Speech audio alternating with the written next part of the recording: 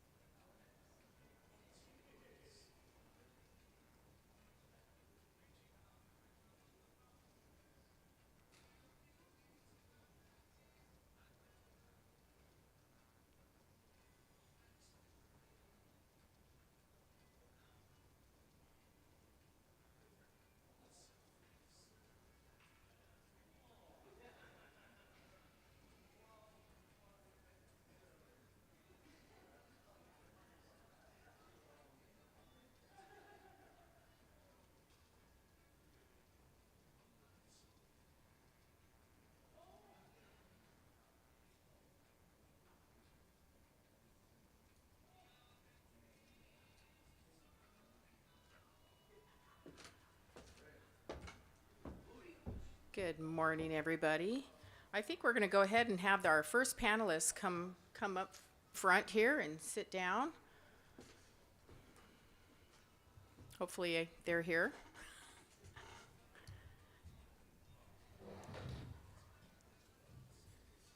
Joseph, Kahuo,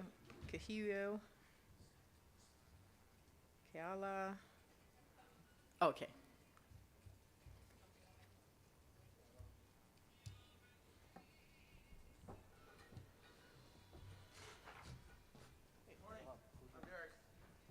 Good morning. Good to see you again.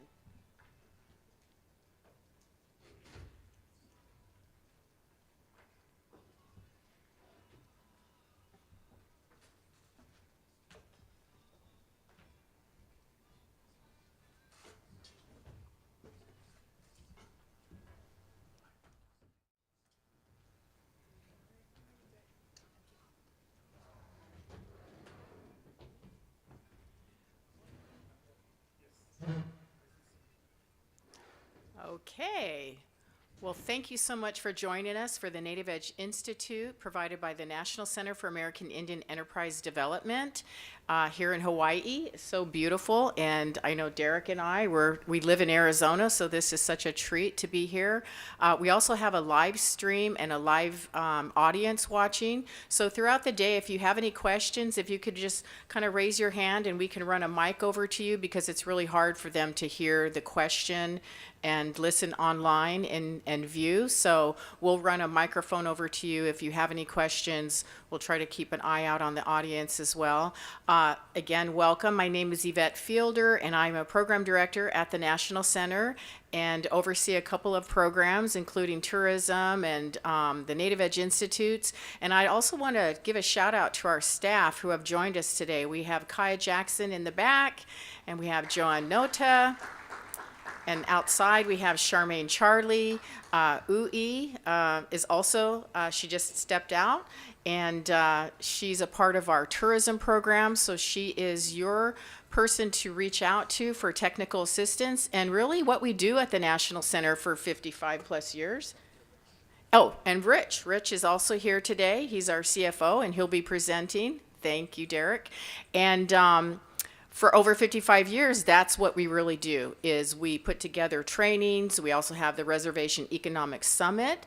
That's going into almost its 40th year now. We just completed that in Las Vegas. It's in Vegas every year. We're currently at the Caesars Palace, and we had 4,772 participants, so that was amazing.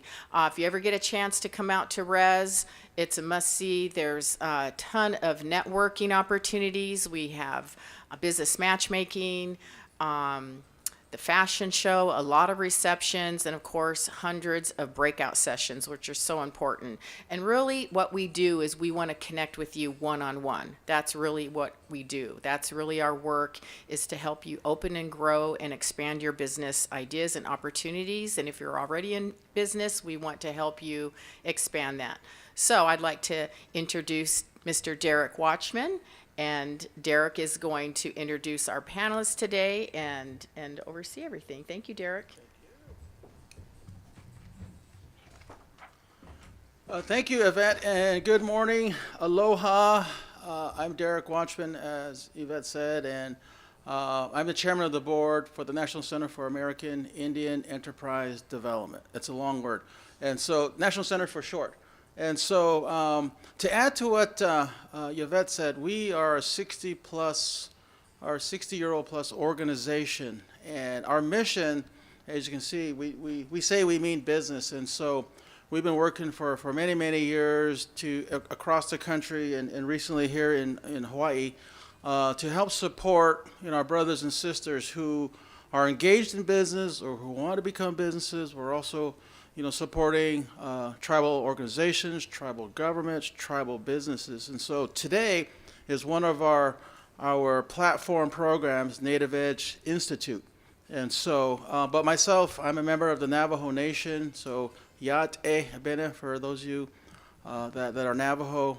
My joke is I'm originally from Navajo, so I'm a Navajo from Navajo. So we do have a a little town called Navajo, New Mexico. And sometimes I throw it out just to test, because Navajo's so big that I found that some of my relatives have not been, maybe they're from the west side of Navajo, but haven't been to the east side. It takes about a whole day to get from one side of the reservation to the other. And so, I've been to probably most parts of the reservation. But I've been on the board now for 25 years, and I've been chair for the last 10. And so one of my principal focus areas is access to capital, but really looking at how do we develop our local economies.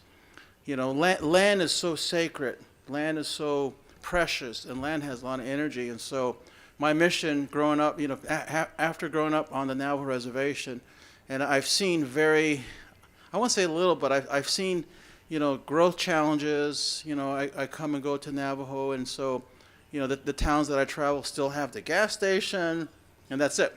Very, very limited development. And so I do see a lot of our younger folks leaving our area, leaving our homelands. And so one of my missions, because, I have 3 kids, and my wife and I are always, trying to figure out, how do we bring, our resources home, which includes, our young ones. And so today I hope that after we have a bunch of presentations that, you get a flavor, additional information.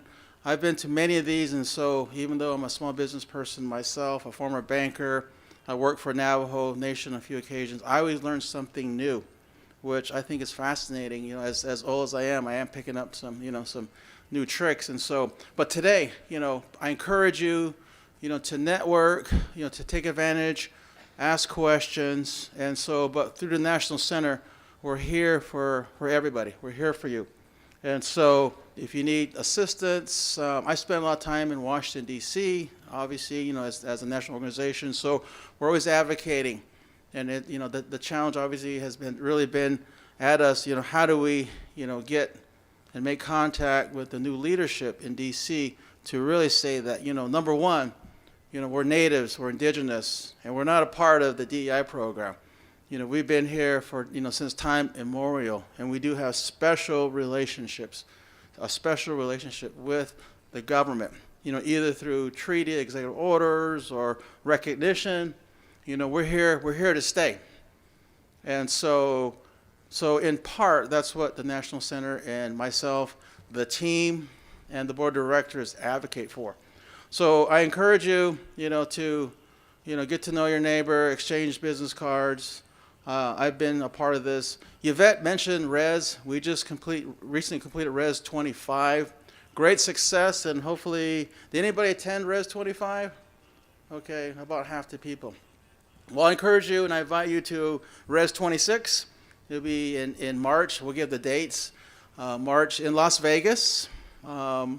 Res 25 is coming up, but my first res, and I'll end soon. My first res was Res 87, and so there, I was actually a grad student working on my MBA, and I got to know a former board member, and he said, and he actually paid for my plane ticket to go from San Francisco to LA, and so that was my first entry into business and business. Economic development, community development, access to capital, for, I'll say Indian country, but, for, we as indigenous folks, how do we, so that was my first entree into that. And so I've been a part of that ever since. So welcome, and I'll try to, without, my apologies for the pronunciation, so that's always tough, so I looked at the names, oh my gosh, okay. So we're gonna have some more introductions. Joseph Lapio. Thank you. Welcome. Kuio Lewis. My apologies again. And I was told Keala Fakuda. Yeah. So we're gonna have these individuals, give us, their perspective on development. So without further ado, I'll start at the end there, and if you don't mind. Yeah. So the floor is yours, and welcome, and thank you for being here. A cat. Thank you. Aloha, everyone. I'm Kuhio Lewis. I'm the Chief Executive Officer for the Council for Native Hawaiian Advancement, CNHA for short. Thank you, first of all, for holding this event here as we begin to form relationships, solidify them. Our organization is about 25 years old. Right now, we are the largest Native Hawaiian organization, private Native Hawaiian organization in the state. We bring in about $100 million annually to support our community. Our focus is on economic development. We do a lot of policy work locally as well as nationally. We have quite a bit of homes in our portfolio, our apartment buildings. We have commercial assets. But what we've learned over the years is how to be economically self-sufficient as an organization. We are a 501c3, but we have subsidiaries that generate revenue to support our nonprofit mission. I think I don't know why they asked me to speak, but I'll just speak to where I think there's connections in terms of where Native people across the country can work together. There's no question right now we're in interesting times nationally. And many of our small nonprofits in Hawaii and likely across the United States will likely start to sunset because of our dependency on federal subsidies, federal programs, grants. And I give my board of directors a lot of credit because a few years ago we decided to lessen our dependence on federal funding. At one point, we were 70% funded by federal funds. And as of this last year, we were 10% reliant on federal funds. So our revenue is now almost entirely self-generated. We are a member-based organization. We have a membership of over 1,300 that pay us annually to support their interests. So we have our annual convention. We have the tourism contract. So we are a prime contractor to help manage tourism in the state of Hawaii. And I do want to recognize, I saw him in the back of the room, Daniel Naho'opi'i, the former CEO of Hawaii Tourism Authority. That was not an easy initiative. Tourism in the state of Hawaii has been controlled for forever. In fact, if you do our history and you look back, part of the committee that overthrew our queen was tied to tourism. So it was quite a feat when Native Hawaiians stepped forward to become a prime contractor. And I'm very proud of that moment. It happened about 2 years ago where we signed the contract. And our organization is now responsible for the management of tourism in our state. It is a multi-million-dollar contract. Thank you. It's a multi-million-dollar contract, and it's a vehicle, at the least, for us to have a voice in the decision-making process and how it impacts our people, our culture. It allows us to curate opportunities that are more authentic to this place. That's something tourism, they're very destructive. It can destroy people's culture because they reinterpret it. And so I'm excited at this opportunity. I feel like the work hasn't even begun in that arena, but there is tremendous economic power when you sit at that table. The ability to direct resources to uplift community is a powerful thing. Our organization is also the largest CDFI in the state, Native CDFI. We have around a $20+ million portfolio that revolves to support our small businesses. We are the only SBA micro lender in the state, so we also support SBA. And we have hundreds of loans, active loans in our portfolio. We've supported small businesses to even larger size ones. We've used our loan funds to help with building homes on some of our trust lands. But overall, I think my message for everyone here and how we found our growth and success is really by focusing on economic sovereignty, to focusing on how we can become self-sufficient and less dependent on others. And it's for moments like now, where we don't know what tomorrow looks like federally. And there's always, the truth is many times, if not all the time, the answers are really within ourselves. We are the answer to a lot of the problems. We just have to be innovative, brave, bold, willing to step forward, to do what you believe in. And so we're happy to be here. We're happy to be a part of the discussion. And welcome to this gathering. Aloha.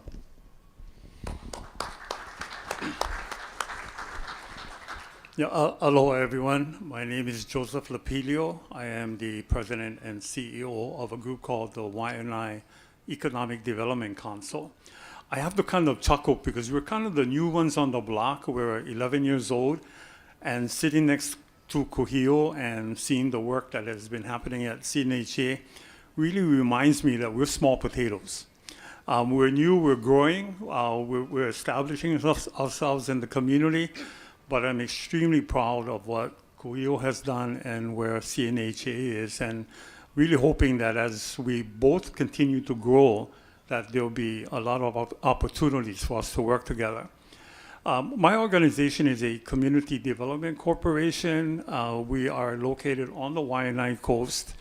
For those of you not familiar, it's on the western portion of Oahu, in a community that has historically been seen as economically disadvantaged, and whatever other negative indicators you want to come up with, they have been assigned to us over time. So we've been at this work for a couple of years. We provide business training and technical assistance. So we help people who are entering into business or have businesses and need assistance.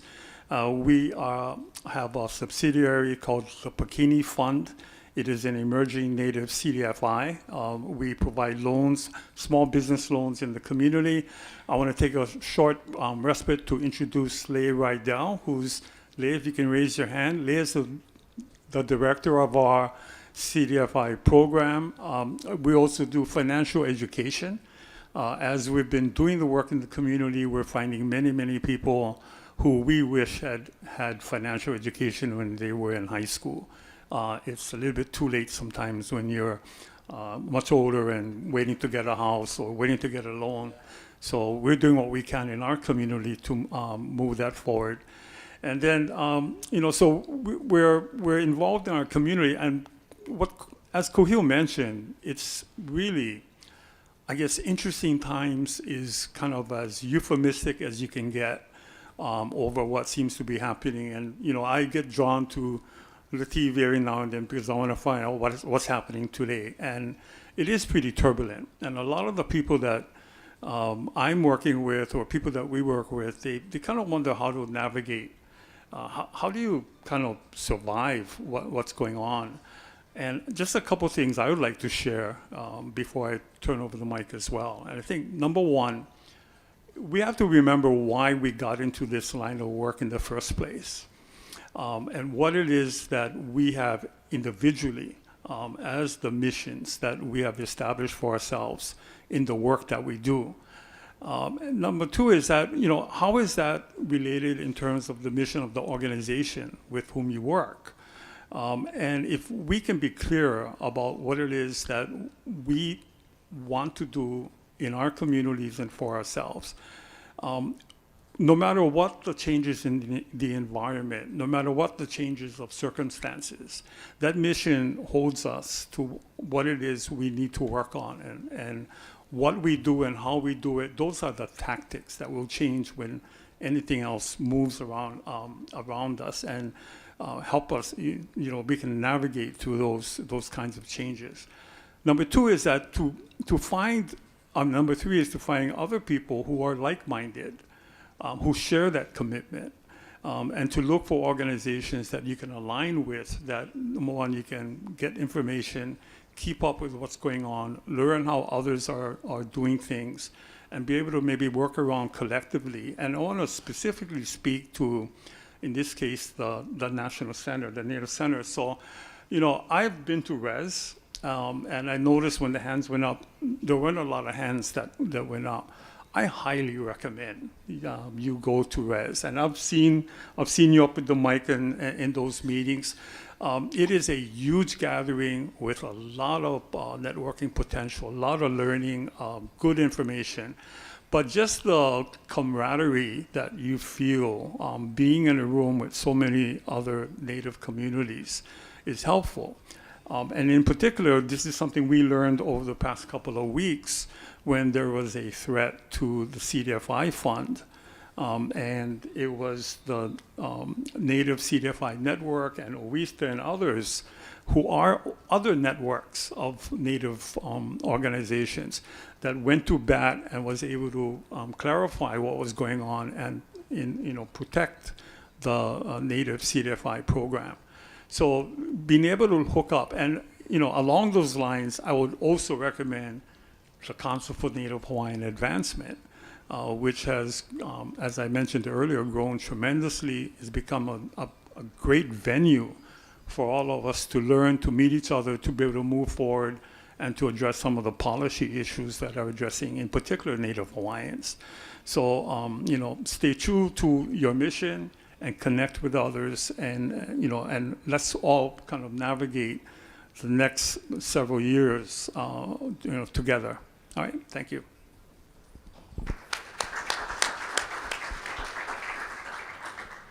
Aloha nui kako. I'm Ke Ala Fukuda. I have the pleasure of following the two Joes. I have the kuleana, I oamo kuleana for the Ho'ihi Grants Program. So I work within the Department of the Interior, Office of Native Hawaiian Relations. We are a very small office, so do not be surprised if you have not heard of us.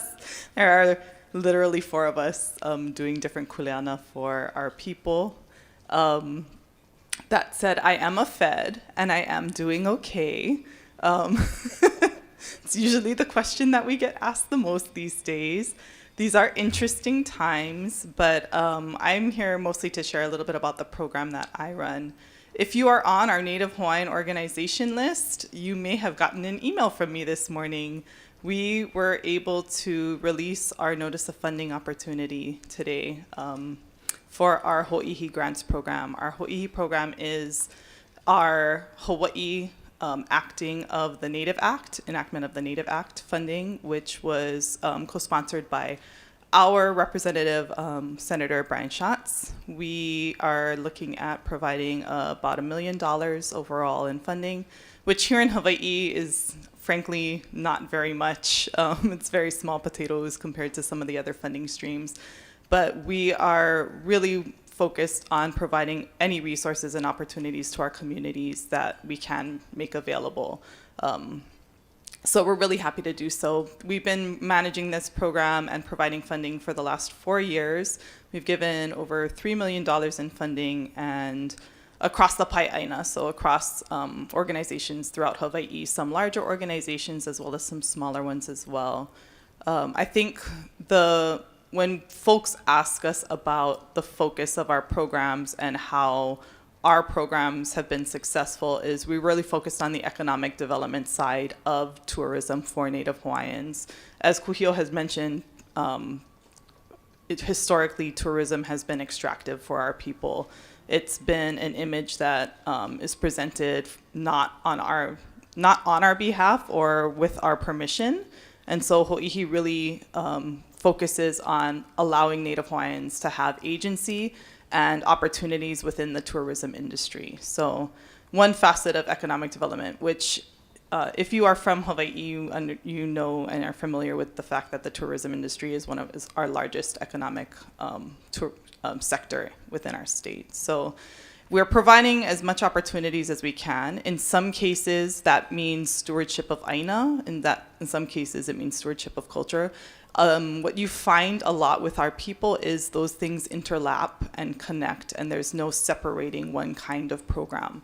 So cultural programs are economic programs for our people. That ea exists across what other people might separate. It's not linear, or it's fluid for us. And we are really trying to be to provide agency for our own communities to decide how tourism happens within their space as much as possible, knowing that in certain places that conversation has already happened and we're kind of sort of mitigating those things. But in smaller communities, we're providing opportunities for smaller organizations to allow visitors in both a respectful way and a way that benefits both the visitor and the community. One of our most successful programs probably is over on with Holani Hana, and they've been able to do some tourism management planning around their communities, because they've been having an influx of visitors on the road to Hana.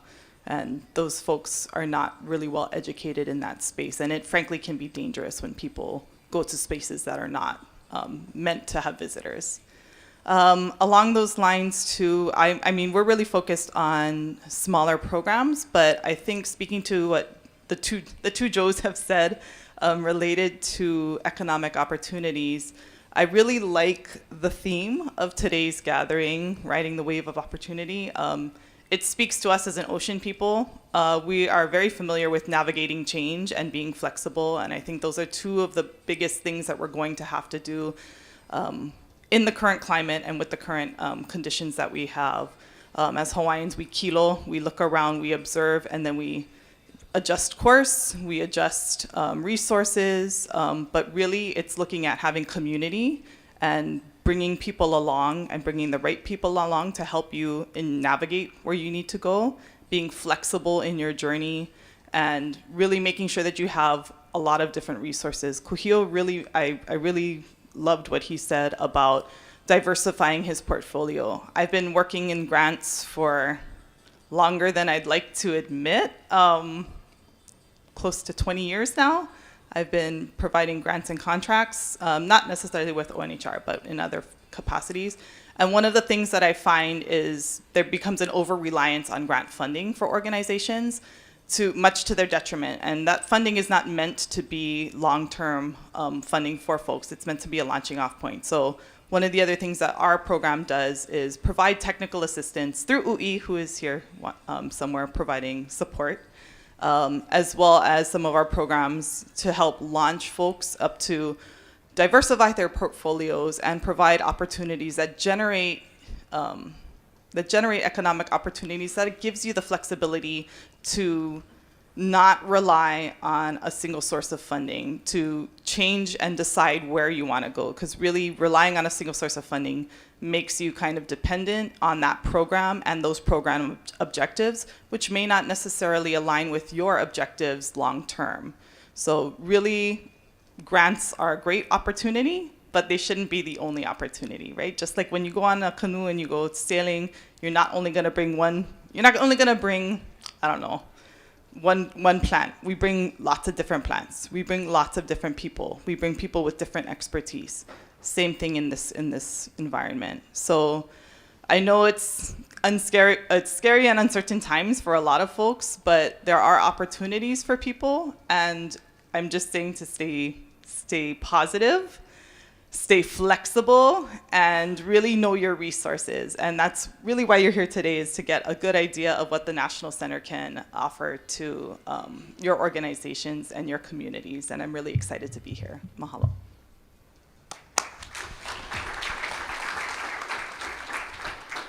Well, thank you very, very much. I'm already learning a lot of interesting things. But yes, we're here to ride the wave of opportunity, and yes, we're here to, seek some answers, seek some ideas, and how do we improve our overall, overall well-being, financially, mentally, because that's how I look at it. Because you raise a good point.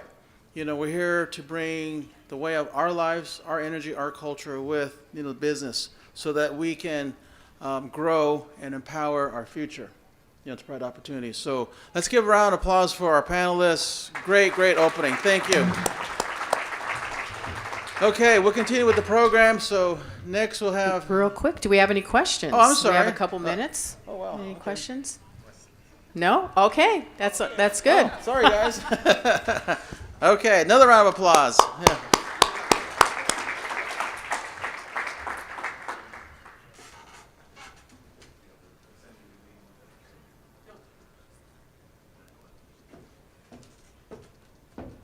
All right, so Kaya Jackson is making her way up here, and Kaya put together this Native Edge Institute program. She's our business development specialist, and Kaya's making her way.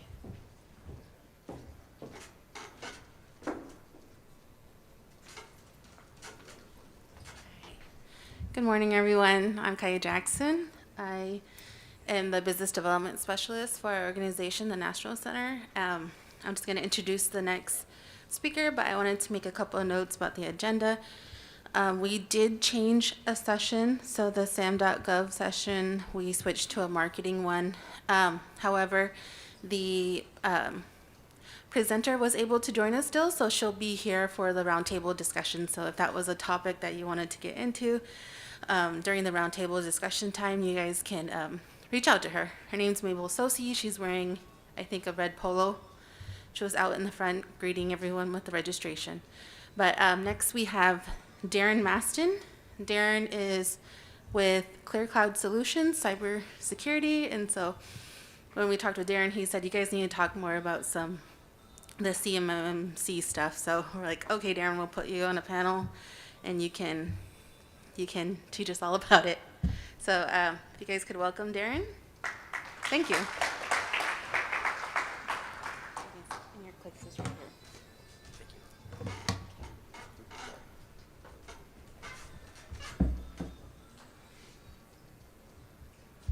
Good morning. Is it still morning? It's afternoon for a few of us. Came in from the mainland. Let me plug myself in here real quick. I'll start by just a real quick video. Again, my name's Darren Masson, President, CEO, Clear Cloud Solutions.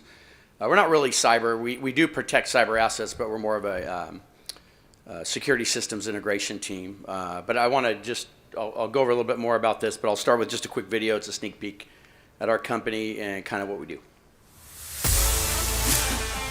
Clear Cloud Solutions is a security systems integration company. We protect critical assets in the critical infrastructure, utility, federal government, and tribal spaces.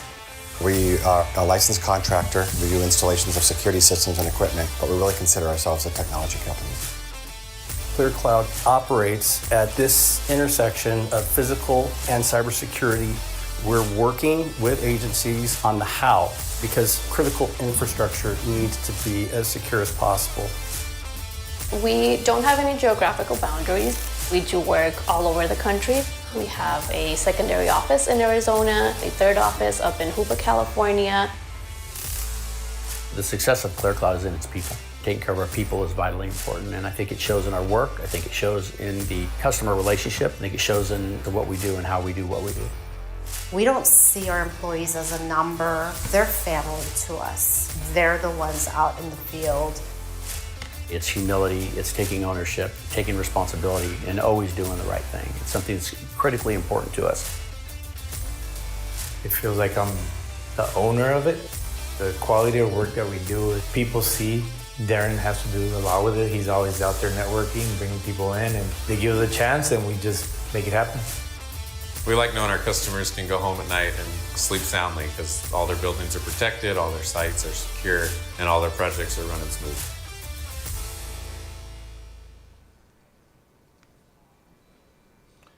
All right, so a little call out to Skybear Media on that. They make us look a whole lot cooler than we really are.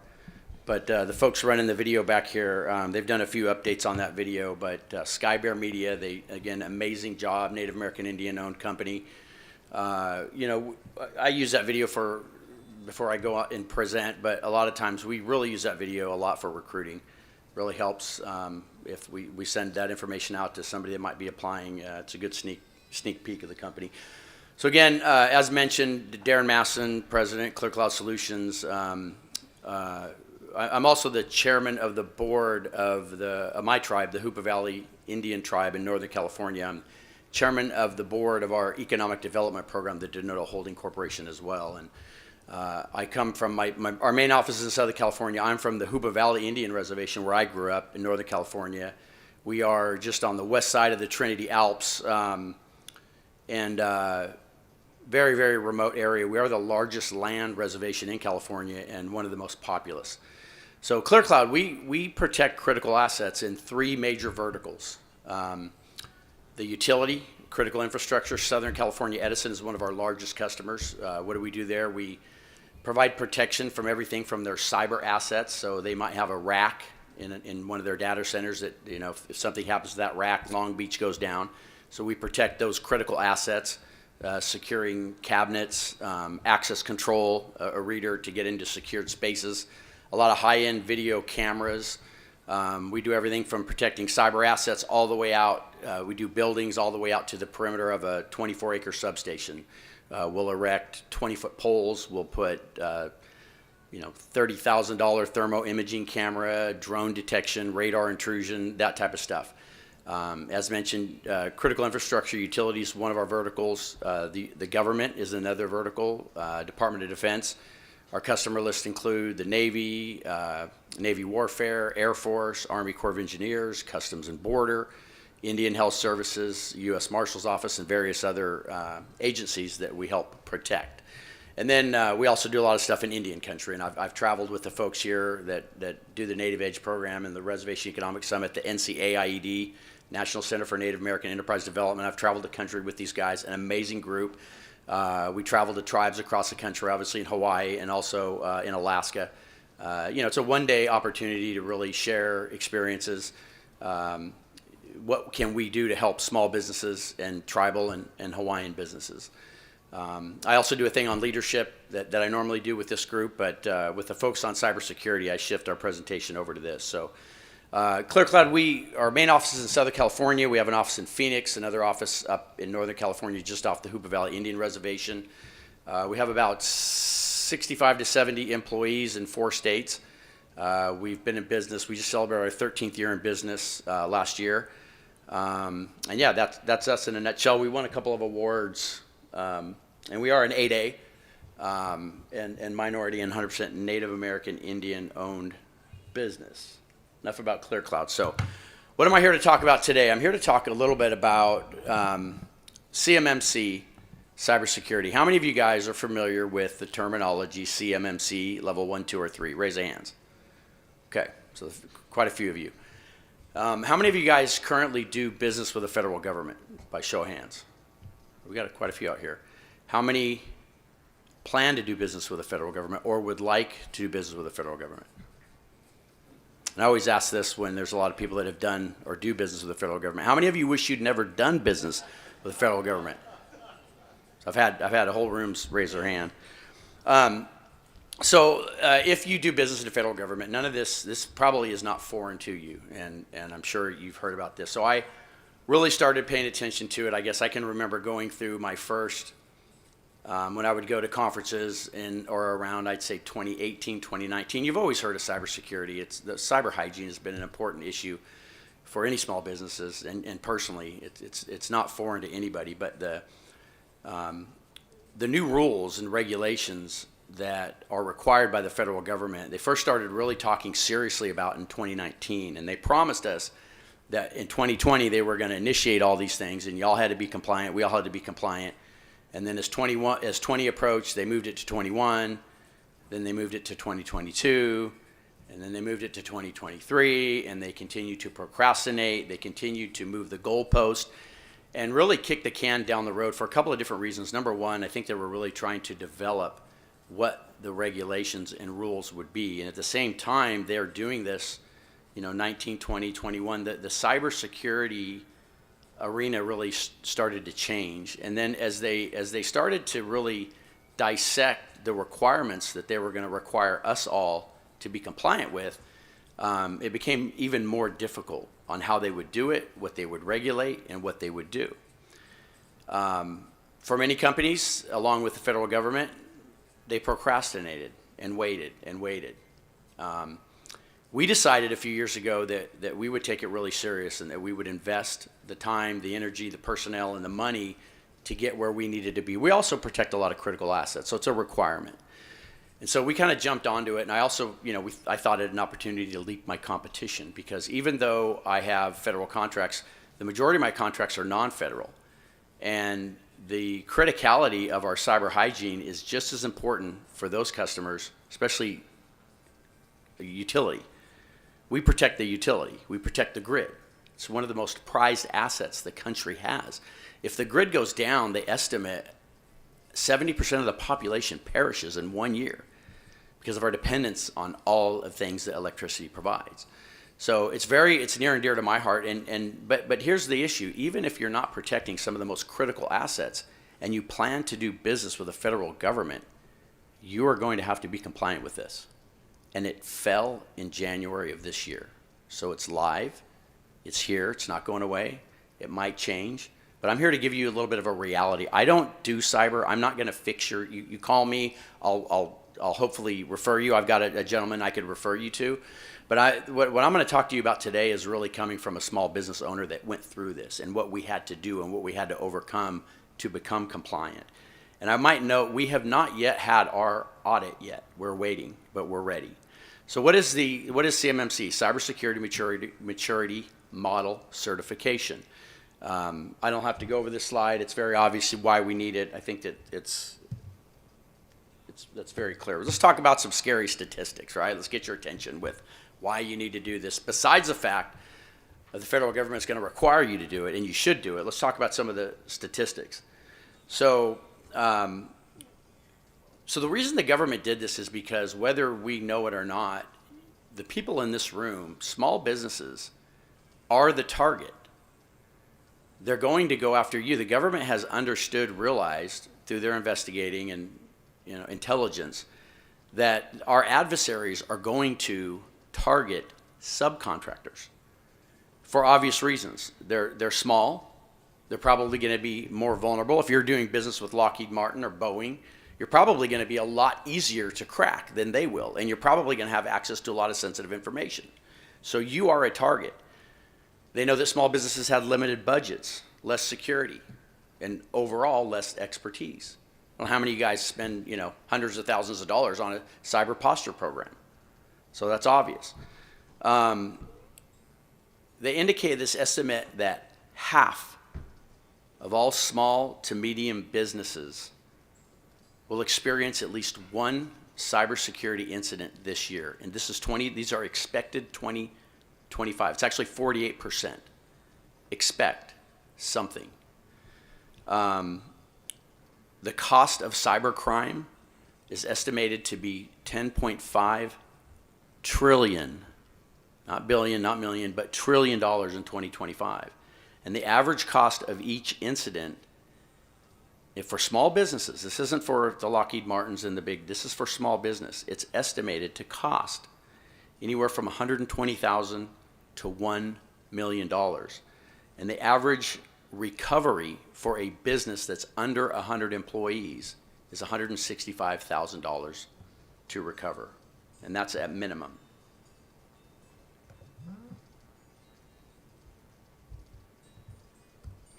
So a couple other, scary statistics. So what is, ransom, right? Ransom, we all understand. I've got a good friend of mine. He has a company. He doesn't even do federal contracting, but his files were breached. And what he's had to go through over the last couple of years is heartbreaking. A lot of critical information from customers got out and held him for ransom. The insurance that he had covered the ransom, but the lawsuits that occurred after the fact by the people's information that was breached was astronomical. It was 10 times the cost of the actual event itself, or the ransom that they attempted. Phishing. So 57% more destructive are the ransom than they were 10 years ago, and it's driven by AI. It's a whole new ballgame. We'll talk a little bit about more about that here in a minute. Supply chain attacks will cost $130 billion in damages by 2031. 14% of small businesses are prepared for a sophisticated attack. Only 14% of businesses are actually prepared for a sophisticated attack. And still today, no matter what system that you have, 95%, nearly all of the cybersecurity incidents occur from human error. So training is absolutely critical. And 60% of small businesses that get attacked by a major attack go out of business within 6 months. So these are all the important statistics that tell us all why we should really pay attention and why this is important besides doing business with the federal government. So who's this guy? Right? This is your typical perception of a hacker. If you Google hacker, you'll get 8,070 versions of this guy. That's what comes up because that's our mental perception of a hacker. And that's what Google's perception of a hacker is. And I'm sure this guy does exist still today, and there's somebody in his basement, and these guys still exist, but he's not your enemy. This is really a better perception of your enemy when it comes to cyber and attacking, because everything is done by AI. Regardless of what industry that you're in, regardless of your age group, regardless of what you do, and from your hobbies to your work practices, we all experience the advancement of technologies in everything we do, right? It's astronomical.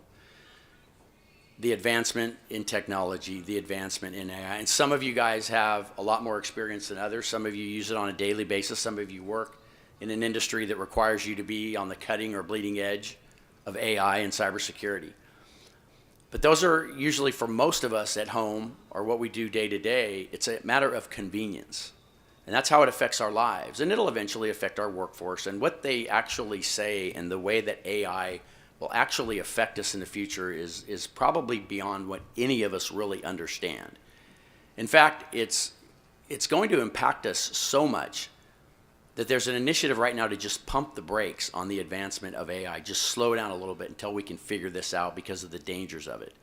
And this isn't an AI presentation, but I think it's important to talk about AI, and it's important to get a grasp and an understanding of AI and how AI can be used to sabotage your company.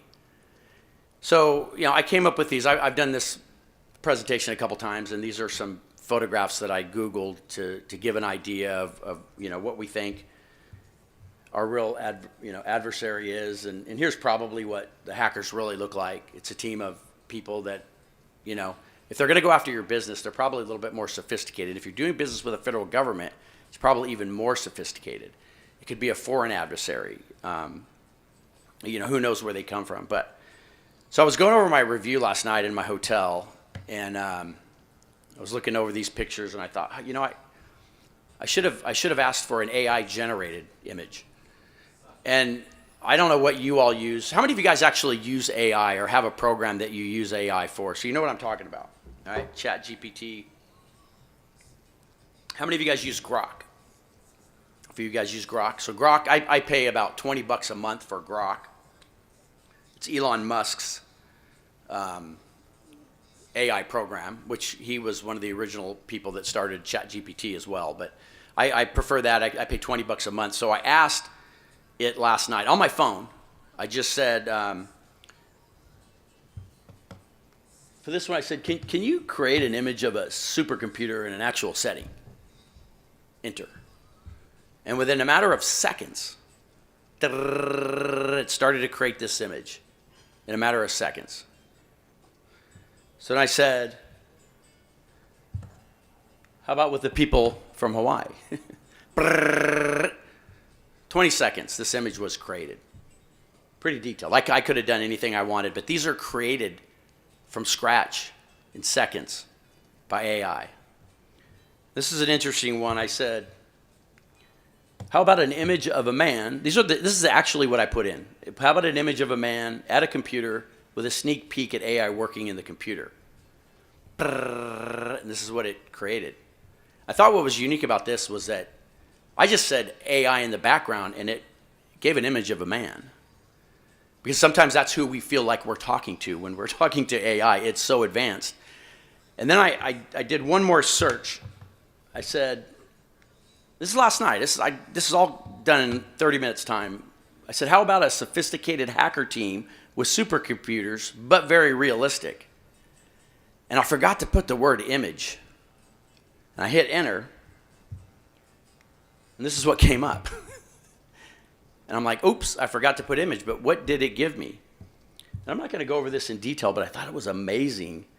And this is some of the details. It basically broke down. It didn't know I was asking for an image. It thought I was asking about a sophisticated hacker team. And the details of this is absolute. I was so impressed, I actually called my wife and sent it to her because of what this thing created in a matter of minutes. It explained what the team might look like, how a realistic hacker team, how they wouldn't be wearing hoodies.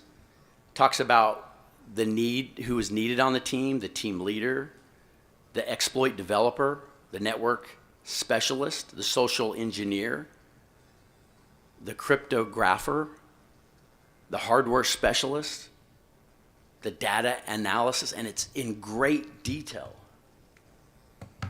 Went on to talk about what the supercomputer would need, the cluster, the type of parts it would require. I mean, I didn't understand half the stuff I was reading, but it was extremely, yes? The last slide, I was reading that first picture for the first line, and it says a breakdown in a picture. It paints the scene of it. Yeah, it did. It painted a scene, but it didn't give me the picture. So it was just amazing to me, the detail that this gave with the, the target selection. I mean, I'm not going to go into this in detail, but and then at the end it said, this is what the vibe would look like, and it said, do you want me to dig deeper into this? Do you want me to list the tech stack?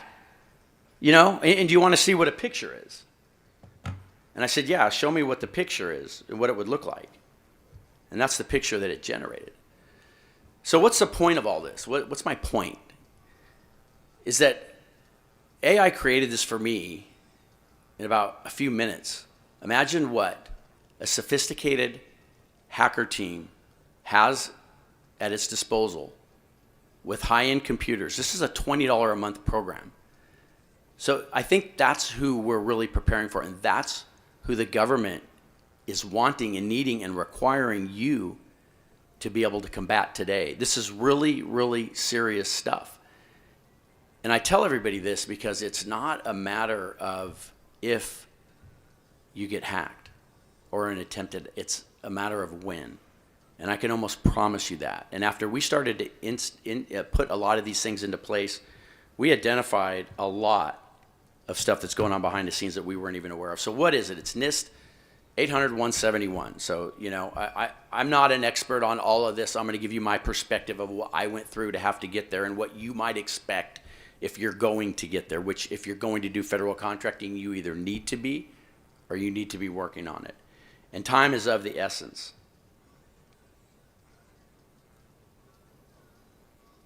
So when I look at this, prior to my security experience, I had a lot of experience in safety. And in my early career, I had to manage a lot of safety. In fact, we paid some of our bills when I first started the company by doing some safety consulting because I had a level of experience in it.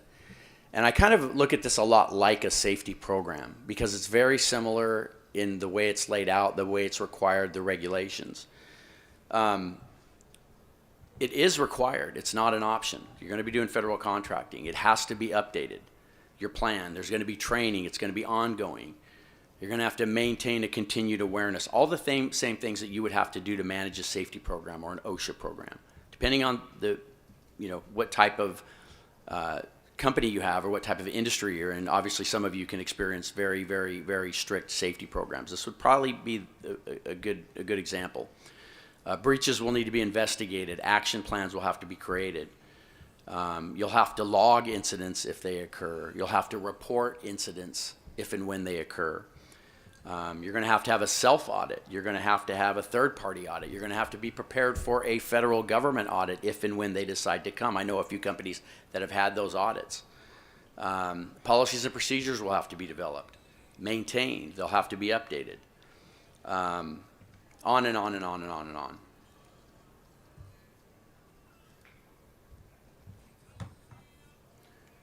So one of the things that is going to need a big overhaul is the way you converse in communication, particularly in email. So this is just an example of the categorization that the emails that you converse with your customers and your employees, they'll have to be labeled personal, public, general, confidential, highly confidential, and what the government cares about most at the bottom is what we call, and they call and label CUI, which is controlled unclassified information.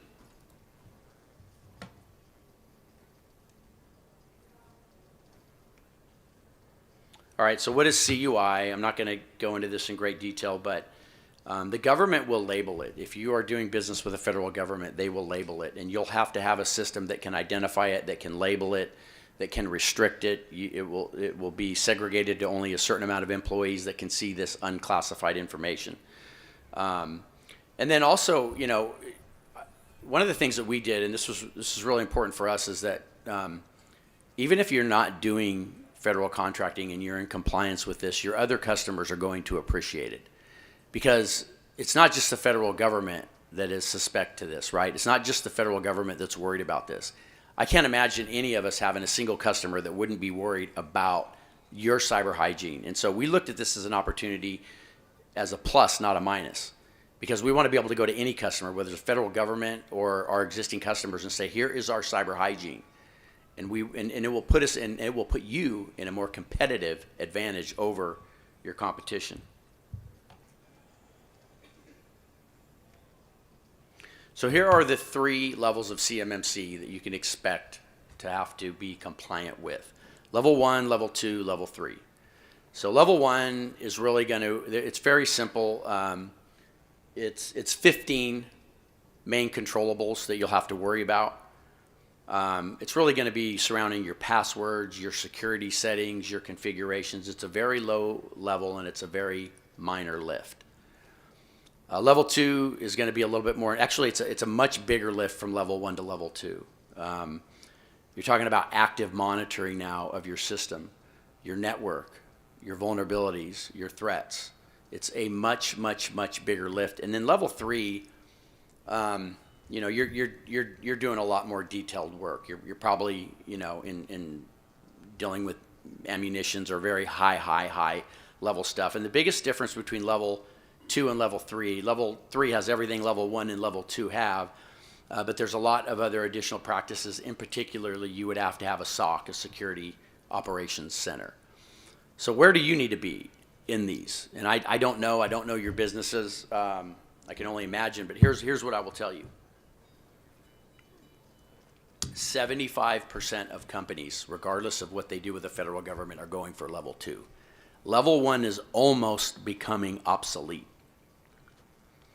And while you need to get to at least level 1, I think you're going to really limit yourself to future potential contracts with the federal government without level 2. So that's really what the you know, the word on the street is, and what everybody's really going for. It's level 1's kind of becoming obsolete. Everybody's pushing to level 2.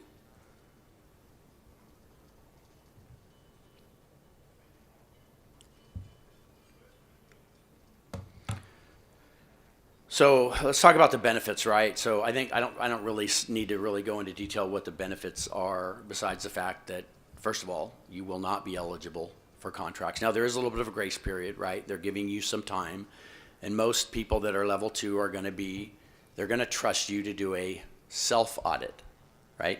So right now, we are proclaimed audit ready. We are level 2 ready. But anybody that gives you a contract is going to want to be able to, what we're finding out is they're saying, well, we're going to check. And we're going to talk about it here in a minute, but there's programs that you're going to have to download to monitor where you're at. It's going to be like a dashboard or a gauge, red, yellow, green, on what you are and aren't compliant in. So if you can't just say, yeah, I'm ready. There's going to have to be a program that they're going to have to be able to look at to validate. And whether it's a contractor like Lockheed Martin or Boeing or BAE, they're going to want to see this. They have folks on their team that are going to want to see it. In fact, what's happening now is that they're just saying, look, they're not even giving they're not giving anything to anybody that isn't ready or proclaims to be ready. Saying, oh, I'm going to get there. They don't want to hear it. Their thoughts are, you've been hearing about this for 5 years. You either reacted or you didn't. And we've got lots of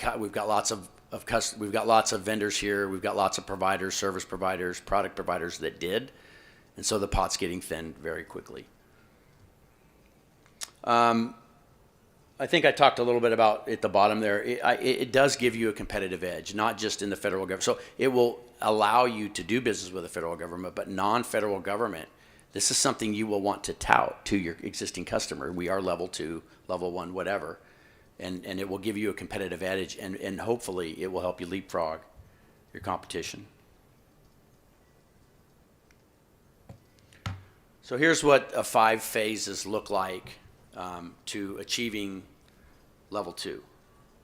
To give you guys kind of an idea, very high level. So number 1, a gap assessment. You're going to have to develop a plan before you jump into this. You're going to have to educate your management team. You're going to have to educate your employees on the process, the importance, the timelines. We suggest that you select a team, assign certain people to get you through this process. Here's one of the things that I think is going to be a stickler for everybody, and something I think it's very important that you understand, and it's something kind of we struggled with. And that is that how many of you guys have an MSP, a managed service provider that helps you with IT of any kind? My computer's broke. How many of you guys actually utilize an MSP today? It's your computer guy, right? It's your IT guy. Some of you have them within, okay? Some of you are small enough where you don't have anybody yet. I guarantee you will need somebody. We had our own guy internally till we figured he was more valuable to us on jobs than he was doing our own computers and stuff. So this is an MSP, managed service provider, is as you grow, what most companies have that I can't print. I lost the internet. I can't download this. I can't download that. And then there's an MSSP, a managed security service provider. There is a difference between an MSP and an MSSP. And a lot of MSPs are now MSSPs, right? So they added the security part to what they do. What you're going to have to figure out is, can they really do it? Now, my MSP said, yep, Darren, I got this. I've been reading about it. I got it. You're good with me. We're fine. In fact, we got a federal contractor, and they haven't said anything. And as we started to deep dive and look at what they really knew and didn't know, there was no way in hell that they were going to get us through this at all. In fact, we would have failed miserably. But the problem lies with that, and then you go to your person that is an MSSP that focuses on this, that can get you through this. They will get you through this. But guess what? They can't fix your printer. Or they say they can, because every computer guy knows everything, right? They're all experts. You can't tell them they do anything wrong. So what we ended up struggling with was, my MSP guy said they could do it. My MSSP said they could do the other job. I didn't want to hire both. It gets very expensive. Right? I'm paying per seat, right? Per computer, for the guy that fixes your printer and the guy that's going to get you to cyber hygiene, right? And both are very expensive. So I don't want to pay two. I want to merge them. And both said they could do the other guy's job, and neither could do the other guy's job. So I'm going to have I wished I'd have known more. I'm going to air my dirty laundry with you guys and let you know the mistakes that I made. And hopefully you don't make the same mistakes, because it can be extremely costly. We'll go over some of the costs in a little bit. But I do have a guy that I've found since that I can recommend for you guys that might be able to help you, and if he can't, he'll guide you to where you need to be. One of the things is that you will need to, you are going to download, there's a program called Future Feed, if you want to look it up. But it's a program that you'll download that will help you to monitor this, and it should happen at about the time of the gap assessment. But basically, you're going to have a gap assessment, remediation, policy, procedure, documentation has to be developed. You're going to have a security and implementation of it. And then, of course, it ends with the assessment.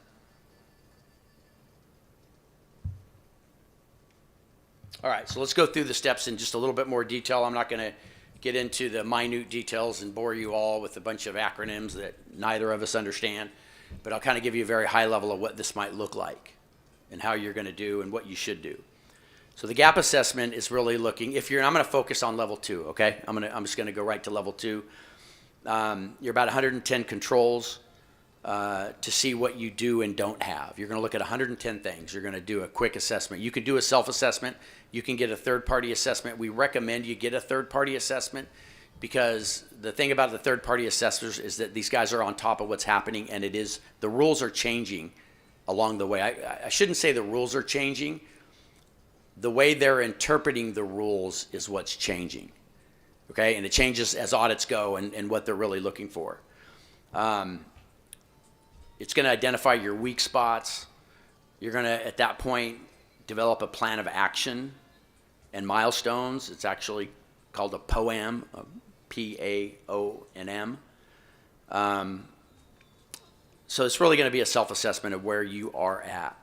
Step 2 is the remediation. You're going to begin to engage the plan of action and really develop in detail the milestones and the plan. And you'll start to implement some of the controls per NIST 800-171. Step 3 is going to be really one of the harder lifts. It's going to be the development of the policies and procedures that you're going to have to develop. Now, I kind of paid for this twice because I had a cyber guy that said he could do it, and he did a pretty good job at doing it. But after we did all the work to develop our policies and our procedures, just like you would develop a safety manual, right?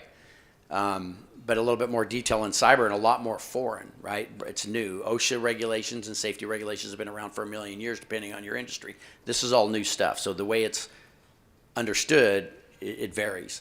So in this particular case, we created a lot of our policy procedures. We thought they were okay. We had a third party look at them, and it was no, no, no, no, no. We had to completely redevelop them and rewrite them all. This is not a cut and paste.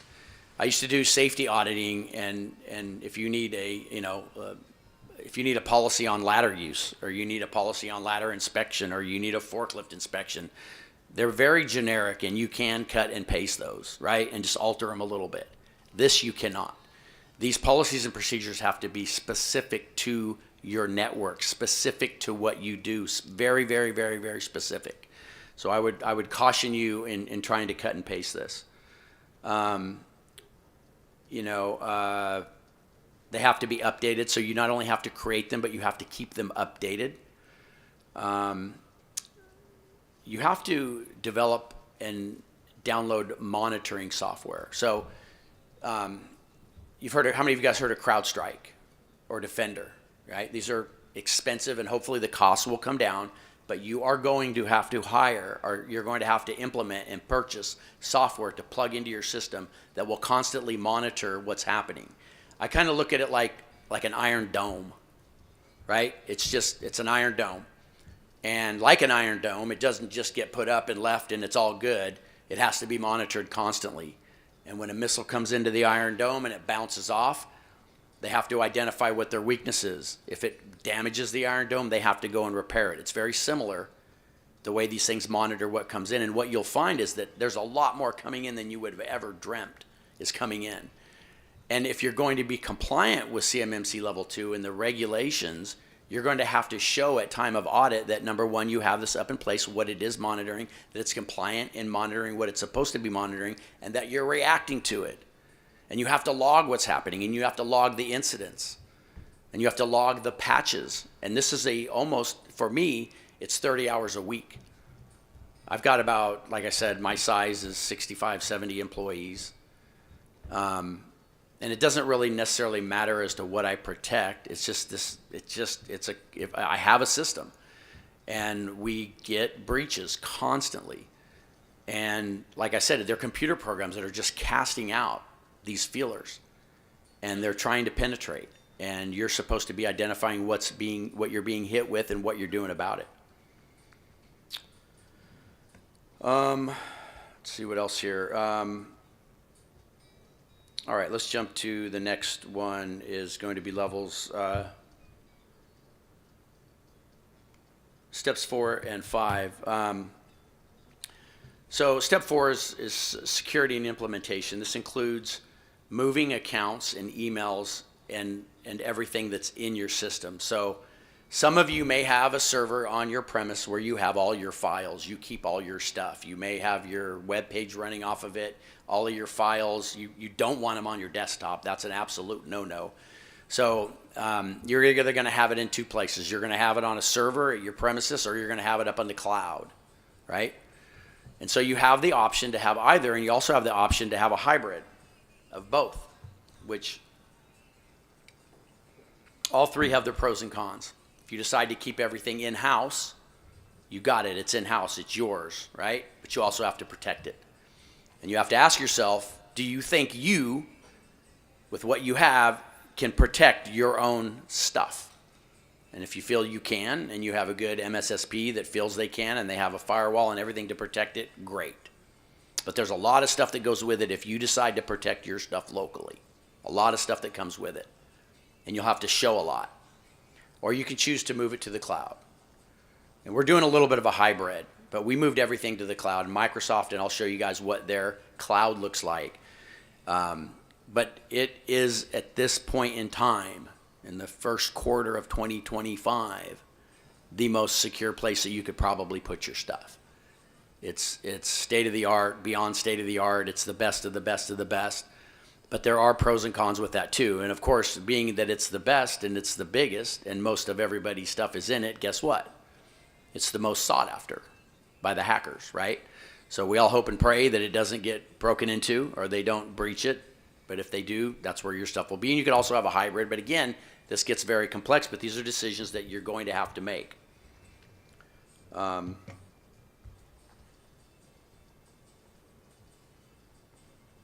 So a lot of cons to both. Step 5 is really going to be the assessment.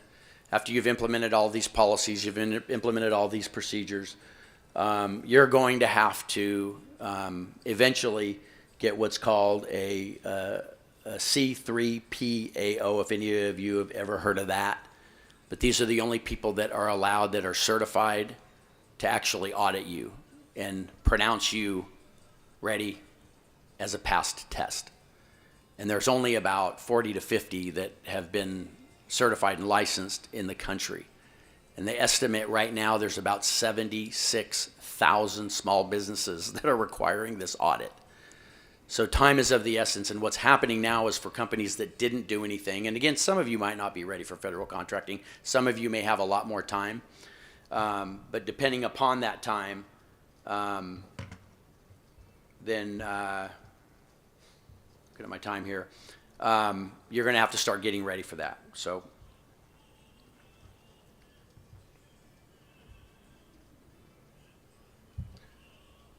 So what are the costs? Look, I'm not going to really scare you with a bunch of costs. I probably am going to scare you with a bunch of costs.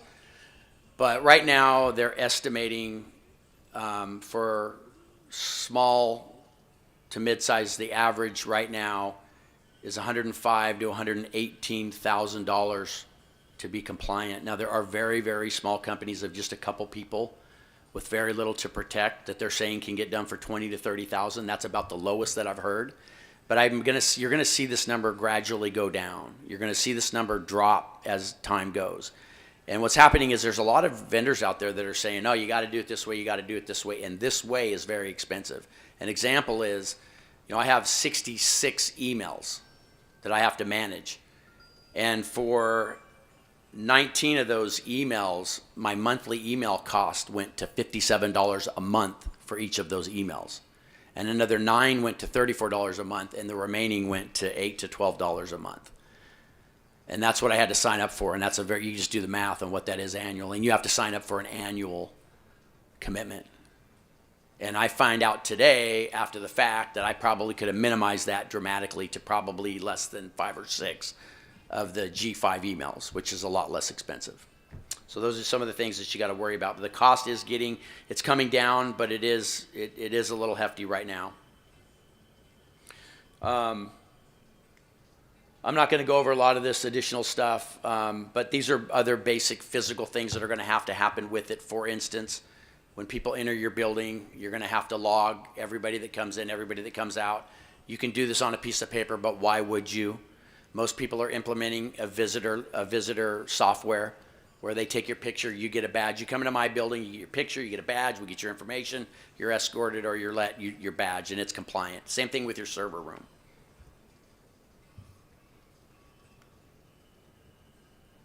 Again, just a few more things that are going to be required, but as my time expires here, I hope this helps a little bit. I don't want to get up here and be doom and gloom and tell you that it's, and some of you, look, you may not need this right now, but I just want to give you a little bit of a dose of what you might want to expect, what we experienced, what we went through to get here. I do think whether you're going to do federal contracting or not, your cyber hygiene is absolutely imperative that you protect it. These are some of the requirements. The costs will go down, but how do you protect yourself from this? With this. This is what the Microsoft cloud looks like.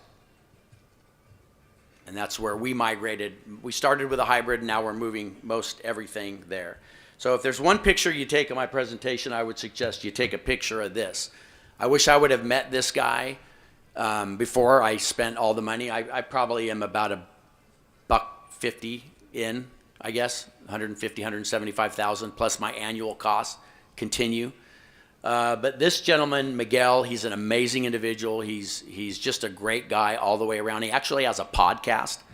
He spent about $400,000. He's got a much larger company, and he's got a lot, bigger customers. But he's educating people on how he could have spent a lot less money and how you can save a lot of money to do this. But I highly recommend that if you do want some direction on this, some guidance and some counseling, this is your guy, whom I would suggest and who we're using today. And with that, I don't know if I have time for questions or not, but are there any questions? Don't be shy. There's also the round tables later that you can also meet with the speakers. And I'll be here all day, and come find me if you have any other questions. And I appreciate it. Thank you.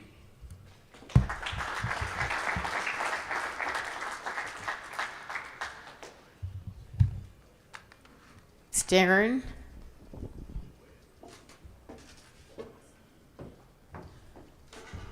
Okay, I'm going to put the new names out, but the speakers make their way up here. Ashley and Ed and Mr. Richard.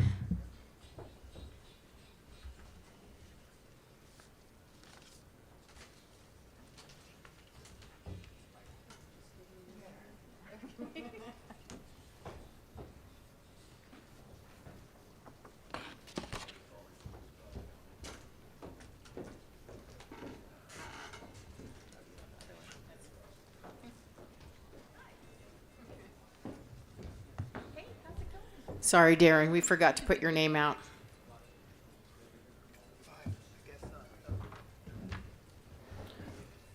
Wonderful. Well, we'll make the next session announcement here, which is boosting local economies through tourism. Again, my name is Yvette Fielder. I'm the program director and oversee the new tourism program under the National Center. And I'd like to introduce Ashley Hemmers, Ed Hall, and Mr. Richard Pizzullo. Hopefully I said that. Oh, wonderful. So I will go ahead and I know that Ashley and Ed have a presentation, and then they'll each speak on the presentation, and then we'll take it over to Mr. Richard, right? Okay, well, thank you.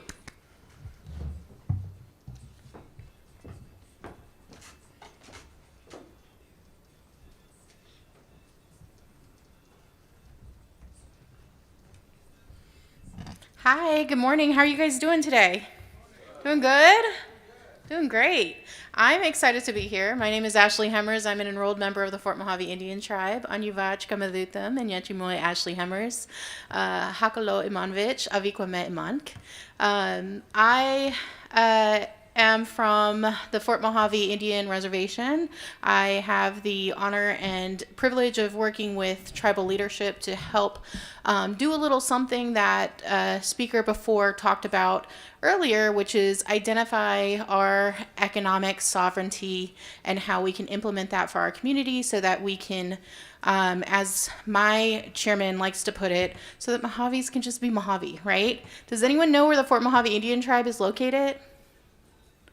Yeah, one person. Has anyone heard of the 9th Island? Yeah, 9th Island. Yeah, we're about an hour and a half south of the 9th Island, formerly known as Nevada Indian Country, right? And so I'm really excited to be here because Bipa Hamakav means people of the river. And so we live along the river. Our river flows into the Pacific, and we believe that the ocean connects us. And so I was really excited to get the invitation.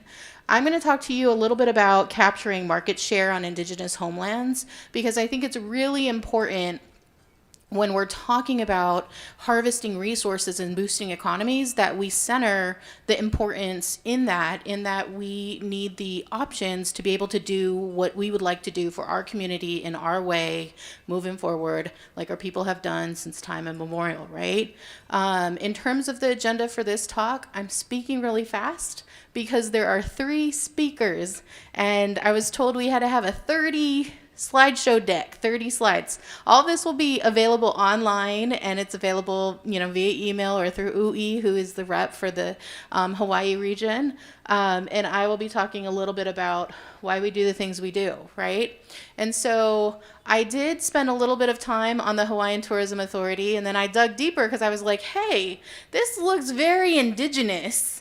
This is not something that I see often from Nevada, right? Like, up until 2022, state leadership in the state of Nevada didn't even know that they had a federally recognized Indian tribe in the southern tip of Nevada, and that they should know that because we also have gaming license 3 gaming facilities there, but apparently they didn't know. And so when I saw the HTA, the Hawaiian Tourism Authority, had such indigeneity in terms of representation, the auntie in me dug deeper. I was like, are y'all just cool? Y'all just have this? Do you take over tourism in Hawaii? What is this, right?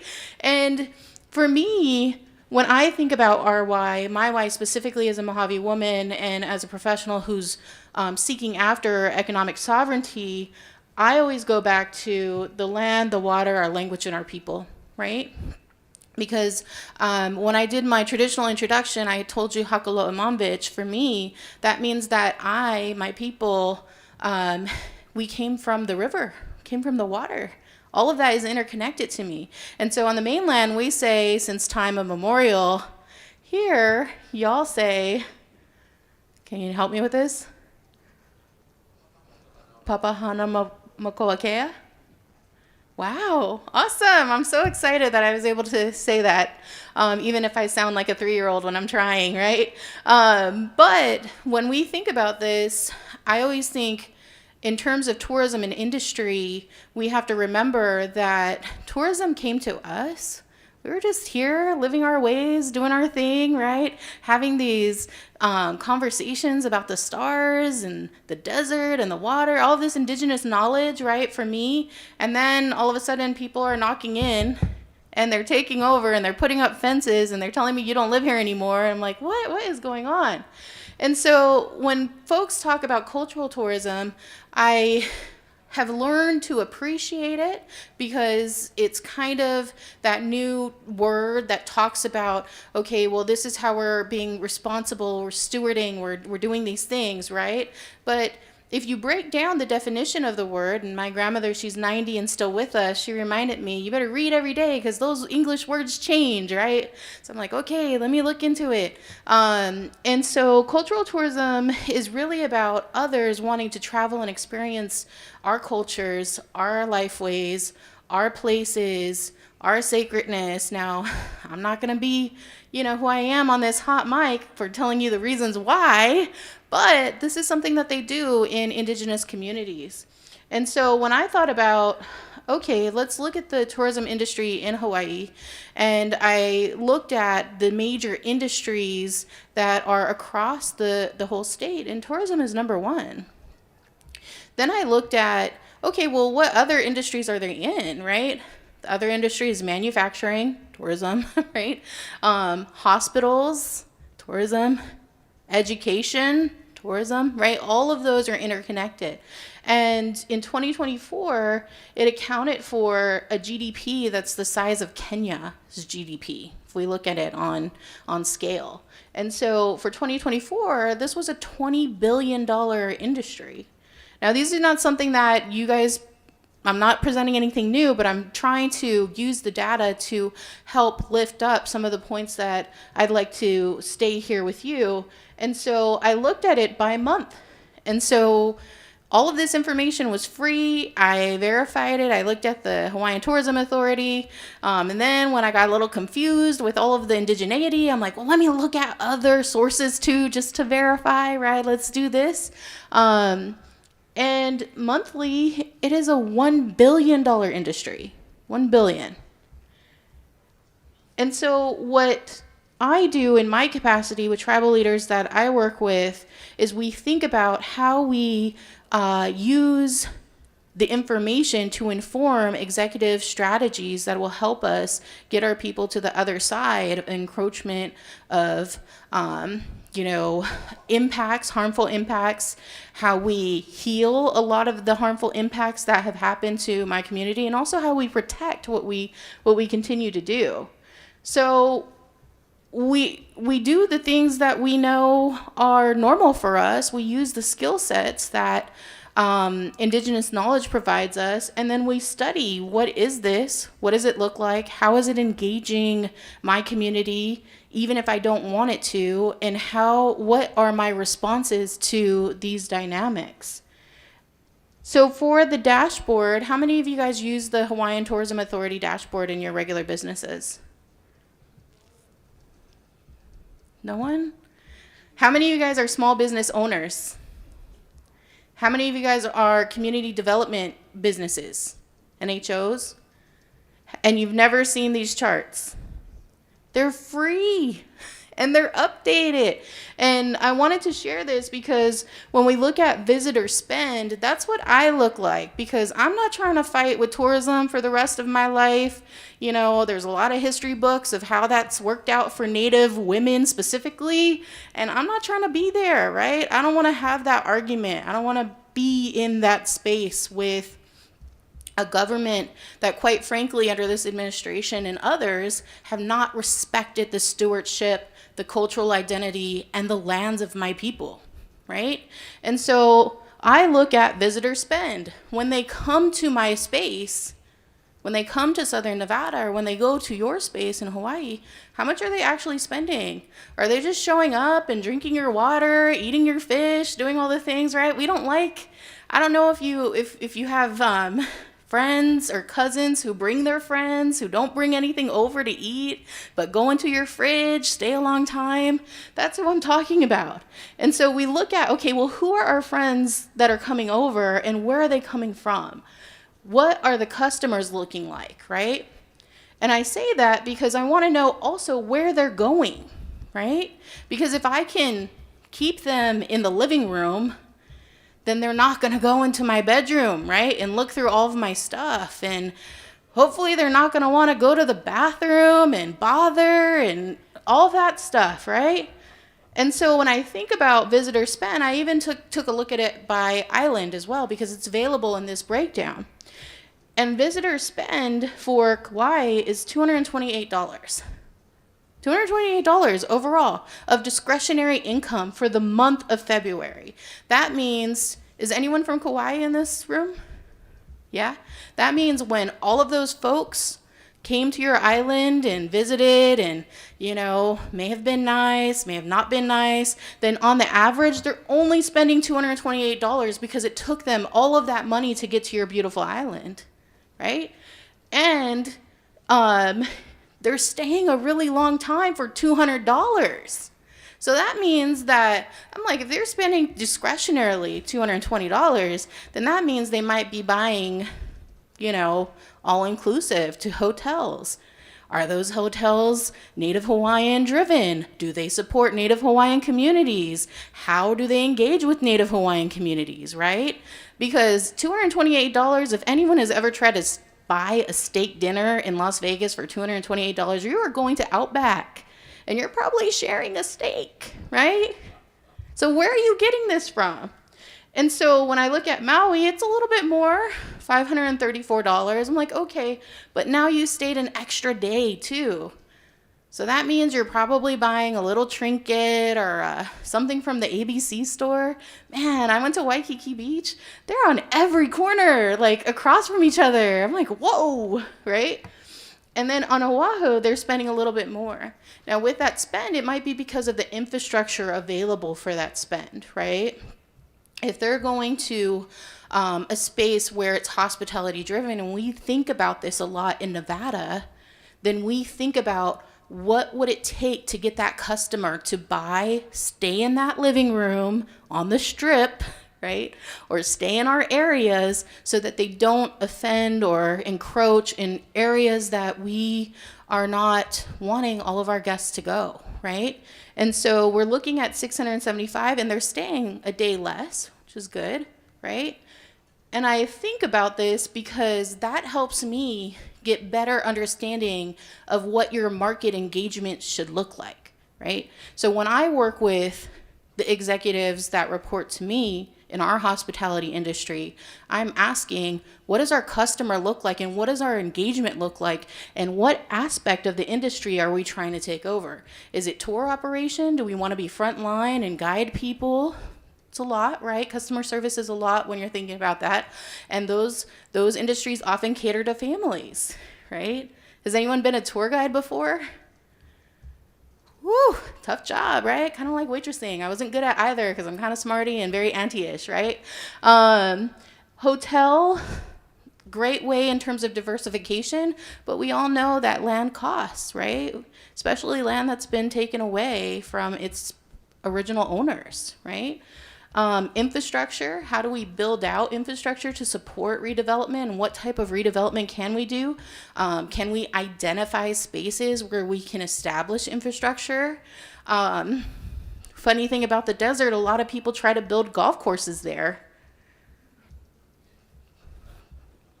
I didn't say people were smart, right? But when I thought about it, I'm like, okay, for infrastructure, sooner or later, they're not going to have the time to manage those active contracts so that they could have water to fuel their golf courses. And they build homes around those golf courses. So what is our market engagement in terms of being ready and having the operational readiness to identify opportunity when they can't fund their golf courses anymore, right? Luckily for us, we're still here, resilient. I'm just going to wait it out, right? I'm going to wait it out. I'm going to find my opportunity. And it's not like people are knocking on my door to get land back. So unfortunately, right now, I could go the route of all of the Indian lawyers that I respect that work on our behalf to protect sovereignty. That's not something that has been a luxury for the time necessary to get the outcomes for our community that we deserve, right? Now, I'm always going to have folks doing that because we have to inform people that we are the original landowners, right? And I hate that word owner, right? That's why I put your word up there, because it's more of a relationship between the land and the water and the stewardship and our responsibility for it, right? Unfortunately, the people in these types of systems understand the cash, right? And I learned very early in my career, I could spend the time dealing with the policy side to get to that space, or I can identify opportunities so that I can get there more quickly while maintaining the policy side, but expanding our opportunity to participate in the market, a market that really is built on our own inherent system. And so that helps you decide what your customer is, where they're from, what type of customer you want. And these are acronyms that my staff is so over. But I think it's really important. I didn't make these acronyms up. They come from a capitalist system that was imposed upon me and my people, right? So, but if they're there, I'm gonna use them because it helps people understand in terms of market engagement, what type of folks that we have to think about, right? So we have a SINC, which is single income, no kids, right? If you're single, no kids on Hawaii, and you have a minimum wage or a moderate wage or a low income job, are you affording to live in Hawaii? Probably by the grace of your people, right? Hopefully, right? Hopefully, right? And so when we think about sinks, we think about, okay, well, they're the only people who are able to afford for themselves, right? So if they're not over a certain income, then it's very limiting. Then that's where you get that $200 spend over 8 to 10 days. They're eating like, I don't know, what is it called? Musubi? They're eating one musubi. They're breaking it up, right? It's a very hard life, right? Could be. Dual income, no kids. Those are the ones that I like. Dinks, right? Dinky, dual income, no kids yet, right?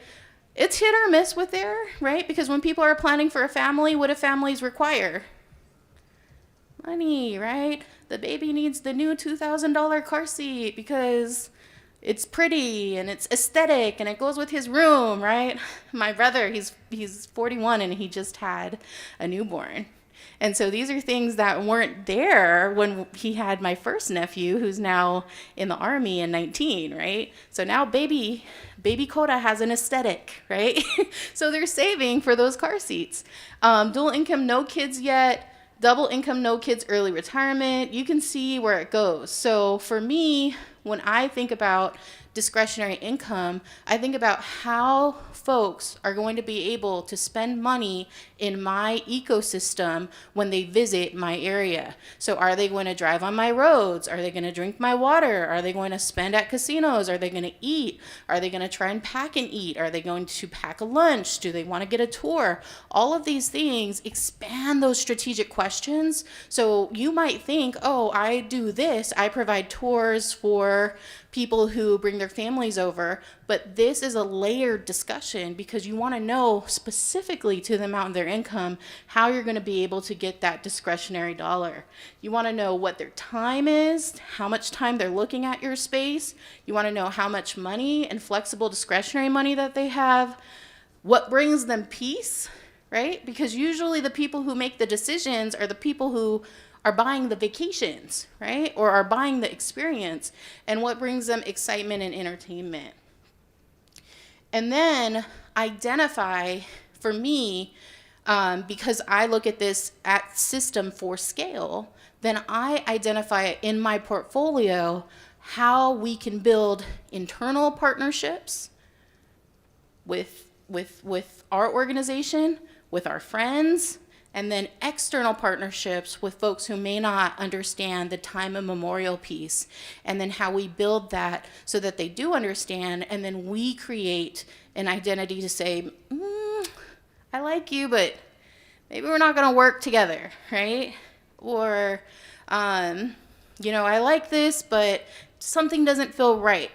What I'm saying is that it puts you in the driving seat. So for me, I want to make sure that, let's see if we can go back here. Well, I don't know what happened. Just to wrap it up, be specific about who you're trying to target. If you're a service-based business, understand what their income looks like, how it looks, and how they're trying to engage with you and your people. Have an identity for a redistribution plan. If you're a nonprofit or a community-serving organization, does your community know the services that you provide? If you're a small business owner, how are you re-giving back to your community? It can be volunteers, it can be philanthropic, it could be donations. All of those things are important to creating an ecosystem that helps you perform in a market that's already encroaching upon the area in which you hold sacred. All right, thank you so much.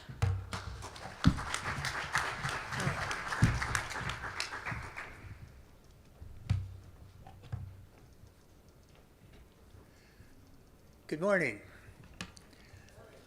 I'm Ed Hall. I'm Rikara Hidadza from North Dakota, and I'm very happy to be here today.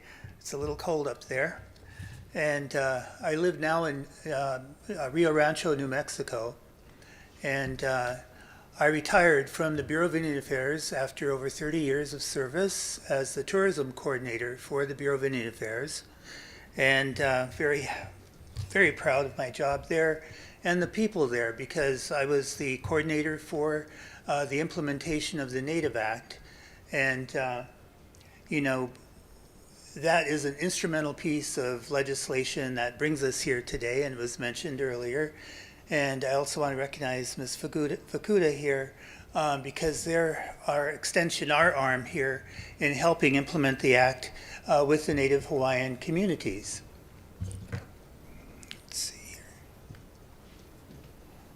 The Native Act, I'm going to rush through the first slides here because this is basically information. And so these slides will be available to everybody after. And so I've added the links here to where you can find this information online. But the Native Act, as was mentioned, was sponsored by Senator Schatz along with Senator Thune from South Dakota. And so together they introduced the act, and it was passed in 2016 unanimously. And that's really important. At that time, it was very difficult for any act Congress to get through, much like today. There is currently an extension of the act, Senate Bill 612, which is looking to amend the act to include granting authority for a number of agencies of government. The intent of the act initially was for building the federal capacity to deliver service to indigenous communities in the United States, including Native Hawaiian communities. And that's a first, really, is to bring the Native Hawaiian communities in inclusively with the tribal governments throughout the United States. And I think that's a wonderful recognition of indigenous peoples throughout the United States. This bill requires the federal agencies, Department of Commerce and Department of Interior, to take the lead on implementation of the act, but it does not exclude. It includes all the other federal agencies of the United States government. And more importantly, this is not about tourism programs that are within the federal government. This is about all federal agencies that support tribal or native capacity building for tourism. So many of the programs will not be labeled tourism. That's an important thing to think of when you're looking for information or resources. The purposes of the act here are listed out, but it's basically to increase coordination between the federal tourism assets to support Native American tourism and bolster recreational travel and tourism. We want to expand heritage and cultural tourism opportunities in the United States to spur economic development, create jobs, and increase tourism revenues. You know, these are important factors, and when it was mentioned about community tourism and programming, you know, one of the key distinctions about cultural tourism, it's the people who are the destination. And so that's a very invasive kind of industry when you look at it. And so it's really important then that we look at the resources available for communities to be in control and being able to manage and plan for their industry development if they want it at all. So in general, the Act looks at all kinds of resources that the federal government provides, not just grants, as was mentioned before, but also technical assistance. And many federal agencies provide extensive technical assistance internationally to developing governments who are looking at building their own park systems, building their resource management systems, building a number of things, including tourism. And so we now have access to all of these resources across the federal government to provide that kind of assistance to local communities and looking at how they build their foundation for tourism. What we're looking at doing here with this process is with the National Center for American Indian Enterprise Development is to be a bridge. You know, the Act calls for an organization that will be supporting, administratively basically, supporting the federal government in connecting with indigenous communities and identifying the needs of those indigenous communities so that the federal government can better serve or provide support services to them. The Act wasn't passed with federal funding. It was funded in 2018. And the funding has been minimal. As was mentioned, there's $1 million annually now that is available through the Office of Native Hawaiian Relations. But the overall funding has been just over $5 million for the whole United States as Native Act funding. But there are many other programs that do have funding, as I said before, that aren't labeled tourism, that you do have access to. One of the key things is understanding the access points. You know, a lot of what tribes have to look at is that they may not be directly having access to these funds. They may have to go through other jurisdictions, and that's true of any community. So it's how you are able to have that ability to integrate and work with other planners, other decision makers on where funds are expended and making sure that they're aware that you are also eligible for those funds. The Office of Native Hawaiian Relations, as was mentioned earlier, does have these funds. there's a link there to get to their site and to identify how they have identified the Native Hawaiian organizations, and that's all through the Act. And here's some more on what they look at in regard to the things that they are funding. Now, eligibility is for Native Hawaiian organizations as specifically defined in the Act, and here are the defining principles for that. A nonprofit organization that serves the interest of Native Hawaiians, in which Native Hawaiians serve in substantive and policymaking positions, and that is recognized for having expertise in Native Hawaiian culture and heritage, including tourism.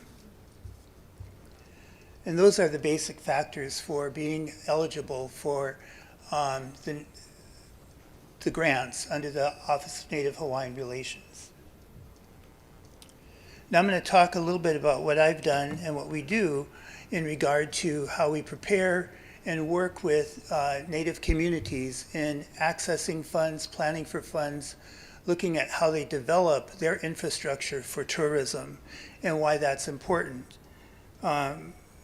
I now work with, of course, the National Center, but also George Washington University.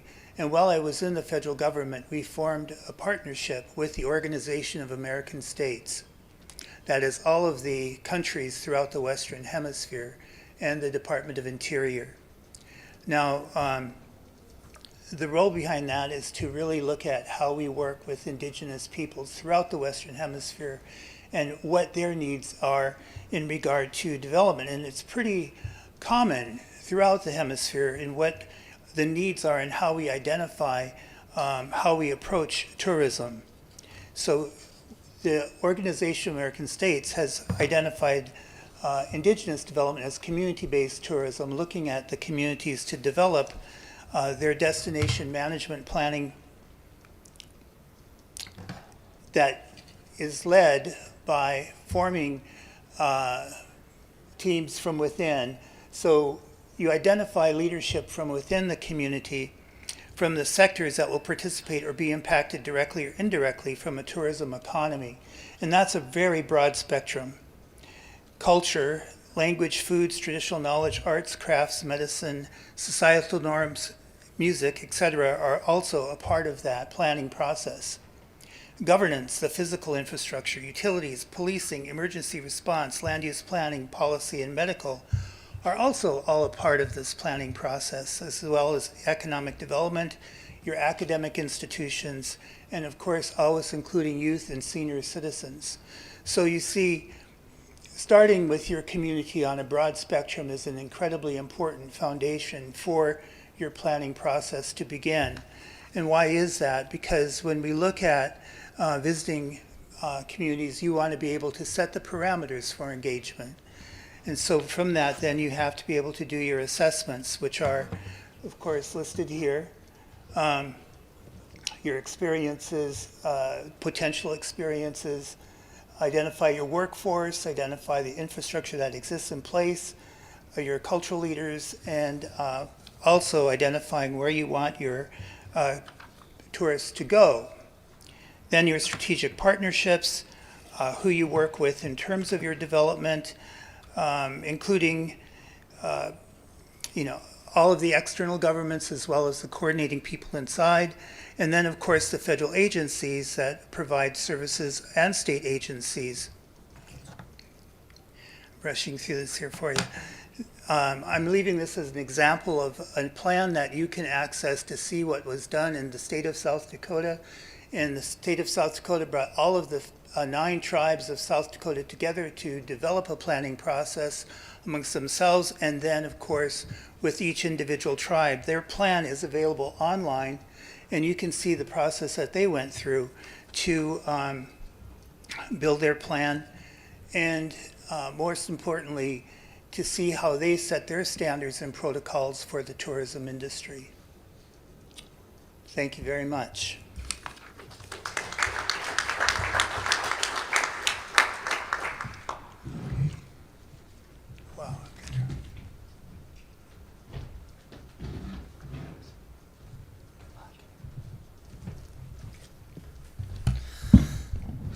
Aloha.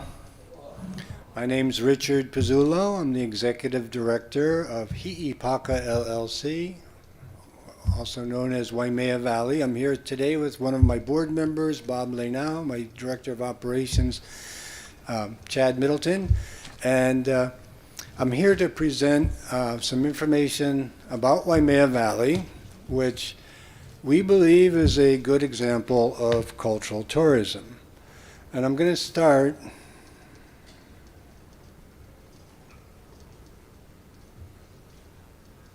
Am I doing the right one? This one, right? The circle. There you Oh, go. There you go. okay. Sorry. Anyway, I want to start by talking about the cultural significance of Waimea Valley. It goes very deep.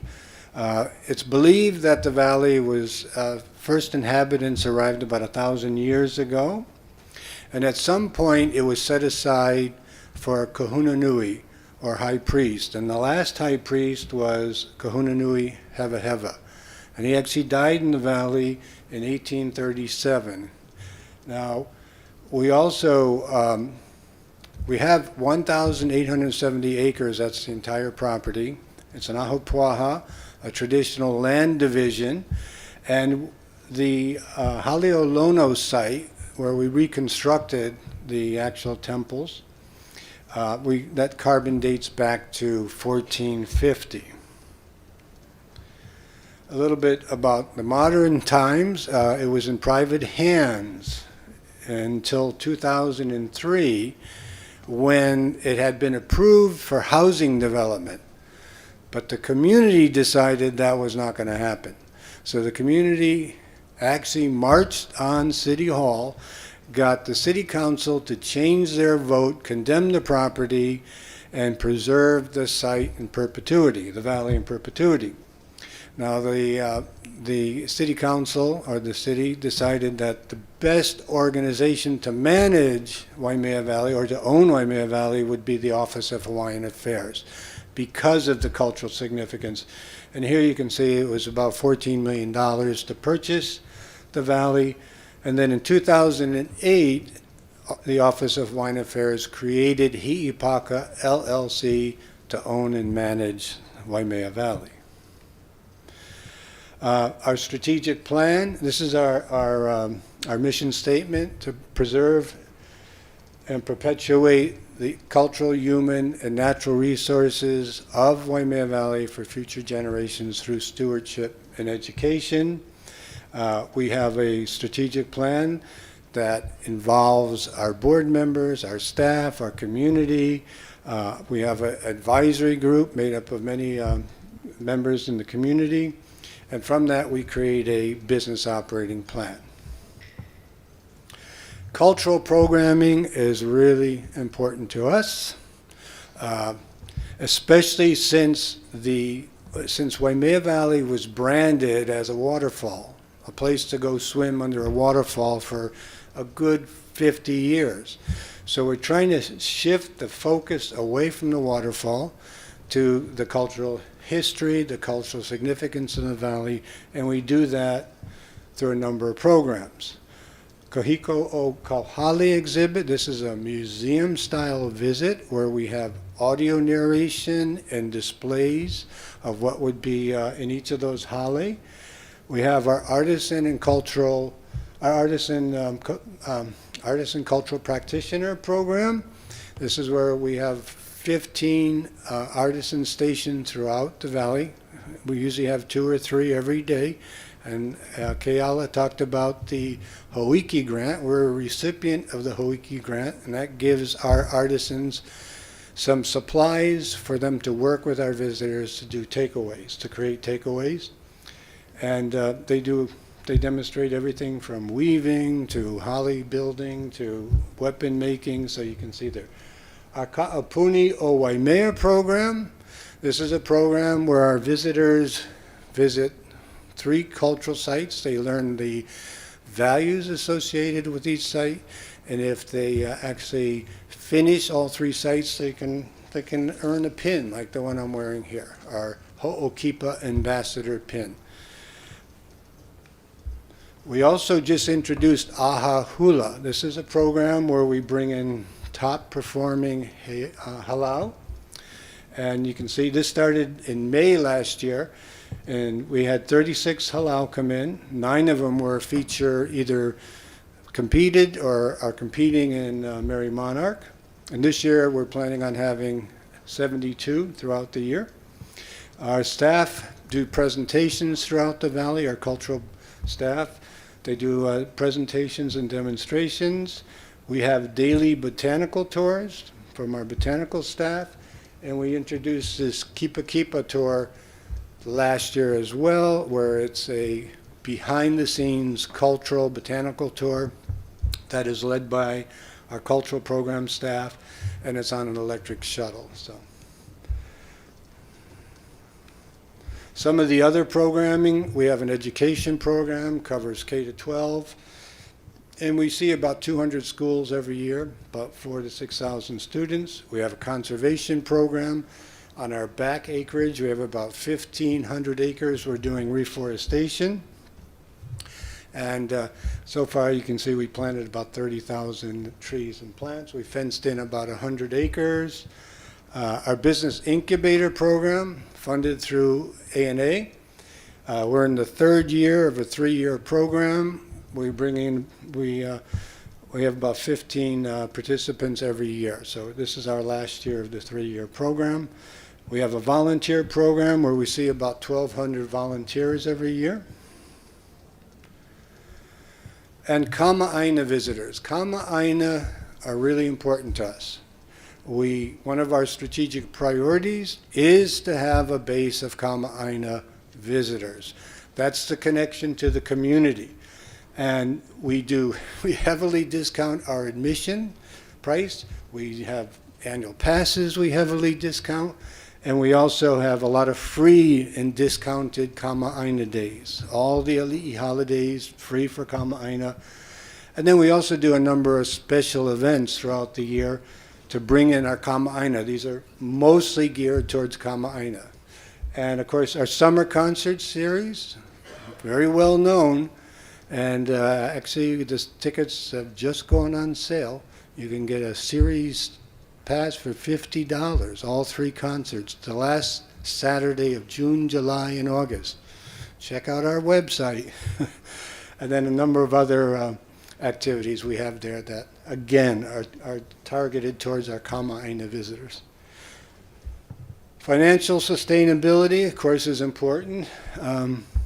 Here you can see our annual visitor count has continually gone up. It's pretty much doubled over this period, with the exception as obviously the COVID period there. And if you look at our financial performance, you can see even that is pretty much increased quite a bit. And early days in 2011, even prior to that, the Valley was losing about $1 million a year. And thanks to the Office of Hawaiian Affairs, they were subsidizing that loss. And then finally in 2012, we started to become sustainable. And up until current, we're doing almost $14 million a year now. And we're making a little bit of money. And of course, a lot of that is going back into the Valley. And you'll see with some of the challenges we face. When you break that down, admissions is our biggest revenue stream. Gift shop, 11%. Our venue rental, this is rental for special events, weddings, whatever, and grants about 4%. And the rest comes from some of the other services we provide. If you look at the economic impact Waimea Valley provides to the community, we have 80 full-time staff. Our food service contractor has 60. Our luau contractor has 50 full-time employees. Our lifeguard has 10. We have 15 artisans. And then there's a lot of vendors that support all the different operations. We have our gift shop, food service. We have lots of entertainers. Okay. And then if you look at our reviews, we're about 4.5%. We do in-person surveys, and that shows that, almost over 90% are either excellent or good. And then finally, challenges, that balance between business and the cultural significance, really important. I've had people come in and propose zip lines and trains going up to the waterfall, and then finding staff, high repair and maintenance costs, potential for natural disasters, and of course, now the economic concerns we have with recession. Mahalo.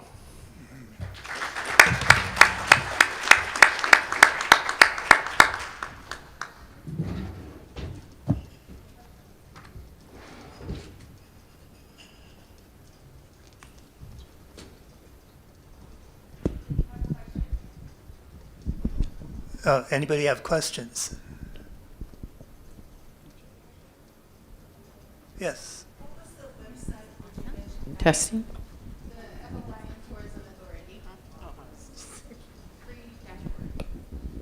Can you repeat that for our online audience? Thank you. Yes, what was the name of the website that you referred to, Ashley, that you said, oh, I can't believe you all aren't looking at that? Yeah, it's free on the Hawaiian Tourism Authority. You just go to their free dashboard, and it has it broken down by month, and they give monthly reports every month.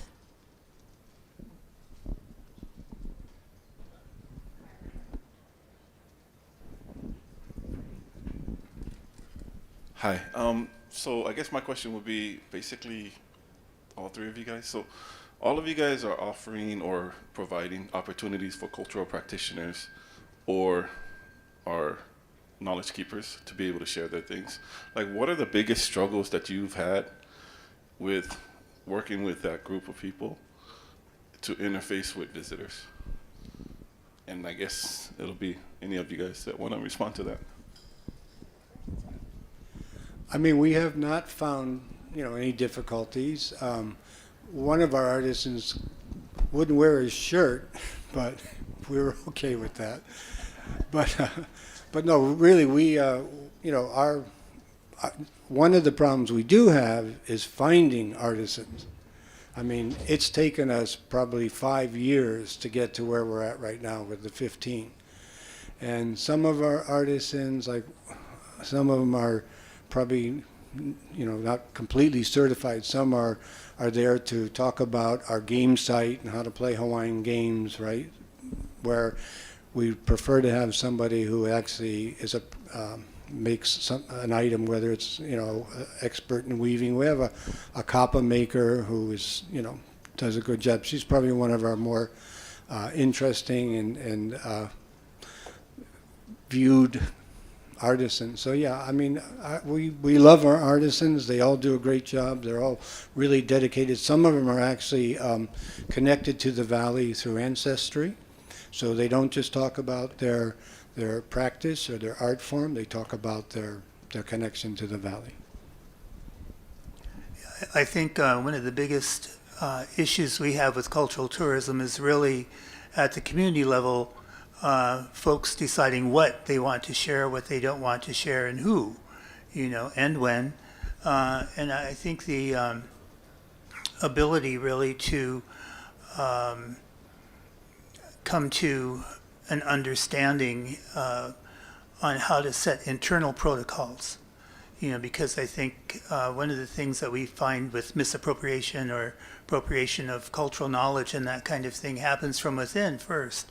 So it's setting those standards internally that are really important and getting everybody on the same page so that they have a way then, of course, of educating the interpreters and the folks who will be working on kind of a uniform sense of what is appropriate.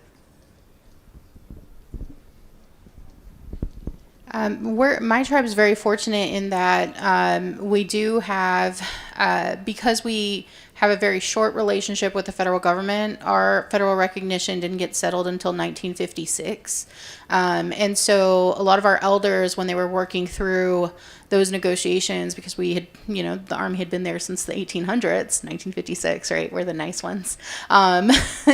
We wanted to make sure that they wanted to make sure that the sentiments of our values were protected. And then we help to create awareness of those values to visitors that are coming in.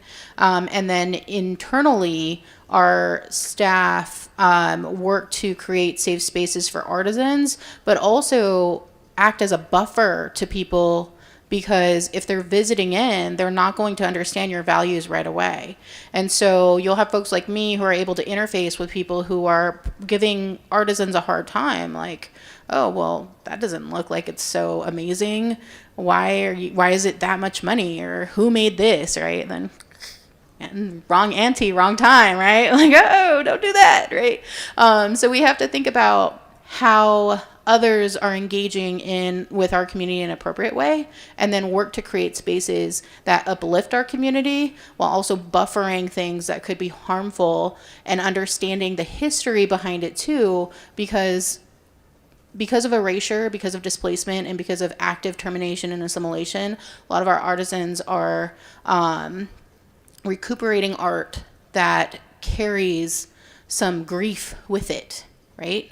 And so by creating safe spaces, then they can evolve in their artistry without having to answer the questions, the tough questions of, well, why didn't you know that, right? Because our community, while beautiful, can also be very, to each other. So we try to account for that as well, and that's helped us be successful. Thank you. If you guys have any additional questions, we can do so during the roundtable discussions. But let's give our panel a round of applause.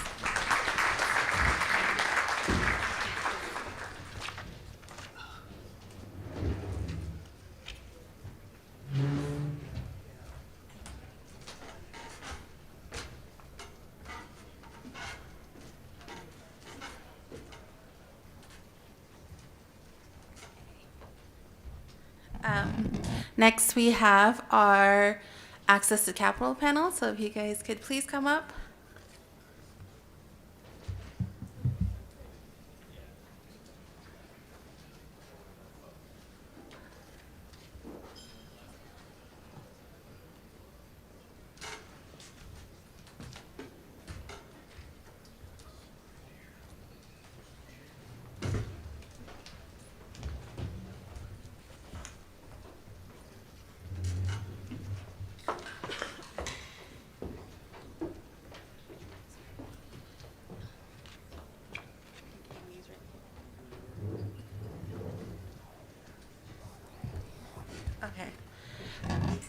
I'm joined here by Mary Dale with SBA. Sorry if I get I can't see. Was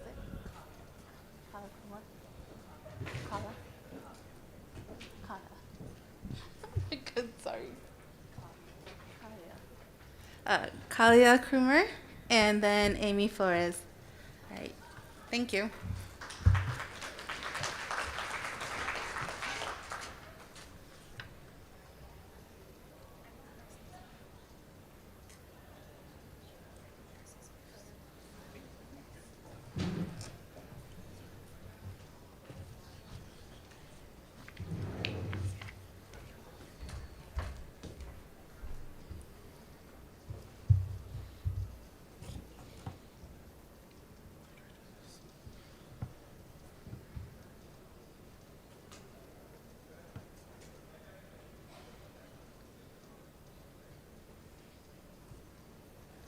Aloha nui kākou. My name is Kalia Krummer. I am the Loan Fund Director at the Council for Native Hawaiian Advancement. We are a member-based 501c3 nonprofit, and our mission, or our kuleana, is to enhance the economic, political, and community development of Native Hawaiians. We offer a variety of services, and we're also a Native CDFI. So, I recently assumed this role, and the first question I asked myself was, what is a CDFI? A CDFI is a community development financial institution, and initially created to address the disparities and inequities around economic access. So when you think of CDFIs, think of an organization that was created to really bridge the gap and provide access to capital for those who wouldn't typically qualify under conventional lending institution. And a common question I typically get asked is, do you only help Native Hawaiians? Short answer is no. So we offer a variety of different programs, as I said, and we offer our services to Hawaii. So in essence, CNHA is Hawaiians uplifting Hawaii. So we facilitate access to capital for business services for qualifying applicants based in Hawaii. Since inception, we have closed over 600 loans and issued just under $22 million. And the benefits of qualifying for a loan under a CDFI is that we offer technical assistance that is not limited to housing counseling or financial literacy. So under our business loans, typically we see requests coming in for working capital, expansion and improvement, purchasing equipment, and the loan terms are really determined by the business and individuals' financial circumstances. So I do like to emphasize the importance of your personal credit score. However, we are not going to say no. I mean, if you aren't in a good place as a business owner, the answer is not right now. So again, the beauty of a CDFI is that we're able to offer you technical assistance, whether that be in-house or through our partnering organizations, to get you capital ready. What CNHA has been able to do well is cultivate an ecosystem of services and resources, whether that be internal or external through other organizations. And I want to highlight some of the programs and the benefits of CNHA being member services. We are a member-based organization, and so our member network is sitting at just over 1,600 members. And our business, our Kuhana Business Accelerator, and we work closely with Mary. Max is our Director of Business Development. To date, we've been able to hold 15 cohorts and graduate 260 entrepreneurs. So it's a very important program as it allows entrepreneurs access to industry professionals to be able to accelerate their business.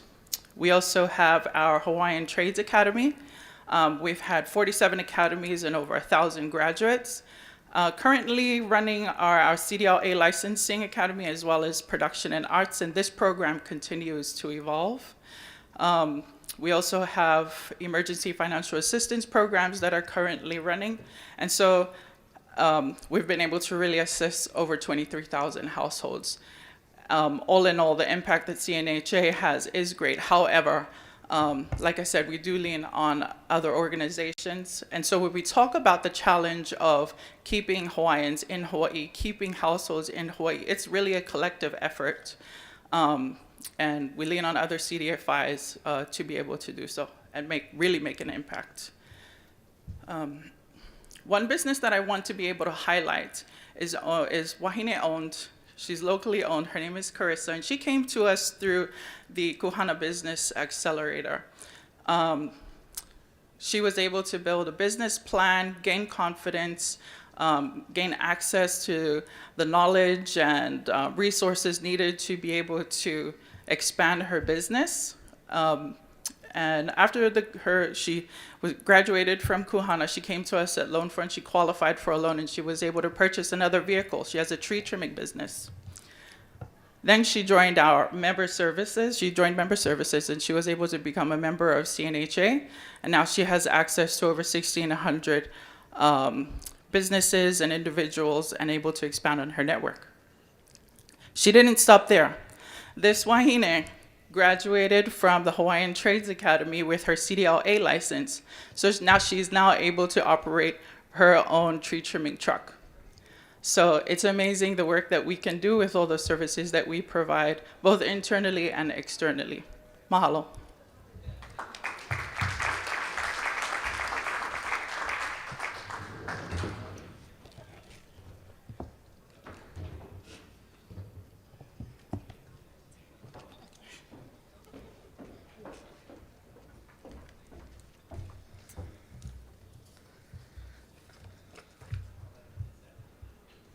don't have my slides? I'm pulling it up. Oh, Sorry. Okay. It's so much better with slides. Mm-hmm.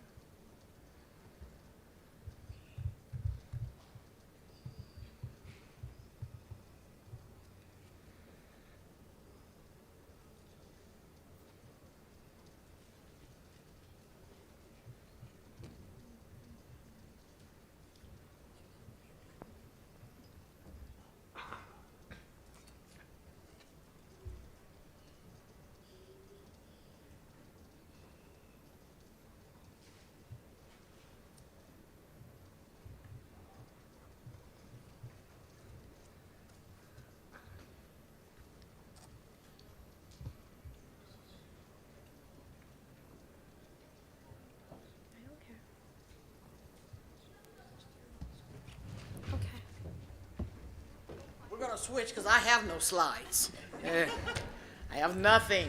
I am married with Small Business Administration. So what I want to tell you a little bit about what SBA is doing for those not familiar. We are a guaranteed loan program, so we don't actually physically give you those dollars to come out of your pocket, but we work with the lender, or we have Calio, that's with CNHA, they are a micro lender with us. So when we're talking about financing for small businesses, we like to send a referral over to them. But in the meantime, before you get to that place, we offer training for small businesses to go through workshops that are going to tell them, say, this is how you should, these are the things you're going to need to apply for that finance. So we want them to be ready before they present themselves to a microlender or a bank to say, do you need the financial statements? Do you have your projections? Here are other resources that you might want to utilize before you go in there, because you want to put on your best face when you're looking to finance business. The one program that we're kind of promoting right now is some of our export programs. So we have our Export Express program, because we're working with small businesses to help them to advance themselves from not just being a domestic business, but to add another revenue stream. So by working on trying to get your product or your service overseas, SBA has what we call Export Express, where you can use this loan program in preparation for it. So maybe you want to change your website into the language of that, the country that you're going to do business with. You can use Export Express for that. Maybe you're looking to go to a trade show and you want to get there. You can use those funds for that, or even to get the samples done of your product delivered to that trade show. So we want people to be aware of these programs that are out there to small business, and we're out there promoting them by putting on workshops, while referring them to our resource partners, our Small Business Development Center, our Women's Business Center, our Veteran Outreach Center. All these resources that are available for financial, to help you with your financial needs. Because a lot of times when you're visiting in that bank or that microlender, you're feeling overwhelmed that I don't know what to do when I get there. I don't want them to look at me like I'm not the brightest apple in the barrel to be able to get that loan. So by coming to SBA and our partners, we'll help prepare you for that. So now that they have the program up, I can sit down and you can hear even more information on that. Because I was just going to have them speak, and then I was just going to go ditto what they said. But since she couldn't get the slides to work, I actually had to say a few words. But SBA, we're in our district office, is located at Restaurant Row. So we're in there 5 days a week. So if you want to call and you need an appointment to sit down with us to go over the financials, or you're interested, maybe even our government contracting programs, or you're in the program and you need financing for those, we have a number of programs that can help you out. So, Amy, it's all yours now.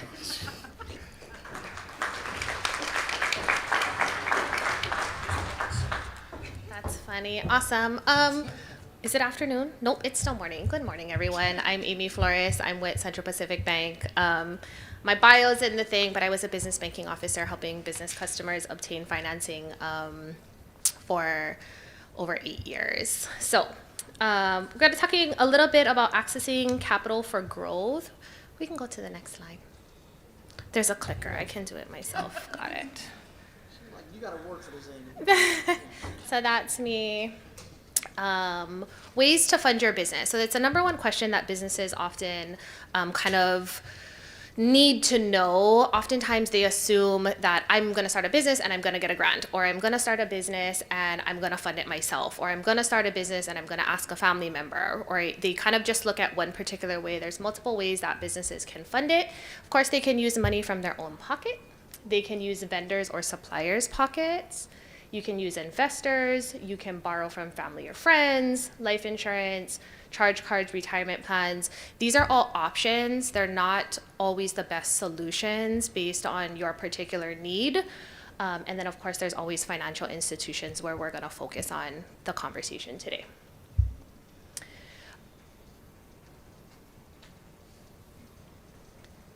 I guess I have to click on myself. Okay. There's typically what's referred to as the 5 C's of credit. And these are what lenders, traditional lenders like Central Pacific Bank, are going to look at when we're determining, can we approve your loan request? First thing we're looking at is character, and that's your reputation or your track record as an individual. Oftentimes we're looking at your credit history or your FICO scores.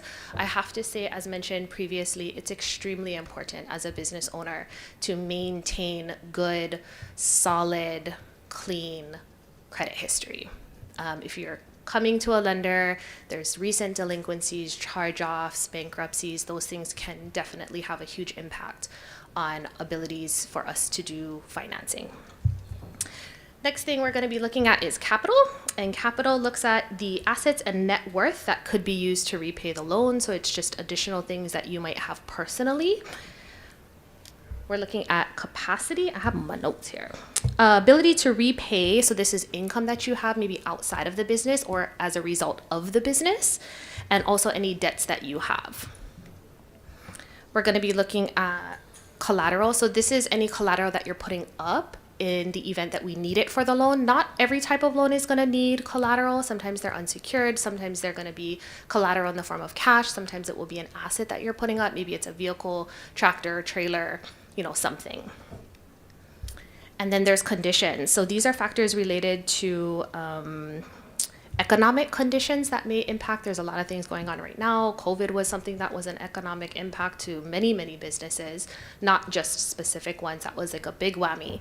But there's other things that happen kind of within the economic world that may impact the bank's ability or assessment on our ability to provide financing. So what you can do as a business owner is always protect and maintain your credit score. Just making sure that you're making payments on time. That's the simplest thing. Don't go and get a bunch of credit cards in a short period of time. Don't rack up the credit cards that you have. Don't get loans unnecessarily that you don't need. Those things all can impact your credit history and our ability to provide financing. Know your financial position. It's important to utilize the technical services that exist with CNHA and also SBA and the partners they have. I'm a huge advocate of business owners seeking this type of advice prior to coming for financing. You don't have to, but it's definitely to your benefit. There's many agencies out there that provide free and low cost technical services to help you understand how much money do I need to borrow and how am I going to be able to repay this? What does the income or cash cycle of my business look like? So understanding that before you go in. Maintaining financial statements, got to do that, is balance sheets, income statements. Have a plan for your dreams. Your plans are in your head and they're probably awesome ideas, but you have to be able to articulate that to us. And typically it's done through a business plan. So technical services are going to help you not only do your financial projections, but also help you do a business plan, help you understand who's your target market, what products and services are you offering, and how are you going to be able to offer that. And then of course, work closely with subject matter experts. That could be a lawyer if you needed one. It could be a CPA. It could be a bookkeeper. It could be a business consultant. It could be your business banker. Oh, I skipped it. Go back.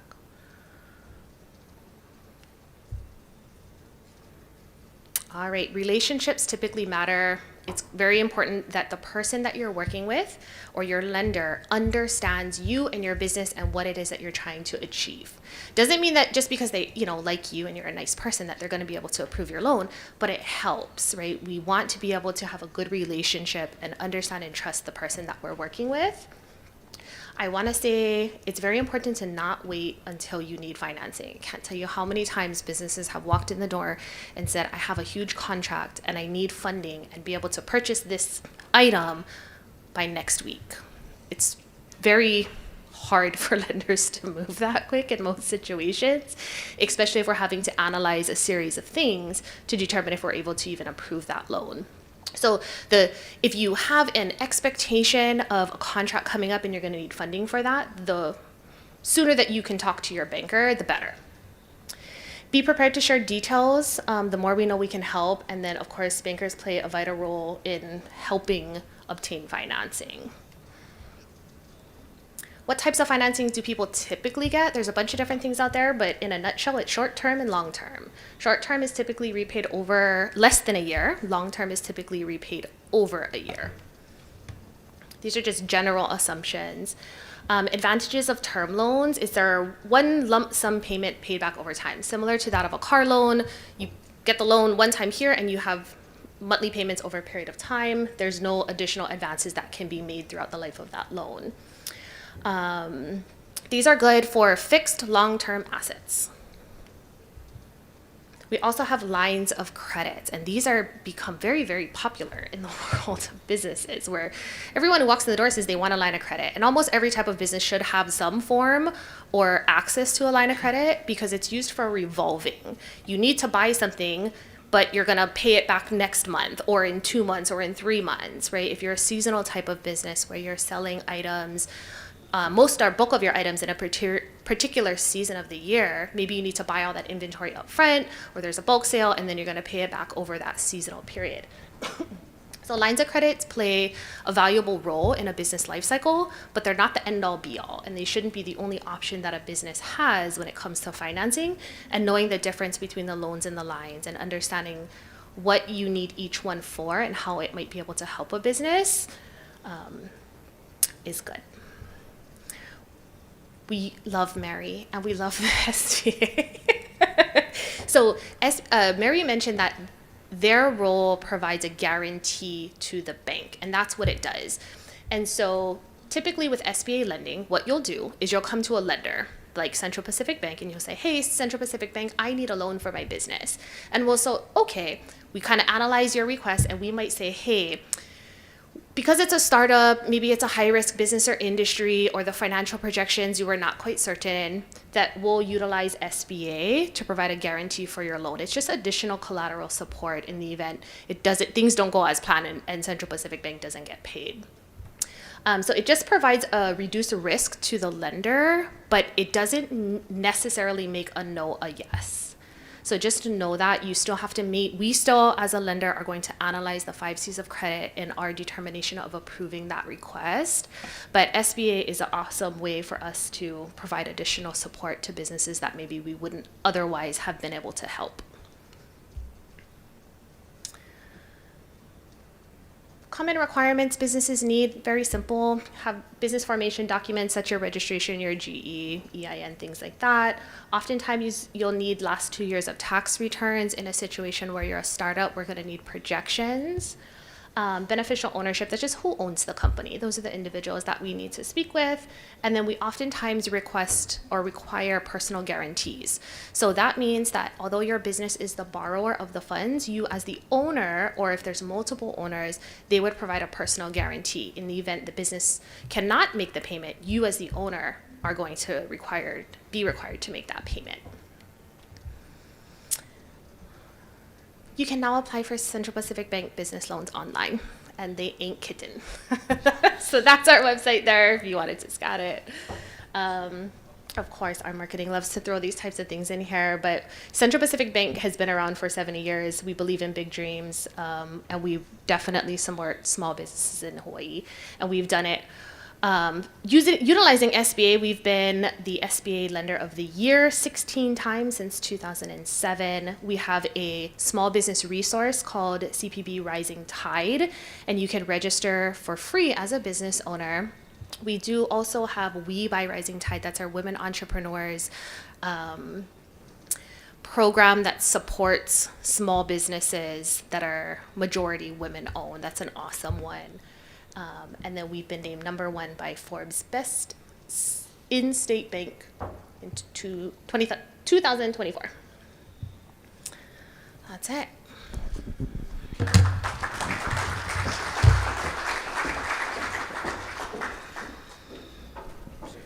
Do we have any questions? Okay, one moment. Reason why we walk the mic around for questions is for our online audience, so that they're able to hear too as well. Hello, my question is for Kalia, I think. Do you have Section 184 home loans? Not currently. So we're working on revamping our loan products and expanding on our offerings. Yeah. My CFO has a response. For 184s, you could go to another native CDFI, Hawaii Community Lending. Any other questions? I have a question. Can I ask a question? Yes. We'll throw it back at you guys since you guys don't want to ask the questions and we're here. And I see Lay shaking her head, so she thinks I'm missing her. So how many of you small businesses here have enough money right now to finance your business? Yeah, that's what I thought. So you don't have no questions? So we want you to make sure you take advantage. I know you know, everybody wants to be shy and you don't want to ask questions at this time. And we'll be around for the round table. But I think as a small business, you got to think if you don't have enough for financing your business, you need to make sure you touch one of these two young ladies today and find out those services that are available to you, because you don't want to be undercapitalized as you're trying to expand that business or you're trying to grow that business. And I guess that wasn't even a question, just a bunch of statements I'm asking up here because we have 5 more minutes and I just like to talk sometimes. So. Is your hand up for us? Yes, he has a question. See, it's like the Price is Right. I don't know if they have questions on the Price is Right, do they? Hello. So my question is for Mary. Yes. So my question is for set-asides for small businesses, for veteran-owned, or I think it's called 8A Hub. Two different things. Okay. 2 different things. Yeah. So- Do you offer support for that? And I also hear that you have to have an established business for about a year before you request those set-asides. So- And then the other question, is that waiverable? Sorry about that. So, not financing those questions, but that's fine. The Hub Zone and the 8A program are 2 different programs. So the set-asides are established by what we would call our PCRs. So the PCR, the agency that is going to decide to set aside. So let's just say the Army wants to put out a bid on a contract for small business. They can determine we're just going to set this aside and only small business will have the opportunity to bid on that. The 8A program itself, you have to apply for that program to get in it. And once you're in the program, federal agencies can utilize you for those contracts. So they can have set-asides only for 8A folks to bid on, or they can have sole source. But these are all government contracting. If at the appropriate time we have the roundtables, you come back and talk to us. And I think you mentioned the veteran one. If you talk to our director, Mr. Dennis Kwok over there, so I'm put him on the spot. He used to be over our veterans outreach, sitting right over on this side. And he could probably tell you all about that and how to get certified under that program. And we do have a class on it actually next week at CNHA that we'll be doing, that our lead business opportunity specialist will be covering the 8A program. And I don't know, I don't see Shannon right now, but they have the NHO, the conferences coming up in a couple weeks here that are going to talk about all kinds of things that are government contract related. So I hope I answered all of those. Okay.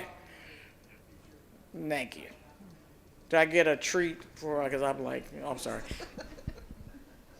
Any, oh, okay, one more. Hi, I'm Joanne Nota. I am the project director for our National Center's export program. I was wondering, Mary, do you have any information on export financing?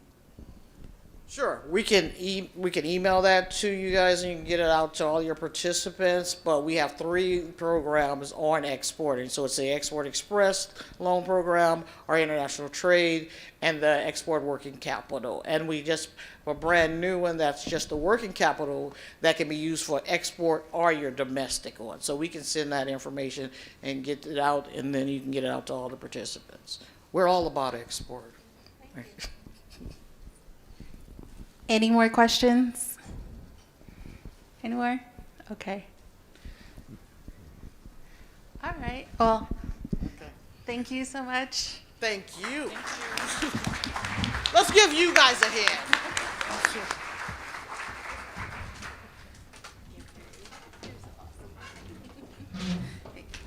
Okay, we are going to break for lunch a little bit early, but don't go too far. You guys can grab lunches in the back and bring them back to your table, take a quick restroom break, but come back because at 12:15 we're going to start with our next speaker, Carla Byland. We're going to go over into some HR for small businesses.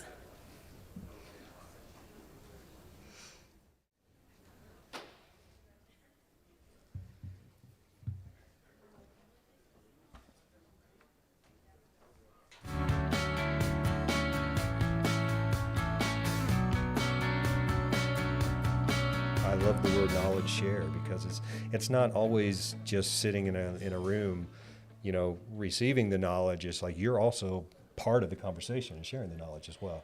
And I love it when I hear of a company coming in, they've never been to a Native Edge. We recently had this again in Oregon, and they develop, and as a result of it, they go after a contract, and then as a result of that, they get to hire 50, 100 new employees, that kind of thing. And then they come back and they tell you, you know, like, hey, this past year, this is what I've done, and thank you because you gave me the strength and courage to just go after it. Yeah. Because a lot of times they sit on their hand, they have so much information, and sometimes it's just at their fingertips, and it's just that little bit of encouragement that then they want to go pursue that. Well, you know, a lot of times we use the word empowerment. What does the word empowerment mean to you? Empowerment to me, I think it's part of that, you know, just the encouragement that you can receive from someone that sees that in you, and it just may be 1 or 2 words or a short conversation, and it has empowered you to take the next step, to not be afraid. Because really it's our own fear that kind of prevents us sometimes, right? Well, I think it's fear that you can't get to your next level because you hold yourself back. A lot of times, like, you know, your worst enemy is looking back at you in the mirror. And I think empowerment can come from others, but sometimes you just can empower yourself. You know, light a fire for whatever reason. So I think these trainings and the work that we do at the National Center, it's all around empowerment and making sure that our businesses have a voice and that our clients that we work with, we're there to support them in their needs. Absolutely.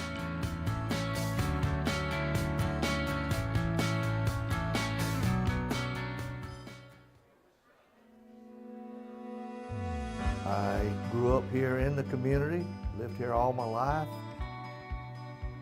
Our families were entrepreneurs, we had to be. Our entrepreneurial spirit, we used that to start small businesses that would bring jobs to our reservation. PCI Federal Services, we started with 1 employee. The exponential growth that we've experienced, we're hopeful that we'll cross that 1,000 employee threshold later this year. We continue to look for partners, and we continue to look for organic growth. Native Edge is a great way to do it. The Native Edge Institute, this is our 2nd time here in Alabama. Business is complex. You're not alone. There's programs out there funded with our tax dollar. There's state programs, there's local programs, there's national programs like our Arizona MBDA Export Center, and our services are for all minorities. I put a panel together of myself and Brian Davis, Alabama ITA, working with him to see what our clientele needs are and what he can offer.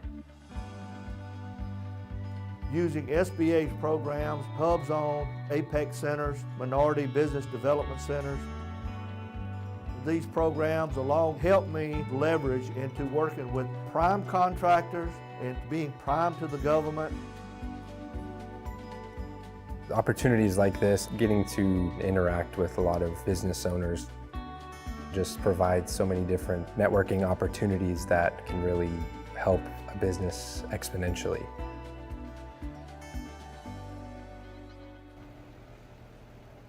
All right, here we go. I'm so thankful that all y'all wanted to go on the tour. Hopefully you'll be able to see some great progress that our tribe has made. PCI Federal Services was created in 2016 by the Porch Band of Creek Indians. It's funny the things you remember growing up, like we played in that ditch, you know? I mean, there was nothing between there. It's just amazing in such a short amount of time how far we've come. In 1988, we started to provide products and services to our federal government. And through that creation, it really started us to thinking about what we could do that would create revenues to bring back to seed our growth. PCI Federal Services, they've had this vision for this economic diversification. We have hotels all across the Southeast. We have 3 at Disney, 2 in Huntsville, Pennsylvania, Miami, Chicago, Aruba, Curacao, all across the United States. These are owned by individual tribal people. Each tribal member got to choose what plan they wanted. We built the house interest-free. Now there's housing and the new fire station and everything there. We have a state-of-the-art health facility, our recreational apartment, all the amenities that are available to not only tribal members, but to the public around the reservation. We want people to know that we care about our own and we care about the communities that we're in. Success means different things to different people.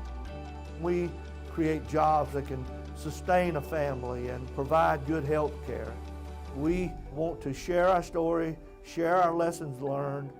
Native Edge coming to our reservation here allows us to do that, and we appreciate that.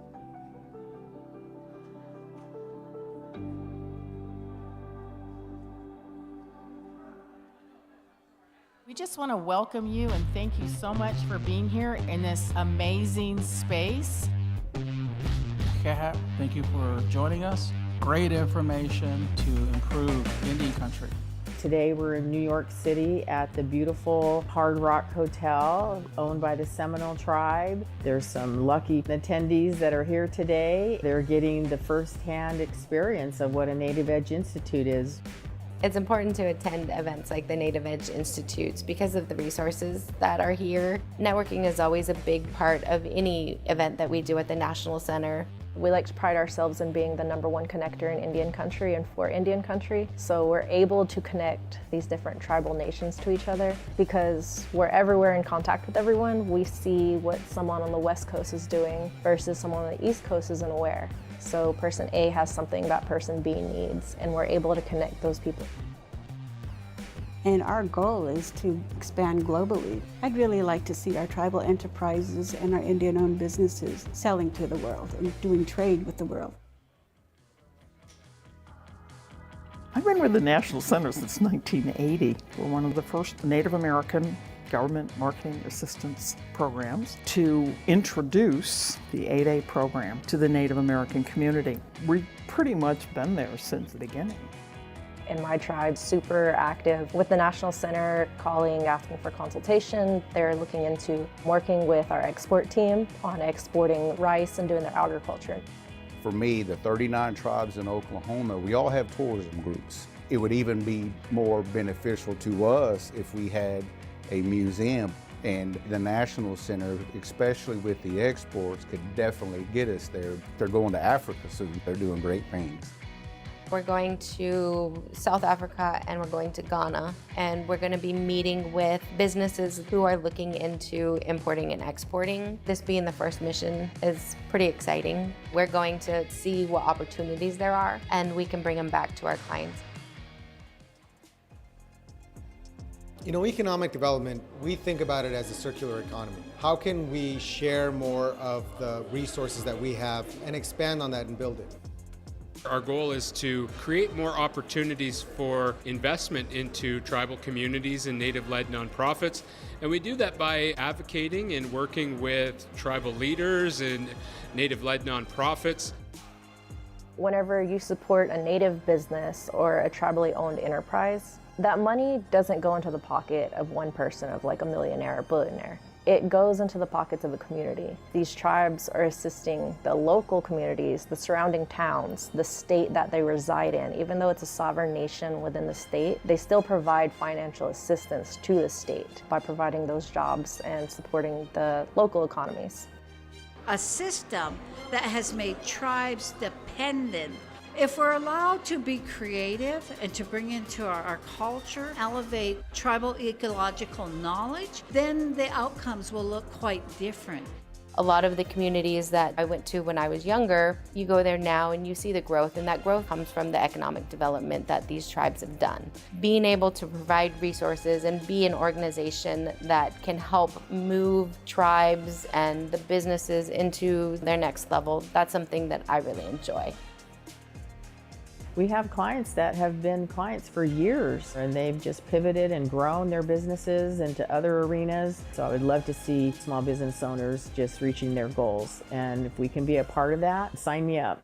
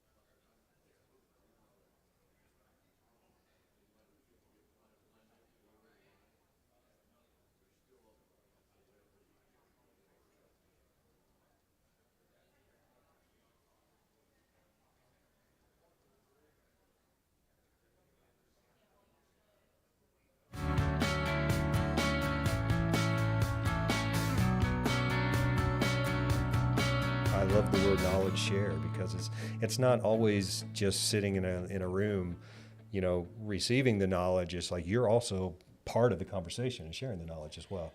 And I love it when I hear of a company coming in, they've never been to a Native Edge. We recently had this again in Oregon, and they develop, and as a result of it, they go after a contract, and then as a result of that, they get to hire 50, 100 new employees, that kind of thing. And then they come back and they tell you, you know, like, hey, this past year, this is what I've done, and thank you because you gave me the strength and courage to just go after it. Yeah. Because a lot of times they sit on their hand, they have so much information, and sometimes it's just at their fingertips, and it's just that little bit of encouragement that then they want to go pursue that. Well, you know, a lot of times we use the word empowerment. What does the word empowerment mean to you?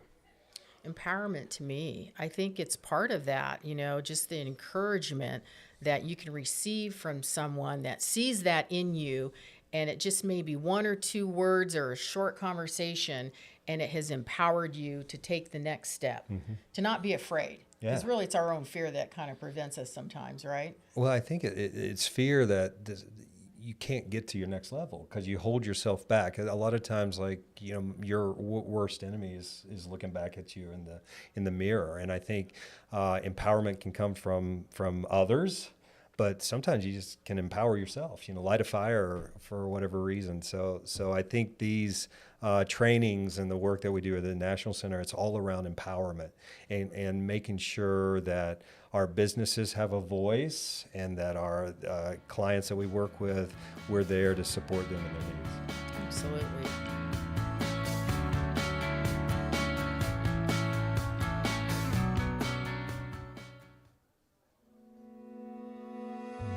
I grew up here in the community, lived here all my life.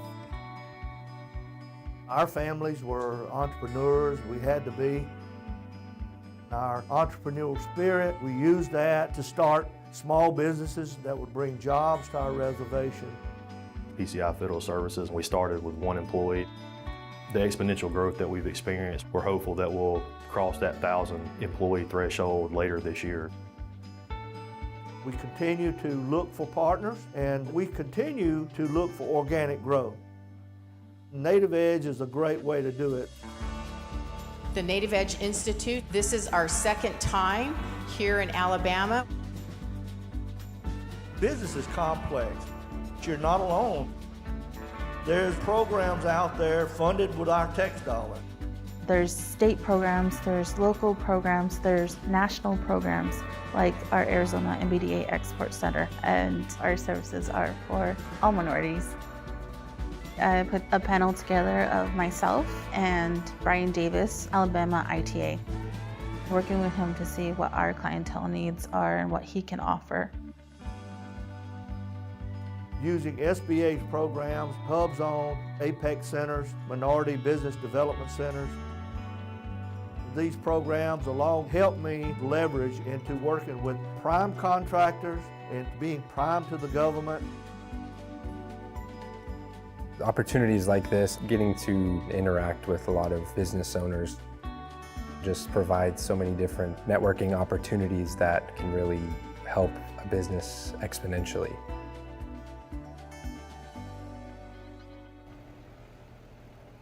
All right, here we go. I'm so thankful that all y'all wanted to go on the tour. Hopefully you'll be able to see some great progress that our tribe has made. PCI Federal Services was created in 2016 by the Porch Band of Creek Indians. It's funny the things you remember growing up, like we played in that ditch, I mean, there was nothing between there. It's just amazing in such a short amount of time how far we've come.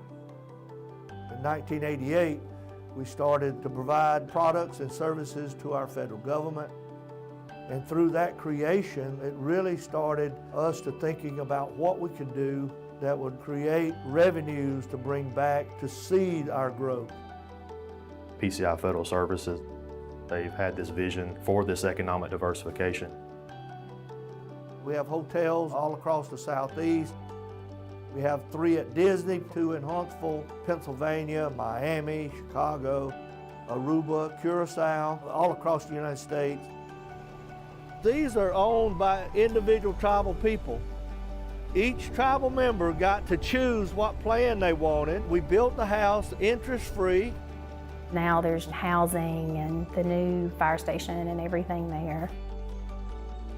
We have a state-of-the-art health facility, our recreational department, all the amenities that are available to not only tribal members, but to the public around the reservation. We want people to know that we care about our own and we care about the communities that we're in. Success means different things to different people. We create jobs that can sustain a family and provide good health care. We want to share our story, share our lessons learned. Native Edge coming to our reservation here allows us to do that, and we appreciate that.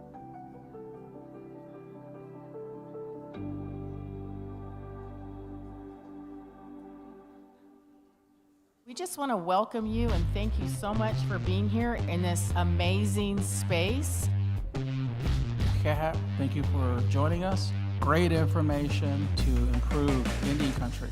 Today we're in New York City at the beautiful Hard Rock Hotel owned by the Seminole tribe. There's some lucky attendees that are here today. They're getting the first-hand experience of what a Native Edge Institute is. It's important to attend events like the Native Edge Institutes because of the resources that are here. Networking is always a big part of any event that we do at the National Center. We like to pride ourselves in being the #1 connector in Indian country and for Indian country. So we're able to connect these different tribal nations to each other because we're everywhere in contact with everyone. We see what someone on the West Coast is doing versus someone on the East Coast isn't aware. So person A has something that person B needs, and we're able to connect those people. And our goal is to expand globally. I'd really like to see our tribal enterprises and our Indian-owned businesses selling to the world and doing trade with the world. I've been with the National Center since 1980. We're one of the first Native American government marketing assistance programs to introduce the 8A program to the Native American community. We've pretty much been there since the beginning. In my tribe, super active with the National Center, calling, asking for consultation. They're looking into working with our export team on exporting rice and doing their agriculture. For me, the 39 tribes in Oklahoma, we all have tourism groups. It would even be more beneficial to us if we had a museum, and the National Center, especially with the exports, could definitely get us there. They're going to Africa soon. They're doing great things. We're going to South Africa and we're going to Ghana, and we're going to be meeting with businesses who are looking into importing and exporting. This being the first mission is pretty exciting. We're going to see what opportunities there are, and we can bring them back to our clients. You know, economic development, we think about it as a circular economy. How can we share more of the resources that we have and expand on that and build it? Our goal is to create more opportunities for investment into tribal communities and Native-led nonprofits. And we do that by advocating and working with tribal leaders and Native-led nonprofits. Whenever you support a Native business or a tribally owned enterprise, that money doesn't go into the pocket of one person, of like a millionaire or billionaire. It goes into the pockets of a community. These tribes are assisting the local communities, the surrounding towns, the state that they reside in. Even though it's a sovereign nation within the state, they still provide financial assistance to the state by providing those jobs and supporting the local economies. A system that has made tribes dependent. If we're allowed to be creative and to bring into our culture, elevate tribal ecological knowledge, then the outcomes will look quite different. A lot of the communities that I went to when I was younger, you go there now and you see the growth, and that growth comes from the economic development that these tribes have done. Being able to provide resources and be an organization that can help.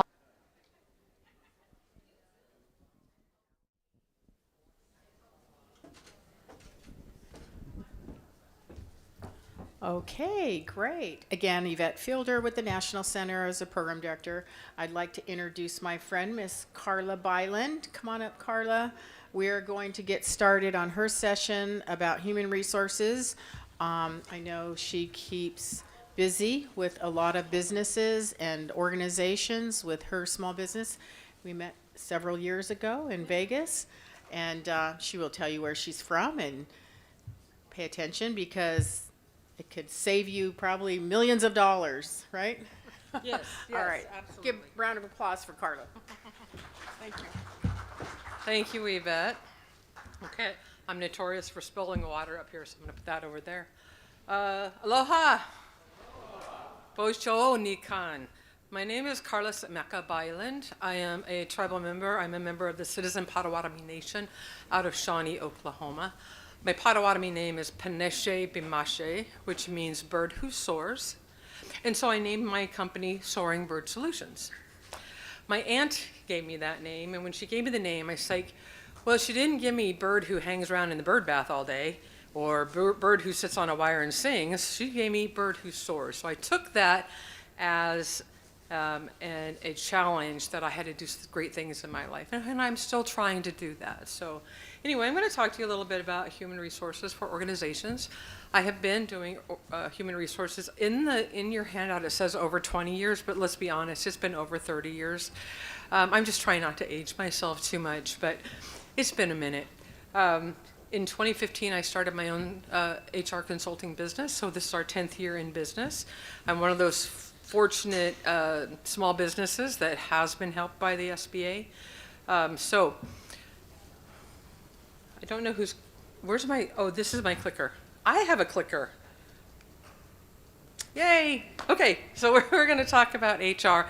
HR is basically, it consists of what I call the employee life cycle. The employee life cycle is all the stages that an employee goes through from the time that you start recruiting them until the time that they decide that they're going to move on from the organization, or you move them on from the organization. So we've got recruitment and selection is the very first stage of the employee life cycle. Onboarding and integration, performance management, training and development, retention, and then inevitably there are separations. I have worked for companies, however, who their employees are averaging 50 years there, so they don't have very many separations. There's a lot of longevity, but not very much in succession planning. So, very basic overview of employment law. Employment law it encompasses all of the employment, how we're supposed to treat employees, how we pay them, how we give them breaks, how we treat them. So we have the United States Constitution, which is kind of the foundation, and from there we have federal law. And then we've got state law. So state law only trumps federal law when it is more generous to the employee. And in many, many states, California, Washington, for example, their state laws are way more generous than the federal law, so the employees get afforded those additional benefits. And then sometimes unions kind of have an impact on the law because some unions put in the codes of conduct, what's expected, and how things will happen if somebody's going to get written up or pay raises. Private employers, so employers that are not sovereign, and I'm in Hawaii right now, so you are one of the two states that does not have the sovereignty that the lower 48 exercises. So tribes who are on their own tribal lands, tribal governments, are sovereign, which means that they are a nation in a nation. And so anybody else has to follow all of the federal laws. EEOC, that covers age discrimination, disability, equal pay, harassment. Title VII, which is equal employment opportunity. Wage and hour covers minimum wage, overtime, child labor laws, the Family Medical Leave Act, and OSHA, which covers workplace safety and whistleblowing. So private employers, again, they're major state laws. Every state has to follow federal law. However, state laws are more generous. I said this already.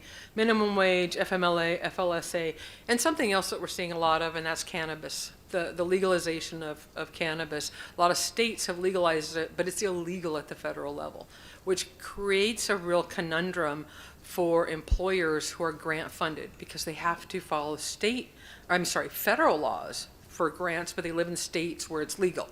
So it creates a lot of chaos.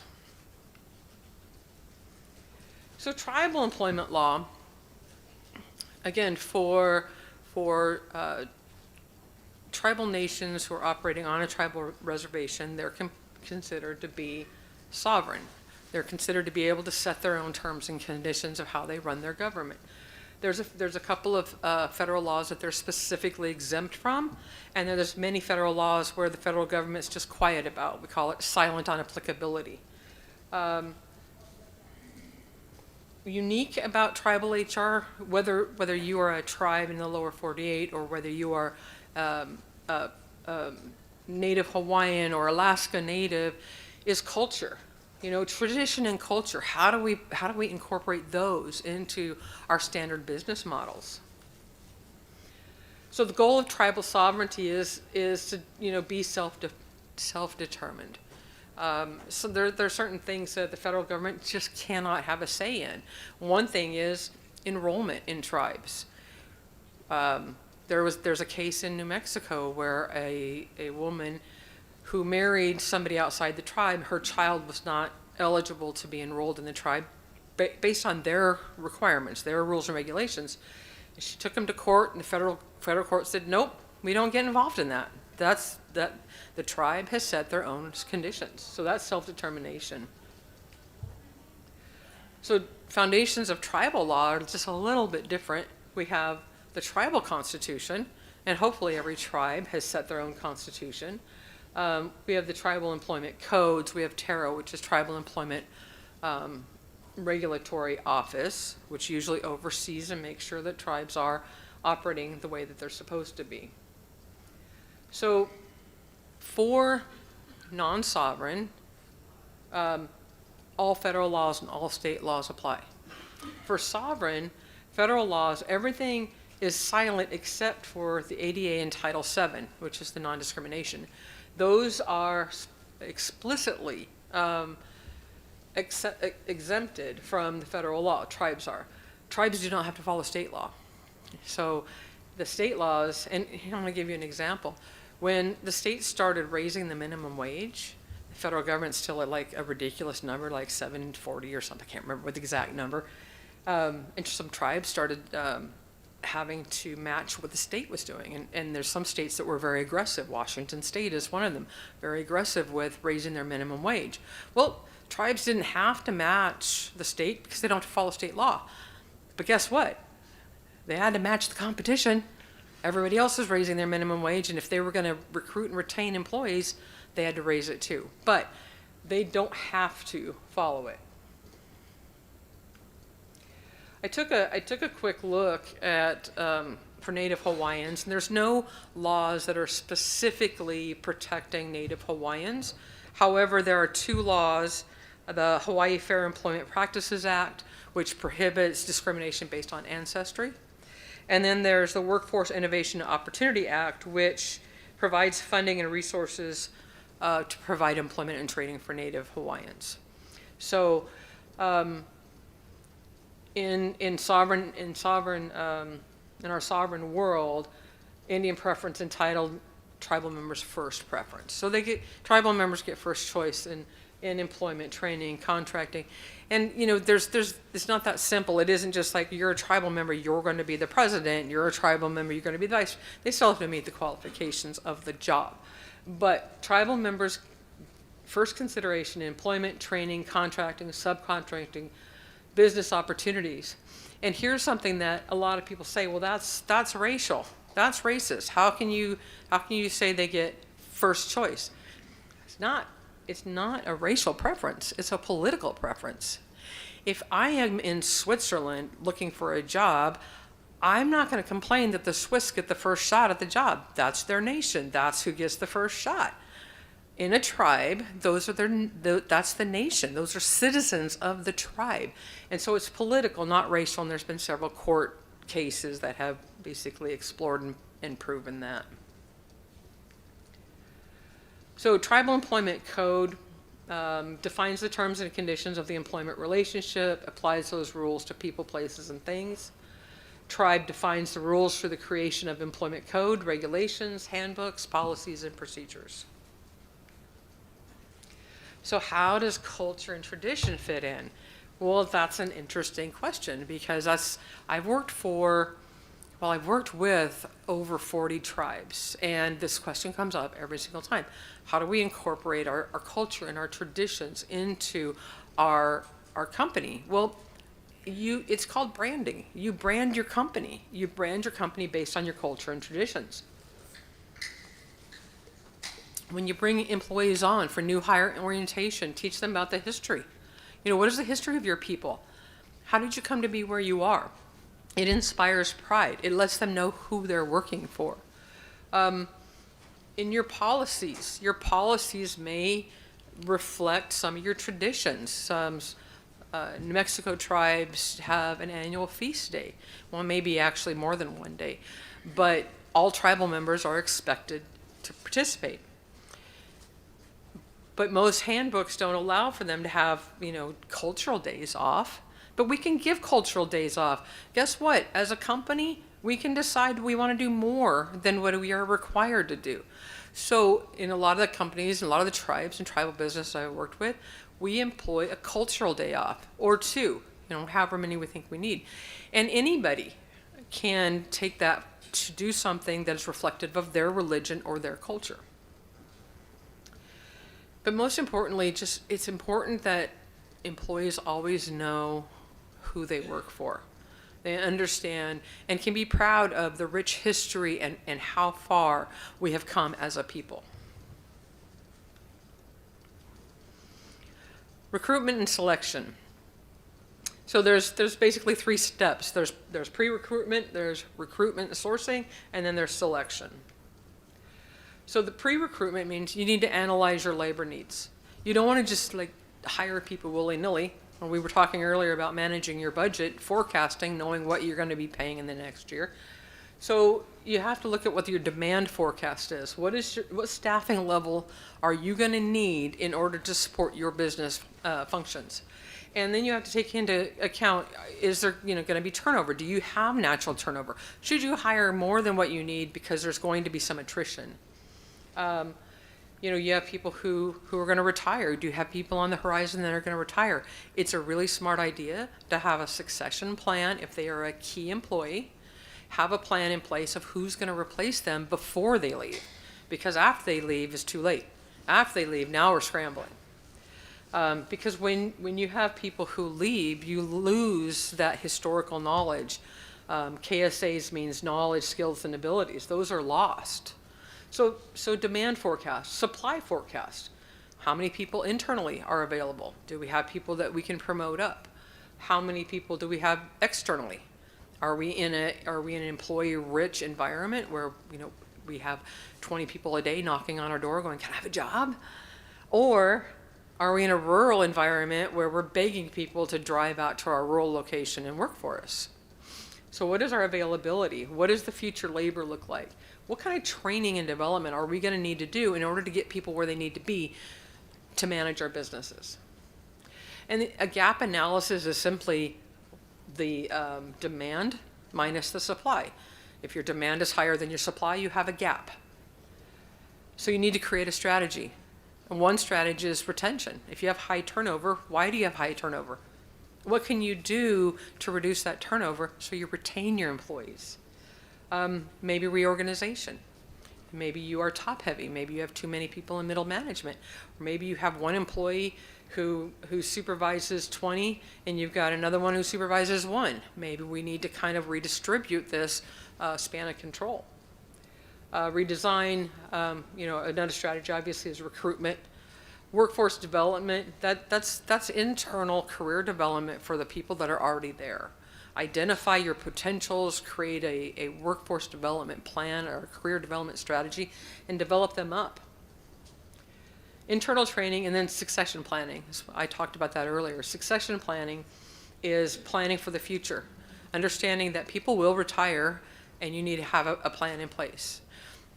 I talked earlier about that company that had the longevity of the employees like 50 years. So I went out to do succession planning, and there was not one person on the key employee team who was there less than 35 years. Some of them were 40 years, 50 years. So guess what? They're all going to retire. There needs to be a plan in place, and there wasn't. So we spent a couple of years doing succession planning. Now there's a plan in place. In some cases, we identified people internally that we're going to train and move up, brought in some interns, some management level interns that are going to train.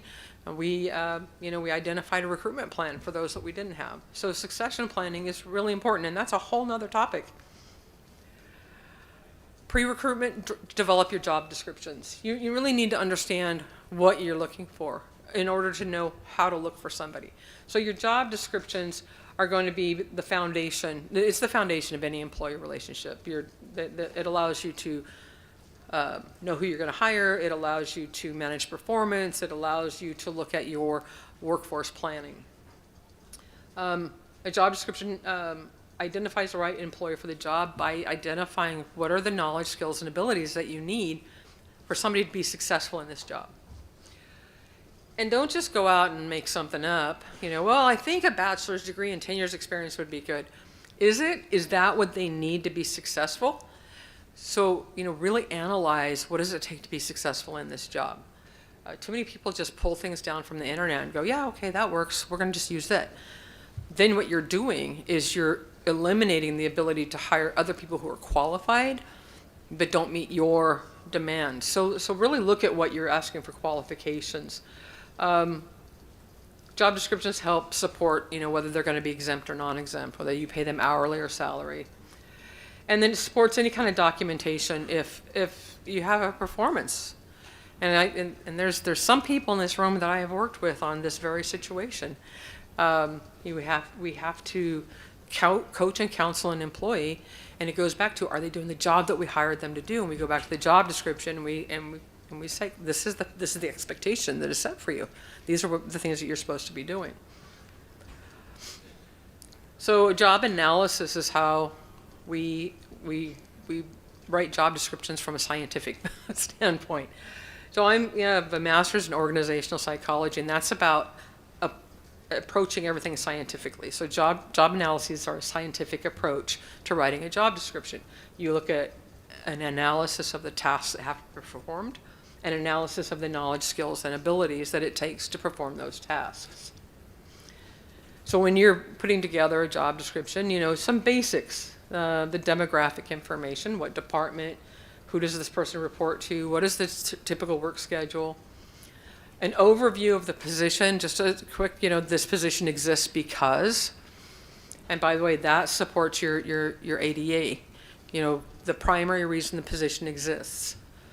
Then we have a list of essential duties, any additional duties, and our qualifications, the education, the experience, the knowledge, skills, and abilities. We have disclaimers. One of the disclaimers is usually this job description does not constitute an employment contract.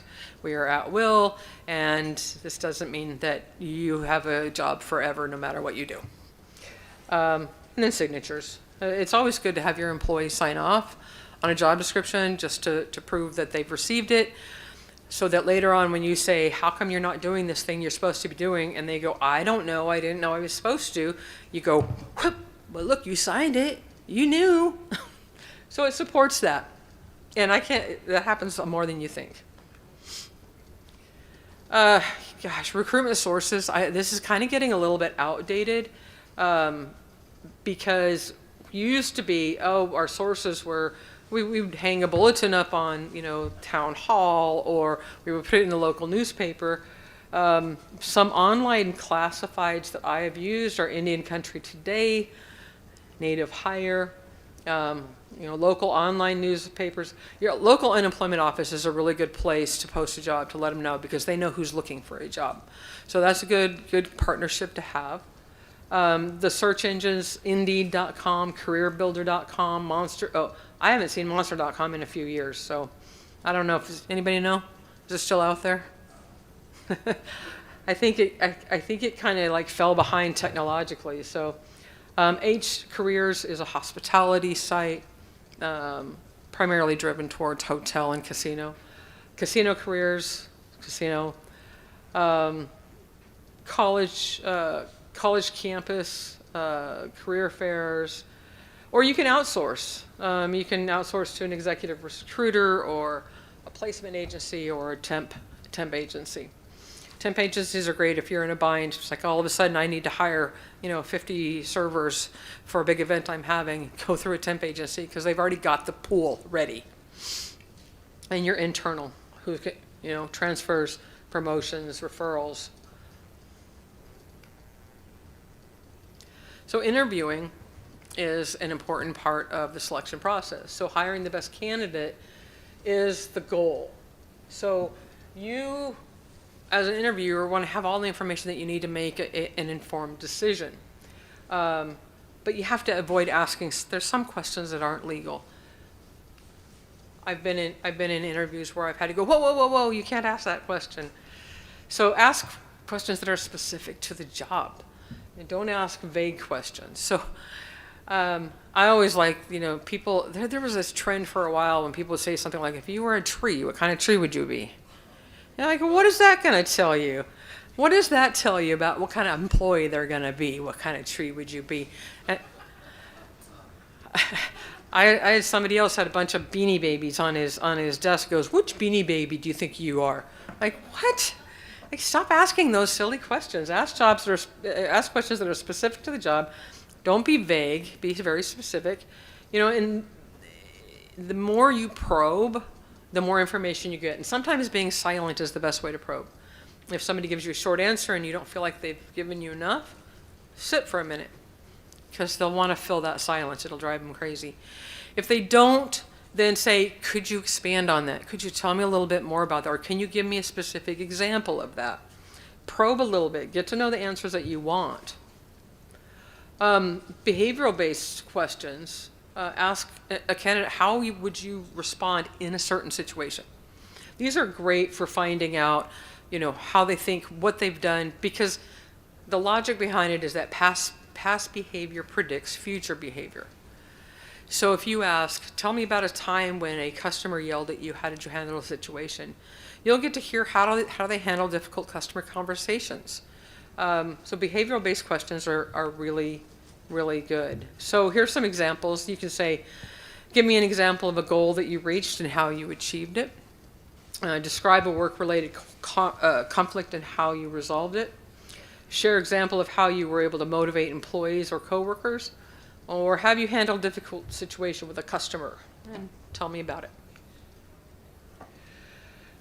Consistency is key. So if you're using an interview panel, have a rating sheet and have, you know, description of how you're going to rate it, so that everybody's rating the same way.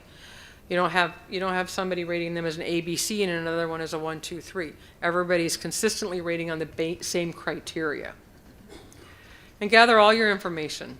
Select the best candidate for the job. We usually make contingent offers because a lot of times we're doing background checks or drug testing. So you would want to make an offer. You don't want to run the background check before you make an offer because you're wasting your money. But you can say, we're going to offer you this job contingent upon you passing the background and the drug tests. So here's the thing. They're interviewing you too. Especially today in this market, this is an employee market. That means that the employees have a lot more control over the terms and conditions of employment. And if they don't like you, they're just going to go to the next person that's looking, because there's a lot of people looking. So be on time, communicate, be respectful to them throughout the interview process. And respect those who didn't get the job. You know, follow up, let them know, hey, thank you for applying. At this time, we've selected a candidate who more closely meets our needs. You know, please keep us in mind for future. Onboarding. So the difference between orientation and onboarding is a lot of people say, oh, we do new hire orientation, we're onboarding. It's like, no, you're doing new hire orientation. New hire orientation is a one-time event that kind of gives a broad overview of the company. Anybody ever sit through a new hire orientation? What was the longest one you ever had? 1 day, a couple hours? Yeah. Back in the day, I won't tell you how long ago, but Hilton's orientation was 4 days long. Like, oh my gosh, that was a snoozer. 4 days of orientation, but they were very thorough. Hilton is very brand oriented, so they really drove the brand into them. It usually doesn't last more than a week, if that. Usually it's like a couple hours. Onboarding is an ongoing process that lasts anywhere from 30 days to a year, depending on how long it takes for the employee to get fully comfortable in their job. So it helps them understand the company culture, the work expectation, the career path. So onboarding, you want to look for the three C's. You want to make sure that there's a connection. Introduce them to somebody who can show them around.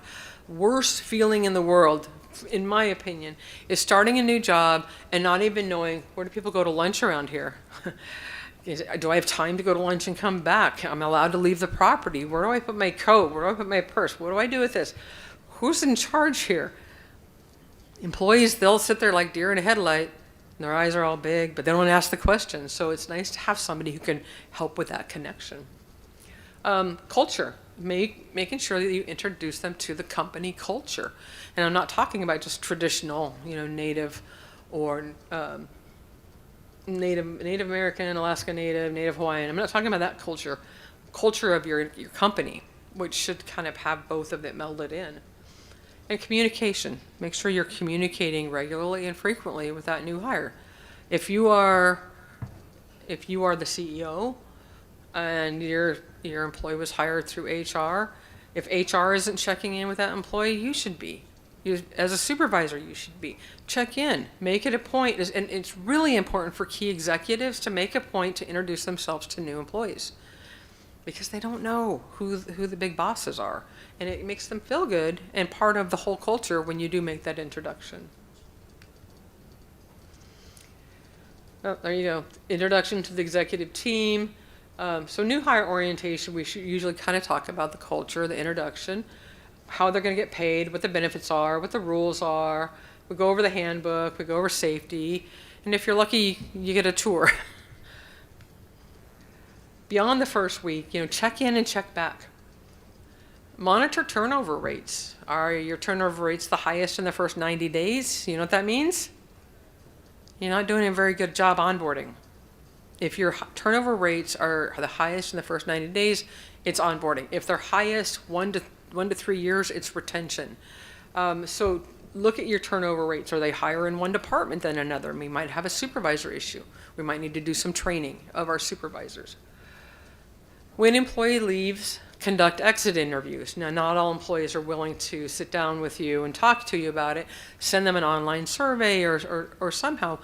They're not all comfortable, but it is nice to know if you can ask, what were the things you liked here? What were the things that we could have done better? How could we have kept you? Those are the kind of questions that you want to ask in an exit interview. For a large organization, it gives you an idea of where the gaps are in the organization. Forgive me if I'm going fast. Last time I ran out of time, so I don't want to run out of time. I'm going to give you all the information. My 30 plus years of experience in 45 minutes. Performance management is exactly what it says. Manage the performance of your employees. And there's several different ways that we manage performance. We have inputs. We have the employee evaluation. The employee evaluation, we're looking at a daily journal if we're keeping a record of things that we've commended the employee on, or their attendance, any progressive discipline that we've encountered over the year, commendations, accomplishments, coaching. All of that information goes into the evaluation.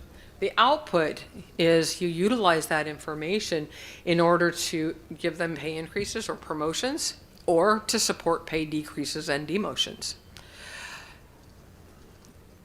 Supervisors are afraid to give bad evaluations. Anybody ever notice that? Like, everybody gets an A. Well, guess what happens if the next week you have to fire them and unemployment goes, hey, what happened? And you're like, they're a terrible employee. They've been a terrible employee forever. Why did they get an A last week? Why did you give them this great evaluation and now you're firing them? So that's a document that you base decisions off of. It needs to be realistic. So performance management is a continual process, and it starts with the expectations. I talked about that. Your job description lays down the expectations. The company handbook lays down the expectations. As a supervisor, some really good supervisors I've seen start first day and they're like, here's my expectations. And there are things like, you'll be on time. If you're not on time, you'll call me, just what are your expectations? I've had supervisors come and say, I want to fire this employee. And I'll be like, why? Well, they're doing such and such. Okay. Do they know that you don't like them to do that? Well, no. That should be common sense. Well, guess what? Common sense doesn't necessarily exist in everybody. You have to tell them what your expectations are. And then when they don't meet your expectations, you have to tell them again and show them how to. That's how you manage performance. So you make sure they know it. You coach them if they're struggling. You give and take feedback from them. You use your performance tools. One of the things I like to ask when I do an evaluation is, what can I do to help you be successful?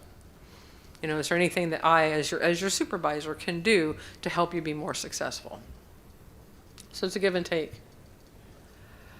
So you communicate your expectations, and I said all this, through job descriptions, new hire orientation, through informal feedback, through performance evaluations. So managing performance includes or involves courageous conversations. Those are hard to have conversations. Courageous conversations are the conversations you have to have, but you gotta like really prepare for it because they're hard conversations. And it's either you're gonna fire the employee, or you're gonna tell them something they're not gonna like, and you know that there's gonna be a lot of pushback, or you're just the type of person that's non-confrontational, and it just takes courage to do it. Your coaching and counseling is your ongoing redirection and celebration of good performance. It should go both ways. Performance improvement is a plan to assist the employee improve their performance, and it's kind of a guided, structured process. And then, we used to call it progressive discipline, and some of you may still call it progressive discipline, but I've kind of veered away from that. I try to call it corrective action, because discipline feels very punitive, and so I'm not necessarily, going to be like putting my employee in the corner. You're in timeout. I would love to sometimes, but progressive correction is, I look at it as like, kind of like getting them back on the path. Okay, you've wandered off, here's how you get back on the path.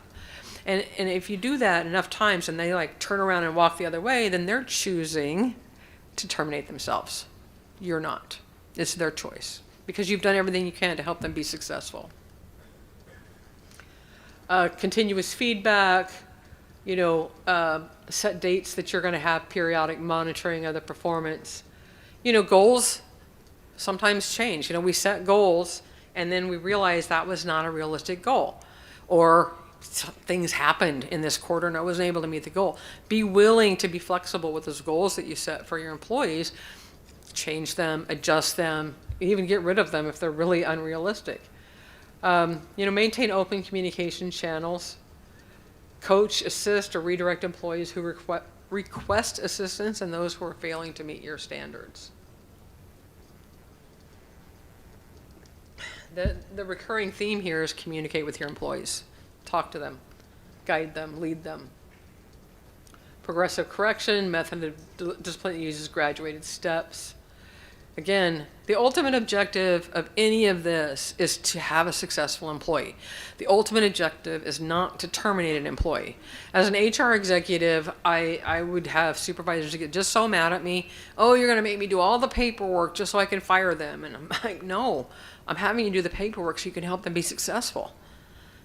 But if you end up having to terminate them at the end of the day, it's their choice. You've done everything you can. And that's what you want. At the end of the day, did I do everything I can to make sure that they can be successful? So when to take disciplinary or corrective action? When an employee has recurring issues like attendance or tardiness. If they are having continuous problems following management's instructions or company policies. Or if the employee engages in serious misconduct such as drug or alcohol abuse or workplace safety violations. Now, if an employee has a serious infraction like violation of drug and alcohol or violence in the workplace, we're not going to follow the progressive correction. You're not going to go, I'm going to do a verbal. You just punched your coworker, but I'm just going to do a little verbal. No. Skip it all. Go all the way to suspension or termination, because serious infractions need to have serious consequences. But the first time an employee is late, you're not going to fire them. That's the other side of it. So separation includes making decisions to terminate an employee, conducting the termination meeting. These are two of the most difficult responsibilities any supervisor, manager, or business owner has. That whole separation, it's heartbreaking. It's the end of a relationship. Even if it was a toxic relationship, it's still an end. And it's not always easy to do. I can't tell you how many people just go, I hope they quit. Or I'm going to be really mean to them until they quit. Well, no, that's not the way to do it either. So make sure, you're documenting as you go along. That's where most people fail. They don't document, and then they get to the point like, well, I'm ready to fire them, and I go, where's your documentation? How many times have you talked to them? What tools did you give them to be successful? Create a transition plan. If you have a key employee who's leaving, whether it's retirement, whether it's termination, whether it's voluntary, have a transition plan and inform people That's the other thing. Come to work on Monday, it's like, where's Bob? Oh, you didn't know? No, I didn't know. Bob is gone. Send out a message to the staff. Bob's leaving us. Notify IT. We had talk earlier about security and cybersecurity, and so when somebody leaves, you want to make sure that you're cutting off all access to your system, so your IT department can make sure they take care of that.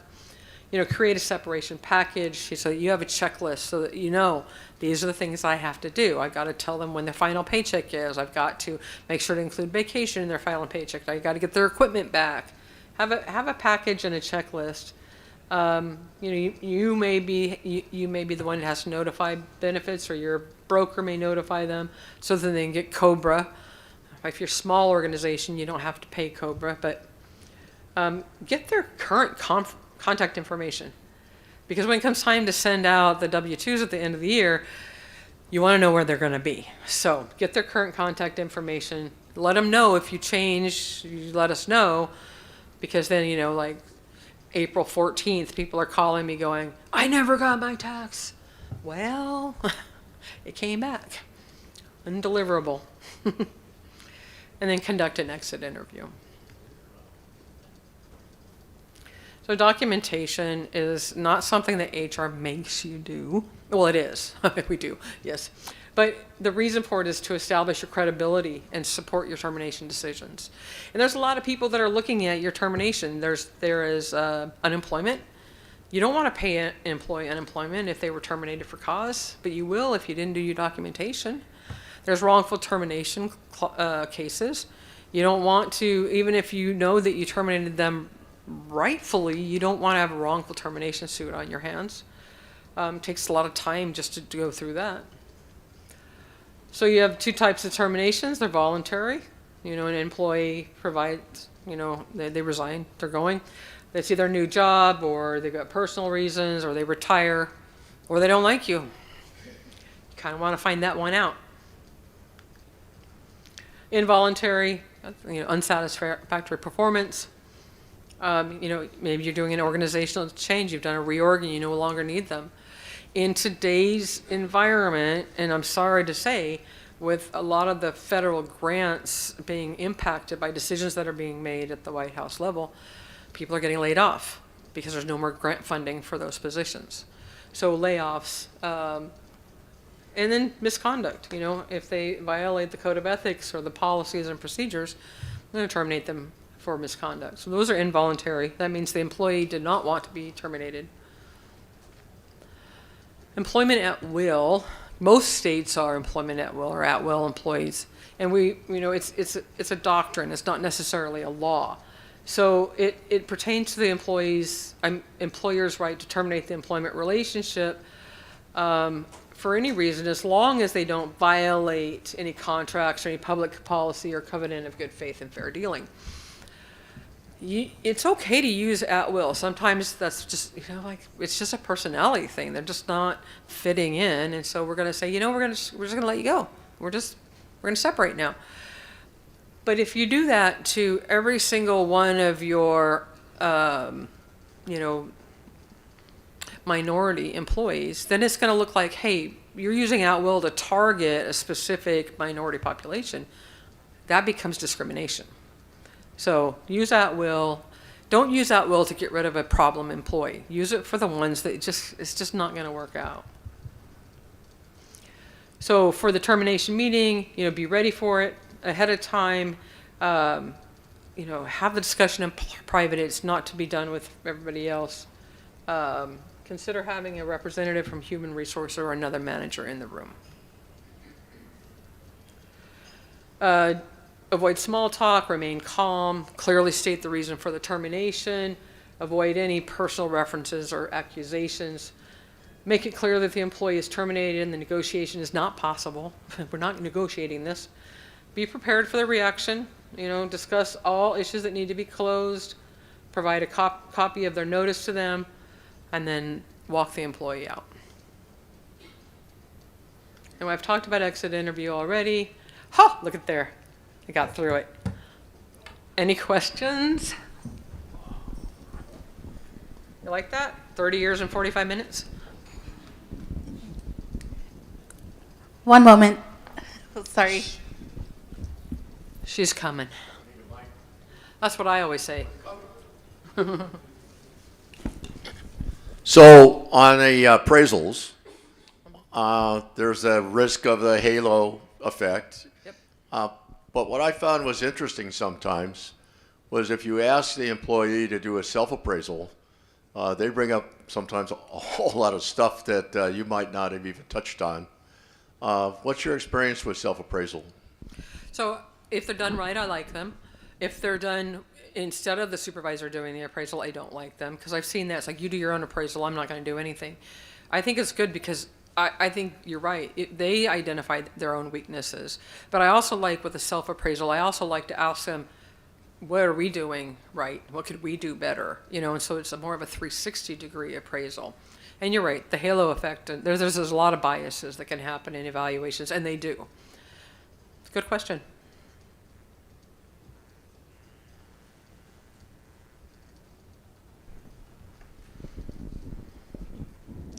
So I have a question regarding, say, a disciplinary action from the employer to the employee. So if the employee doesn't feel it's right, they refuse to sign, that's one. The other would be they sign, but they put in their rebuttal or their comments, which can be very negatively directed towards the employer. Could you cover maybe those two scenarios and what's the advantage or disadvantage to both the employee as well as the employer depending on the actions taken? Yeah, sure. Great question. So when you're asking an employee to sign a corrective action, you're asking them to acknowledge that they received it, not necessarily agree with it. And so I've had employees go, I'm not going to sign that. And so I just do this. I'm going to flip it over and I put, I will not sign. I'm like, can you sign here that you won't sign it? Now I've proven that I've given it to them. So that's one thing that you can tell them, you can write, I don't agree with this. I just need you to acknowledge it. When they write a negative rebuttal, I don't think there's any really big disadvantage to you because they're gonna do that out of anger, and I don't think it's gonna look poorly, even though that document is part of any documentation you might need to prove a decision. You can rebut the rebuttal if you feel like you need to, if you feel like it's really a damaging statement. Usually it's just inflammatory and it's got no basis in reality. So the bottom line is just that you just want to prove that you gave them the document. And you're right, I've seen them like, I refuse to sign that. It's like, all right, well, can you sign the back then that you refuse to sign? And then they do. Great question. I'll also be here during the roundtable if anybody has any specific questions you want to come ask me. We'll do one more. One more.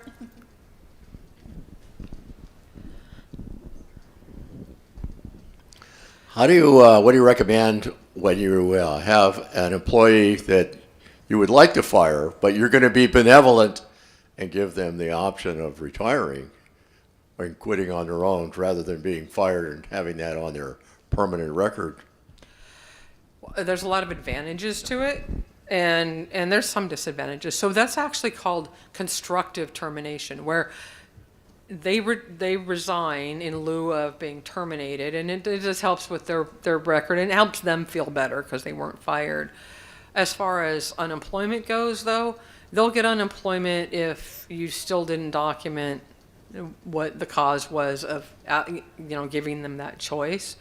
But I think it's very advantageous because usually if somebody resigns in lieu of termination, they're not going to file wrongful termination, they're not going to file for unemployment, and they get to save face. So I don't have any objection to it whatsoever. Okay. Awesome. Thank you, Carla. Thank you.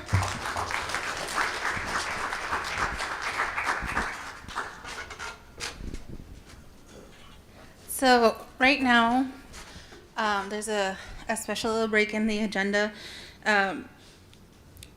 One of our friends who's going to be on the leadership panel, she is doing a powwow this coming weekend, and it's called the Powwow in Paradise, and she's doing a dance performance right now in the Ala Moana Mall. And if that's something that interests you, you guys want to see the promotion, it's going to be out the clear doors, right out the door, and across the bridge into the mall.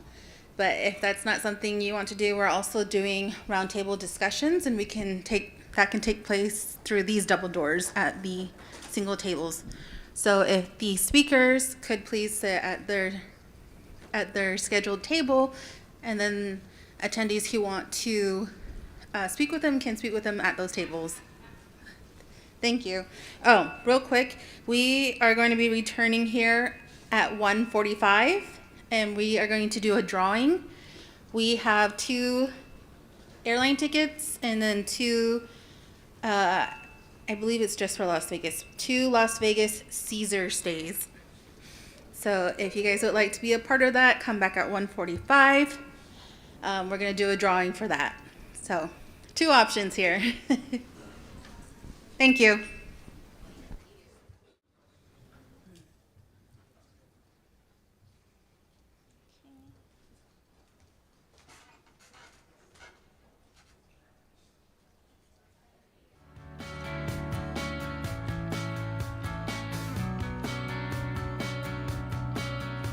So do we have a small clip to run of Lance and Yvette's interview from Ho Chunk? Let's run that clip. We have divisions. Government contracting is probably our biggest division. We have a large real estate development company. We have a local division that includes manufacturing of tobacco products, farming, stores, retail, distribution. We focus our attention on profitable business relationships off reservation, and then we try to take care of our own on the reservation. So that was from your interview with Lance, and it was pretty amazing. Just talk a little bit more. I know he had mentioned a few things about the work they do, but he directly associated some of the work they did with the National Center. Yeah, he's been around a long time, of course, and I think started out, as he said, Ho Chunk Inc. in his apartment. Yeah. Kind of like Mel McGee. Yeah. A one-person starting up their tribal enterprise and taking advantage of the 8A program and then building that and then creating another arm and another enterprise and another small business and then taking the tour of their community and what they've done as far as their housing. The elderly housing that we toured was incredible. Their farming operation, we went out there as well. And then in town, they have a building in town with their name on top, at the very top. Toured their marketing facility there, and they have a really nice setup, not as humble as ours here at the Native Edge. Our setup is awesome. Setup? Though. It's so awesome. We don't have our name on the building. 8-10-story building. Well, we have all those stickers. We have a lot of stickers. We do have a lot, and our logo is very cool. Yeah.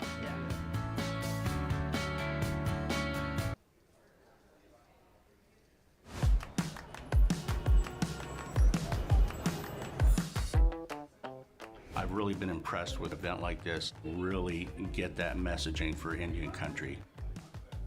As an organization to come together, to have an uplifting, motivational group of people, that style of topics behind it, it's incredible. It's been really great to be here at the Native Edge Institute. It's a really great networking opportunity in Indian country, especially for businesses. I want to bring that creativity. I just don't know where to start, and that's why I'm here today, to kind of learn a little bit more about business. We're here today in the Duwamish Longhouse. It is in the last village site of Seattle. When people come to Seattle and they're wondering who the first people of Seattle are, we are those people. This is Seattle, and this is our home. I became this Chief Executive Officer of 8th Generation about 2 years ago now. We're putting out anywhere from 40 to 100 new products a year, and we are the only company that we know of in Seattle that manufactures blankets. If you want a real Seattle gift, this is the place. A lot of places you go, it's like kind of stuffy, kind of feel out of place, but nobody at any of these events has ever made me feel like that. Everybody's very, very accepting and welcoming. Networking, sharing information, the event is the cornerstone of small businesses. Having these types of opportunities are very important to you as a small business. I'm fairly certain that I can grow that foundation to move up and be where you want to be from here.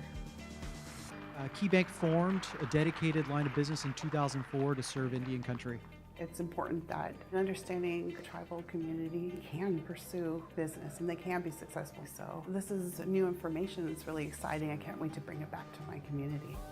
Business to me is absolutely critical. We employ our people, we better society. I am a proud Indian, proud of the Duwamish, and proud to be an American here in Seattle, carrying on the legacy of our Native people. If you are an entrepreneur, if you're a small business owner or a business who wants to work with tribal nations, this is a place to do that. The National Center has done a great job of adapting to the business environment and growing their offerings. The idea of promoting Native American small business and helping them understand what companies are looking for is a really great job. So thank you, Indian Country, for 55 years with the National Center.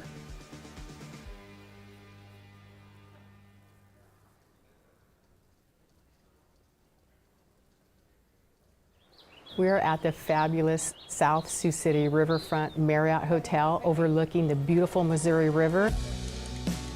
Working on business development, access to capital, government contracting.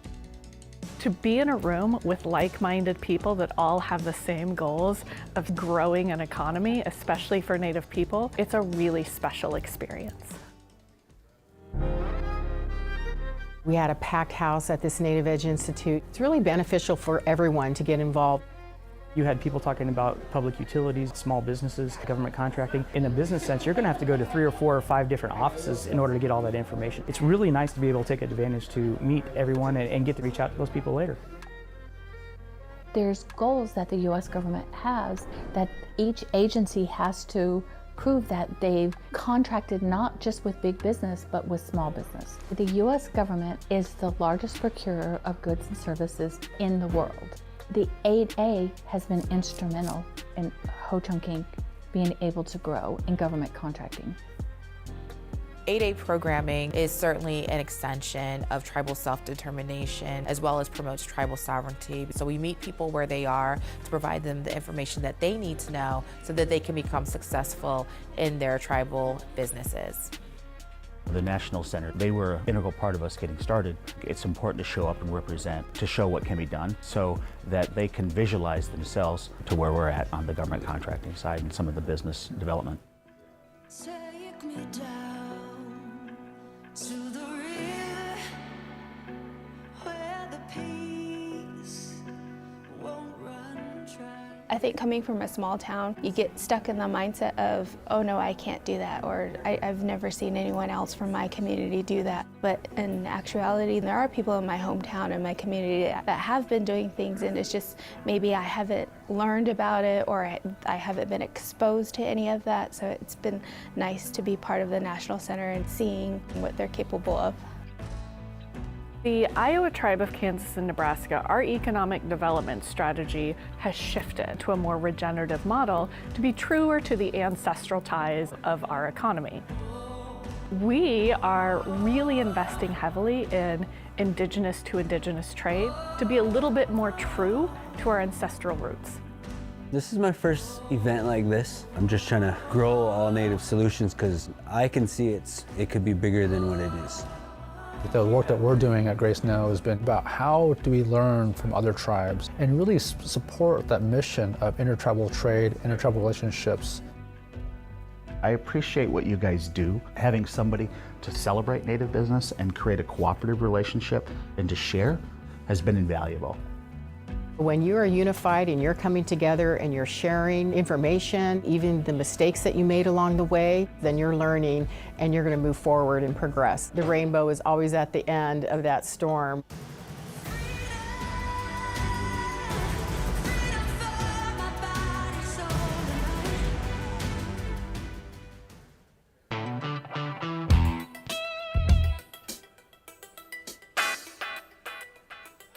we mean business. We want to get out there and work with the small business owners and tribal enterprises and other minorities. We've been doing business since time immemorial. Many of the highways people travel on every day are original trade routes of our people. We have to continue to fight for those things that we were given in regards to being indigenous people of this continent, to be able to maintain and grow in business. Sovereignty is something that's always been with the Native people. They've been defending it from the beginning. Doing business with the U.S. government shouldn't impinge on that sovereignty. It's just a market. What we try to do is inform and educate about the opportunities within government contracting and how to take advantage of those opportunities, how to pursue that customer. Once they realize that we're here to help them, that I think is the big draw for them. That I'm not having to go through this by myself. I have somebody that can help me get there. Sometimes just knowing you're not alone as a small business owner, that is the key. Well, I'm pretty familiar with the National Center. We've been attending the Reservation Economics Summit for the past 4 years. We've been able to network with people and get their stuff and put them in our store. It's cool to be able to have Native brands through a Native store, and I mean, it really doesn't get much better than that. When you have more wealth, then you're able to give back to others. And I think that's something that I've seen with our small businesses. I could see the need of our community. I had a dream and a vision. I wanted to start my own charity foundation. We've been able to accomplish many different things. We've been able to purchase a van that operates every day here within the Seneca Nation to be able to move our members to and from medical appointments that they may have. We've been able to make a difference. We got it was a $160 million municipal bond, and with that money, we built 2 sports complexes, 3 water towers, early childhood learning that our members can have a place to put their kids that are safe and that we have control of. Whatever money is we don't spend, we give it right back to the nation, and the nation will reinvest it in other places. I'm very excited that our youngsters are getting more educated and going to colleges and come back and help out and build this Seneca Nation more. That's how we keep staying diverse and keep moving forward. There's a lot that happens when you have that human-to-human networking experience. It provides an opportunity and stepping stone to learn from one another. Do your research, find us, and use us. My clients can call me anytime and ask me questions about government contracting. And that's what we do. We help you do government contracting, whatever it may be, helping you get registered, helping you find opportunities. We have a really beautiful land and we have really beautiful people, and we want people to know about us. We want people to know that we're here. This is where our people are from. This is our homeland. Our members are seeing their uncles, their fathers, and that are doing this, giving them a little bit of encouragement and confidence that they can do the same also. If you have a concept, if you have an idea, find a way to get started as soon as you can. Find that path and you can make it.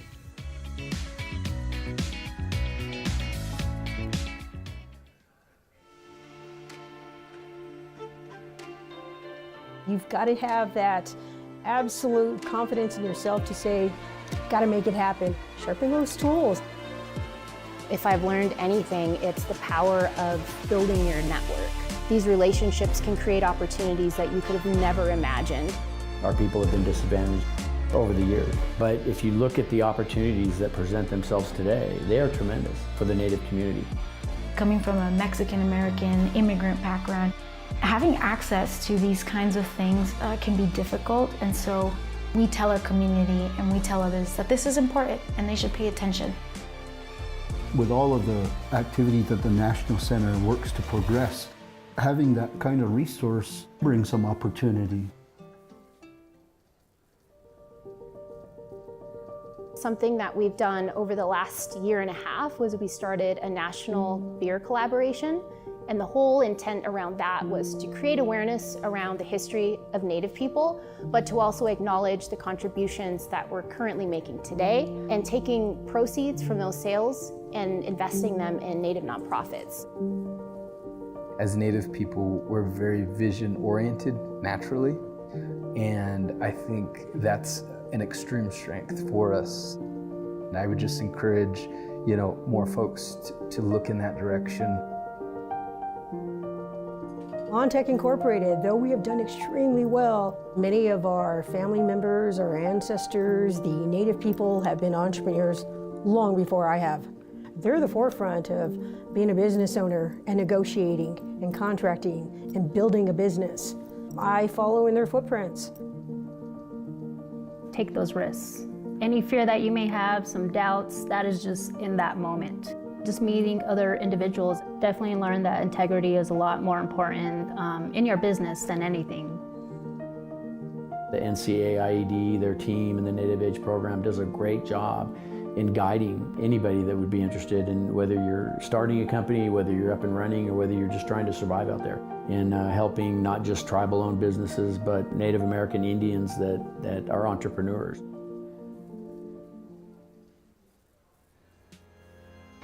If you do what you love, you can't go wrong, because once you start and you're very passionate about what you do, you put a lot of work, a lot of thought into it, then things start falling into place. The ability to utilize your time and take a risk and ask someone. And I think there's really a great opportunity for us Native people to pioneer and go into new spaces. There's always important ways of learning things better and learning. I didn't walk in knowing federal government contracting. You've mastered something, and if you haven't quite mastered it yet, then go off and learn it well from someone who has mastered it. That's what develops leadership. That's what develops character. I think it's extremely important if you have a small business to pursue those opportunities. Take advantage of those advantages.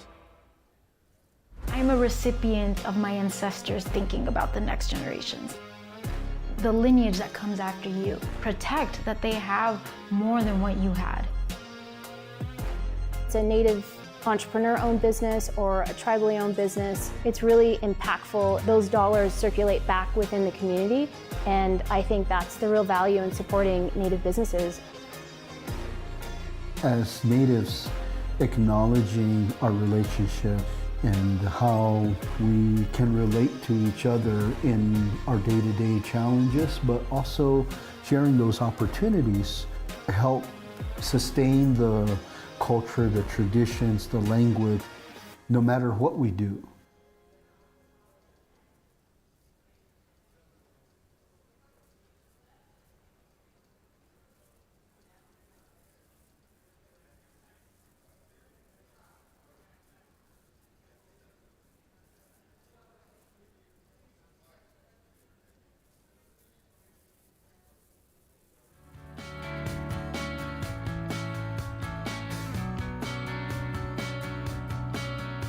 Hey everybody, welcome to the Native Edge podcast. I'm Chris James. I'm here with my coworker and talented coworker, I should say, Yvette Fielder. Yvette Fielder. Hi everybody. So welcome to the Native Edge podcast. Native Edge podcast. Series number 1.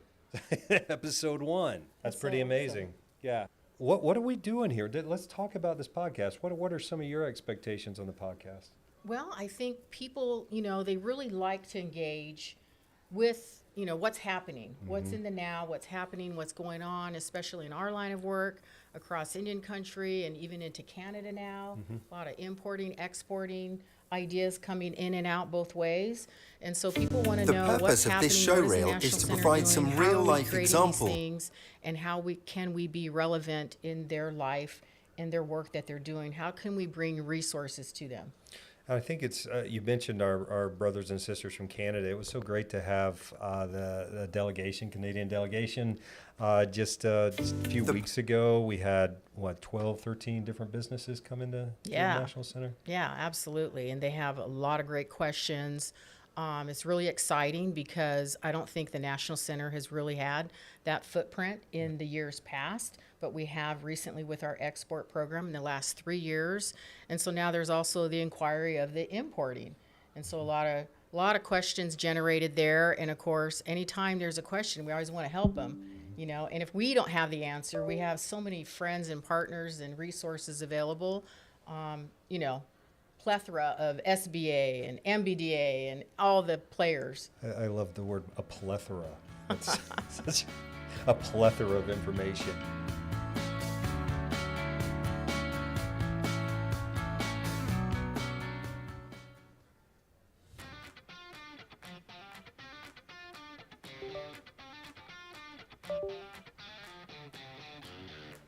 Our mission is to serve the people by honoring Native cultures. It was awesome. It's a great networking place to find contracts and work if that's what you're looking for and to offer services. I'm happy to be part of this today and learn from everybody that's speaking. I honestly believe networking is such a key part of succeeding in government contracting, working with people, getting your name out there. Sometimes the information on a government website, it's complicated. It shouldn't be complicated. You should be like click, click, click, click, click, or like you find the right person. So to know that we have resources to help us with that, that's huge for us.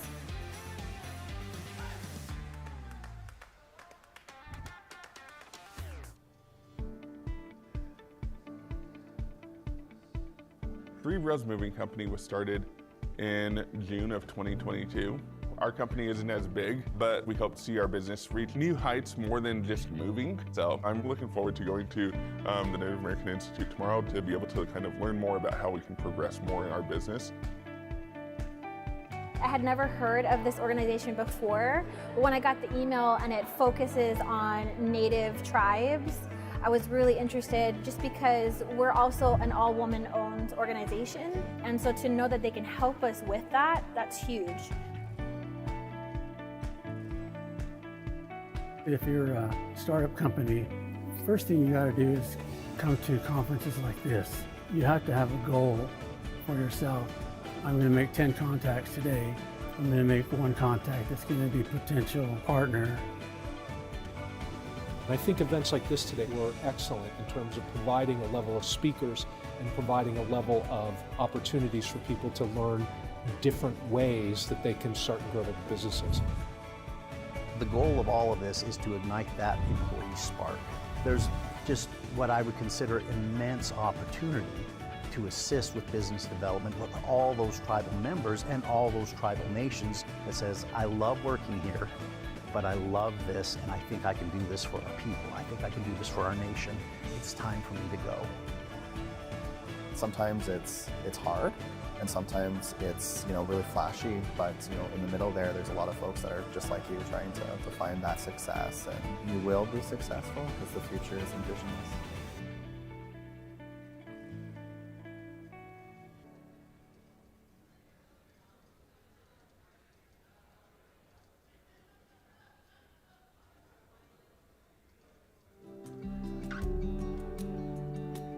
All these leaders have different experiences, but they all share the same values. When it comes to community, I'm here today to learn about the different industries that made successful at it. I came today to the National Center's seminar here in San Diego because I saw some of the speakers and I was interested in what they had to offer. It's been very informative as I continue, the creation of my brand. Organizations like this is specified for tribal citizens or people of color, and because of that, you can really get to know the leadership, you can get to know other people really well, and they have that time for you. This being a forum to converse with individuals that are decision makers or connected to decision makers in Indian country. What have you got to lose? All you have is knowledge to gain. I think if you just participate in conversations, shake hands, learn other people's journey, the next day you would have only gained something. I'm the president of Sovereign AI, the Native woman-owned mother-daughter business, a tool that we're developing for tribal nations and tribal organizations to better understand resources such as ChatGPT to more efficiently put out briefs, memos. Founder and CEO rhymes with reason. It's a gamified platform ultimately meant to make learning engaging and make literacy and test preparation, skill building accessible for this generation of kids. I own Red Leaf America, a personal care brand. I want to create a conditioner that I can put in my hair, put on my body, I can shave with it, rinse off, and I'm conditioned from head to toe. My clan is the Water Buster clan. We have to protect water. My brand will make you get in and out of the shower faster, conserving water, and water is life.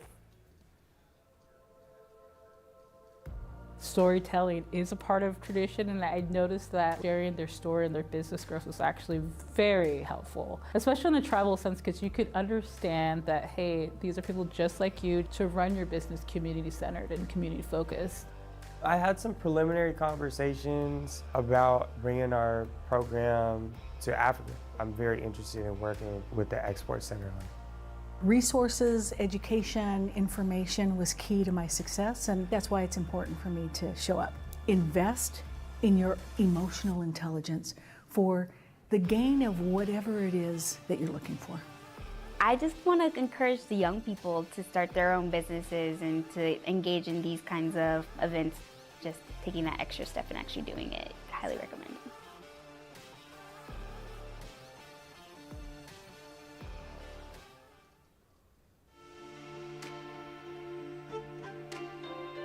You've got to have that absolute confidence in yourself to say, got to make it happen. Sharpen those tools. If I've learned anything, it's the power of building your network. These relationships can create opportunities that you could have never imagined. Our people have been disadvantaged over the years, but if you look at the opportunities that present themselves today, they are tremendous for the Native community. Coming from a Mexican-American immigrant background, having access to these kinds of things can be difficult, and so we tell our community and we tell others that this is important and they should pay attention. With all of the activity that the National Center works to progress, having that kind of resource brings some opportunity. Something that we've done over the last year and a half was we started a national beer collaboration. And the whole intent around that was to create awareness around the history of Native people, but to also acknowledge the contributions that we're currently making today and taking proceeds from those sales and investing them in Native nonprofits. As Native people, we're very vision-oriented naturally, and I think that's an extreme strength for us. And I would just encourage, more folks to look in that direction. OnTech Incorporated, though we have done extremely well, many of our family members, our ancestors, the Native people have been entrepreneurs long before I have. They're the forefront of being a business owner and negotiating and contracting and building a business. I follow in their footprints. Take those risks. Any fear that you may have, some doubts, that is just in that moment. Just meeting other individuals, definitely learn that integrity is a lot more important in your business than anything. The NCAIED, their team, and the Native Age program does a great job in guiding anybody that would be interested in whether you're starting a company, whether you're up and running, or whether you're just trying to survive out there, in helping not just tribal-owned businesses, but Native American Indians that are entrepreneurs.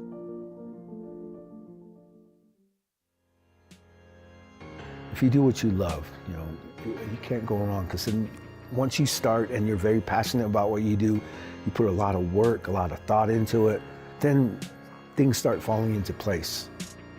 The ability to utilize your time and take a risk and ask someone. And I think there's really a great opportunity for us Native people to pioneer and go into new spaces.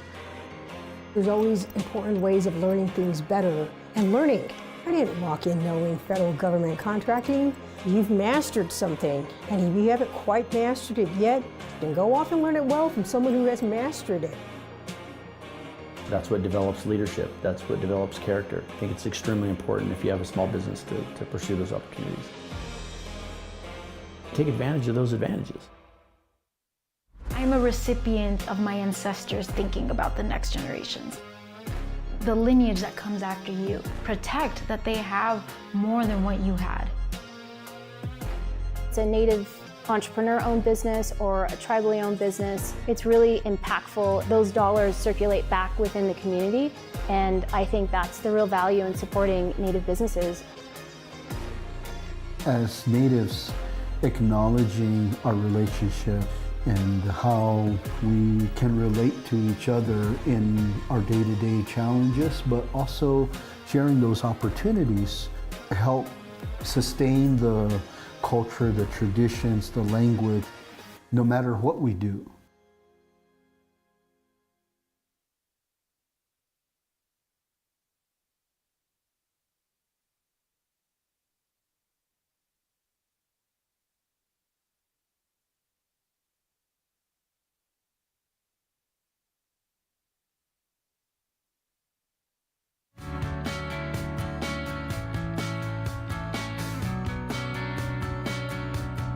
I love the word knowledge share because it's not always just sitting in a room, you know, receiving the knowledge. It's like you're also part of the conversation and sharing the knowledge as well.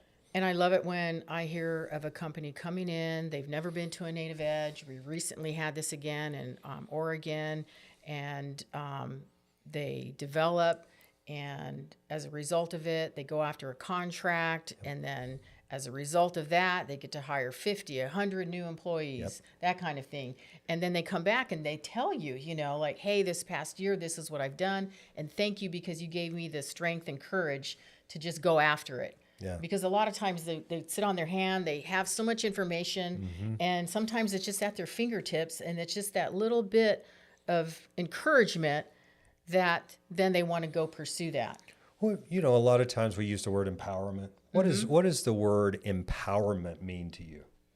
Empowerment to me, I think it's part of that, you know, just the encouragement that you can receive from someone that sees that in you, and it just may be one or two words or a short conversation, and it has empowered you to take the next step, to not be afraid. Because really it's our own fear that kind of prevents us sometimes, right? Well, I think it's fear that you can't get to your next level because you hold yourself back. A lot of times, like, you know, your worst enemy is looking back at you in the mirror. And I think empowerment can come from others, but sometimes you just can empower yourself, you know, light a fire for whatever reason. So I think these trainings and the work that we do at the National Center, it's all around empowerment and making sure that our businesses have a voice and that our clients that we work with, we're there to support them in their needs. Absolutely.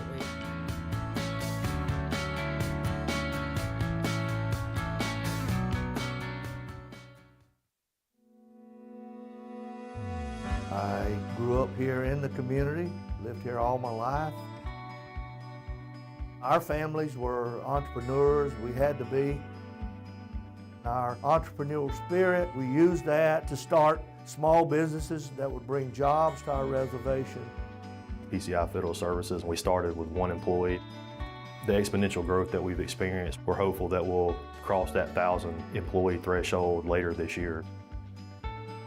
We continue to look for partners, and we continue to look for organic growth. Native Edge is a great way to do it. The Native Edge Institute, this is our second time here in Alabama. Business is complex. You're not alone. There's programs out there funded with our tax dollars. There's state programs, there's local programs, there's national programs like our Arizona MBDA Export Center, and our services are for all minorities. I put a panel together of myself and Brian Davis, Alabama ITA, working with him to see what our clientele needs are and what he can offer. Using SBA's programs, Hub Zone, Apex Centers, Minority Business Development Centers. These programs alone help me leverage into working with prime contractors and being prime to the government. Opportunities like this, getting to interact with a lot of business owners. Just provides so many different networking opportunities that can really help a business exponentially.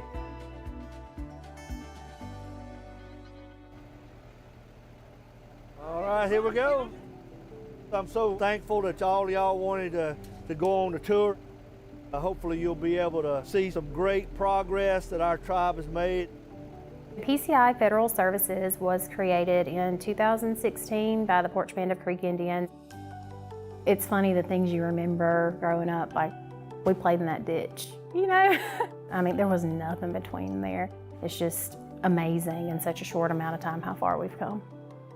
In 1988, we started to provide products and services to our federal government.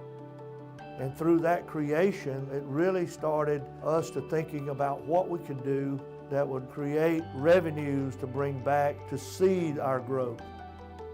PCI Federal Services, they've had this vision for this economic diversification. We have hotels all across the Southeast. We have 3 at Disney, 2 in Huntsville, Pennsylvania, Miami, Chicago, Aruba, Curacao, all across the United States. These are owned by individual tribal people. Each tribal member got to choose what plan they wanted. We built the house interest-free. Now there's housing and the new fire station and everything there. We have a state-of-the-art health facility, our recreational department, all the amenities that are available to not only tribal members, but to the public around the reservation. We want people to know that we care about our own and we care about the communities that we're in.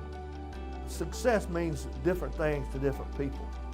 We create jobs that can sustain a family and provide good health care. We want to share our story, share our lessons learned. Native Edge coming to our reservation here allows us to do that, and we appreciate that.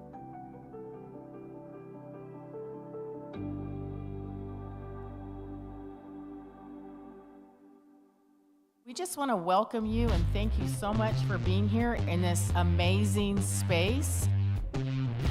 Thank you for joining us. Great information to improve Indian country. Today we're in New York City at the beautiful Hard Rock Hotel owned by the Seminole tribe. There's some lucky attendees that are here today. They're getting the first-hand experience of what a Native Edge Institute is. It's important to attend events like the Native Edge Institutes because of the resources that are here. Networking is always a big part of any event that we do at the National Center. We like to pride ourselves in being the #1 connector in Indian country and for Indian country. So we're able to connect these different tribal nations to each other because we're everywhere in contact with everyone. We see what someone on the West Coast is doing versus someone on the East Coast isn't aware. So person A has something that person B needs, and we're able to connect those people. And our goal is to expand globally. I'd really like to see our tribal enterprises and our Indian-owned businesses selling to the world and doing trade with the world. I've been with the National Center since 1980. We're one of the first Native American government marketing assistance programs to introduce the 8A program to the Native American community. We've pretty much been there since the beginning. And my tribe's super active with the National Center, calling, asking for consultation. They're looking into working with our export team on exporting rice and doing their agriculture. For me, the 39 tribes in Oklahoma, we all have tourism groups. It would even be more beneficial to us if we had a museum, and the National Center, especially with the exports, could definitely get us there. They're going to Africa soon. They're doing great things. We're going to South Africa and we're going to Ghana, and we're going to be meeting with businesses who are looking into importing and exporting. This being the first mission is pretty exciting. We're going to see what opportunities there are, and we can bring them back to our clients. Economic development, we think about it as a circular economy. How can we share more of the resources that we have and expand on that and build it?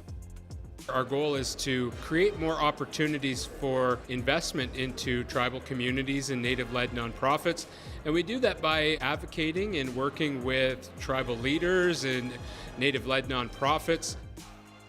Whenever you support a Native business or a tribally owned enterprise, That money doesn't go into the pocket of one person, of like a millionaire or billionaire. It goes into the pockets of the community. These tribes are assisting the local communities, the surrounding towns, the state that they reside in. Even though it's a sovereign nation within the state, they still provide financial assistance to the state by providing those jobs and supporting the local economies. A system that has made tribes dependent. If we're allowed to be creative and to bring into our culture, elevate tribal ecological knowledge, then the outcomes will look quite different. A lot of the communities that I went to when I was younger, you go there now and you see the growth, and that growth comes from the economic development that these tribes have done. Being able to provide resources and be an organization that can help move tribes and the businesses into their next level, that's something that I really enjoy. We have clients that have been clients for years, and they've just pivoted and grown their businesses into other arenas. So I would love to see small business owners just reaching their goals. And if we can be a part of that, sign me up.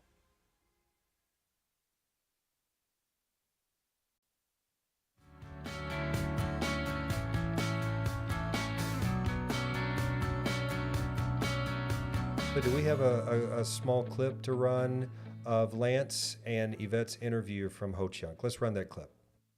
We have divisions. Government contracting is probably our biggest division. We have a large real estate development company. We have a local division that includes manufacturing of tobacco products, farming, stores, retail, distribution. We focus our attention on profitable business relationships off reservation, and then we try to take care of our own on the reservation. So that was from your interview with Lance, and it was pretty amazing. Just talk a little bit more. I know he had mentioned a few things about the work they do, but he directly associated some of the work they did with the National Center. Yeah, he's been around a long time, of course, and I think started out, as he said, Ho-Chunk Inc. in his apartment, kind of like Mel McGee, a one-person starting up their tribal enterprise and taking advantage of the 8A program and then building that and then creating another arm and another enterprise and another small business, and then taking the tour of the community and what they've done as far as their housing. The elderly housing that we toured was incredible. Their farming operation, we went out there as well. And then in town, they have a building in town with their name on top, at the very top. Toured their marketing facility there, and they have a really nice setup, not as humble as ours here at the Native Edge. Our setup is awesome. Though. It's so awesome. We don't have our name on the building. 8-10 story building. Well, we have all those stickers. We have a lot of stickers. We do have a lot, and our logo is very cool. Yeah.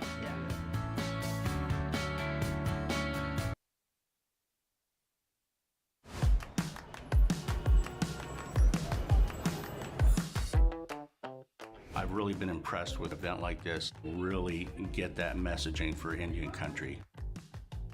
As an organization to come together, to have an uplifting, motivational group of people, that style of topics behind it, it's incredible. It's been really great to be here at the Native Edge Institute. It's a really great networking opportunity in Indian country, especially for businesses. I want to bring that creativity. I just don't know where to start, and that's why I'm here today, to kind of learn a little bit more about business. We're here today in the Duwamish Longhouse. It is in the last village site of Seattle. When people come to Seattle and they're wondering who the first people of Seattle are, we are those people. This is Seattle, and this is our home. I became the Chief Executive Officer of 8th Generation about 2 years ago now. We're putting out anywhere from 40 to 100 new products a year, and we are the only company that we know of in Seattle that manufactures blankets. If you want a real Seattle gift, this is a place. A lot of places you go, it's like kind of stuffy, kind of feel out of place, but nobody at any of these events has ever made me feel like that. Everybody's very, very accepting and welcoming. Networking, sharing information, the event is the cornerstone of small businesses. Having these types of opportunities are very important to you as a small business. I'm fairly certain that I can grow that foundation to move up and be where you want to be from here. KeyBank formed a dedicated line of business in 2004 to serve Indian country. It's important that understanding the tribal community can pursue business and they can be successful. So this is new information that's really exciting. I can't wait to bring it back to my community.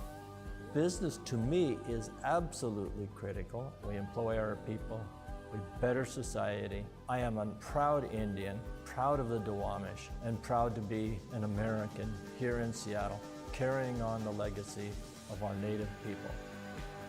If you are an entrepreneur, if you're a small business owner or a business who wants to work with tribal nations, this is a place to do that. The National Center has done a great job of adapting to the business environment and growing their offerings. The idea of promoting Native American small business and helping them understand what company are looking for is a really great job. So thank you, Indian Country, for 55 years with the National Center.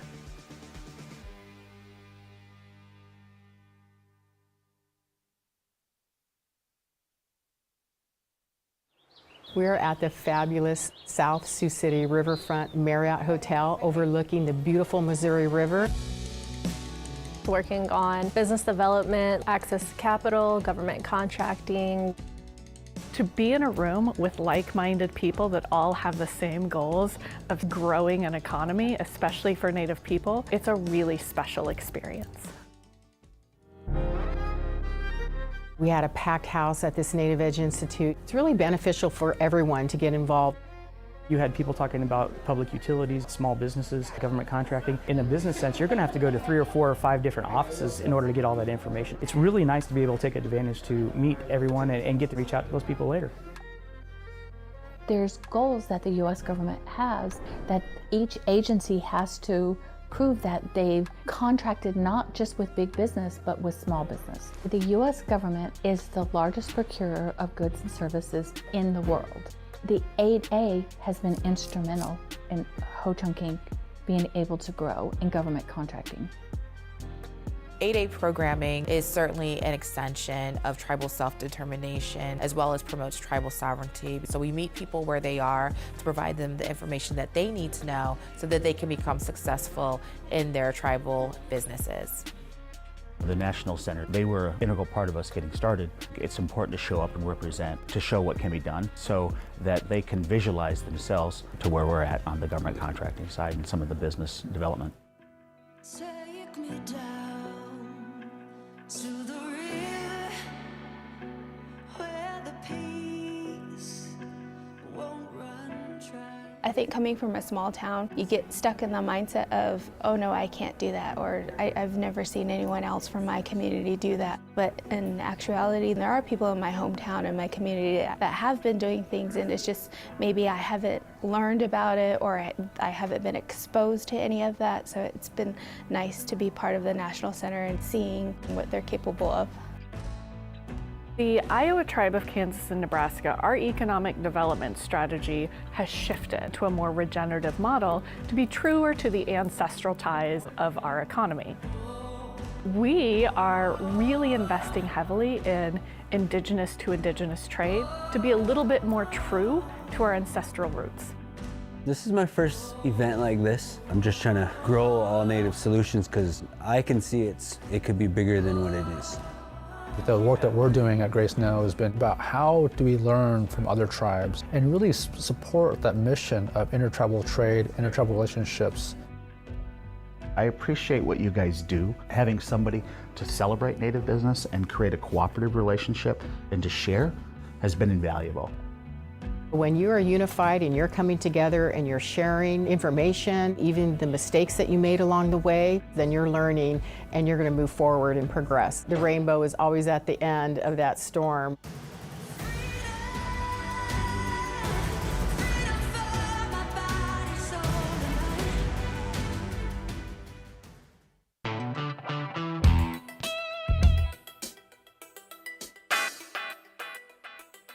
We mean business. We want to get out there and work with the small business owners and tribal enterprises and other minorities. We've been doing business since time immemorial. Many of the highways people travel on every day are original trade routes of our people. We have to continue to fight for those things that we were given in regards to being indigenous people of this continent, to be able to maintain and grow in business. Sovereignty is something that's always been with the Native people. They've been defending it from the beginning. Doing business with the U.S. government shouldn't impinge on that sovereignty. It's just a market. What we try to do is inform and educate about the opportunities within government contracting and how to take advantage of those opportunities, how to pursue that customer. Once they realize that we're here to help them, that I think is the big draw for them. That I'm not having to go through this by myself. I have somebody that can help me get there. Sometimes just knowing you're not alone as a small business owner, that is the key. Well, I'm pretty familiar with the National Center. We've been attending the Reservation Economics Summit for the past 4 years. We've been able to network with people and get their stuff and put them in our store. It's cool to be able to have Native brands through a Native store, and I mean, it really doesn't get much better than that. When you have more wealth, then you're able to give back to others. And I think that's something that I've seen with our small businesses. I could see the need of our community. I had a dream and a vision. I wanted to start my own charity foundation.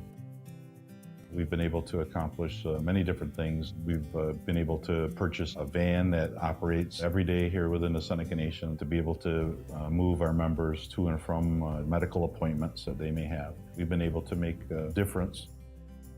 We got it was a $160 million municipal bond, and with that money, we built 2 sports complexes, 3 water towers, early childhood learning that our members can have a place to put their kids that are safe and that we have control of. Whatever money we don't spend, we give it right back to the nation, and the nation will reinvest it in other places.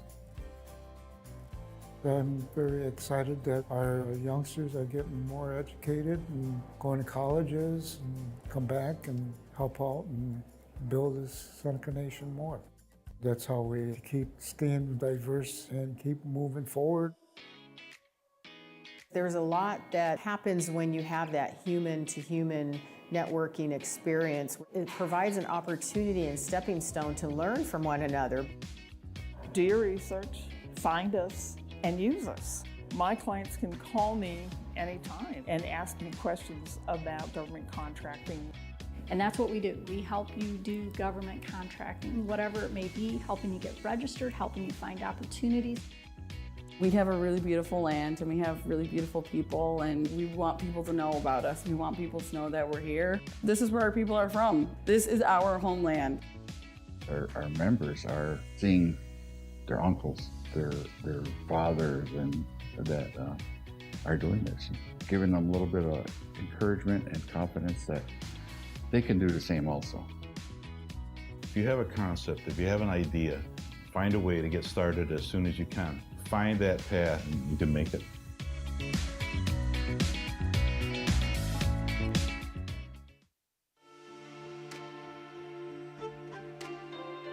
You've got to have that absolute confidence in yourself to say, got to make it happen. Sharpen those tools.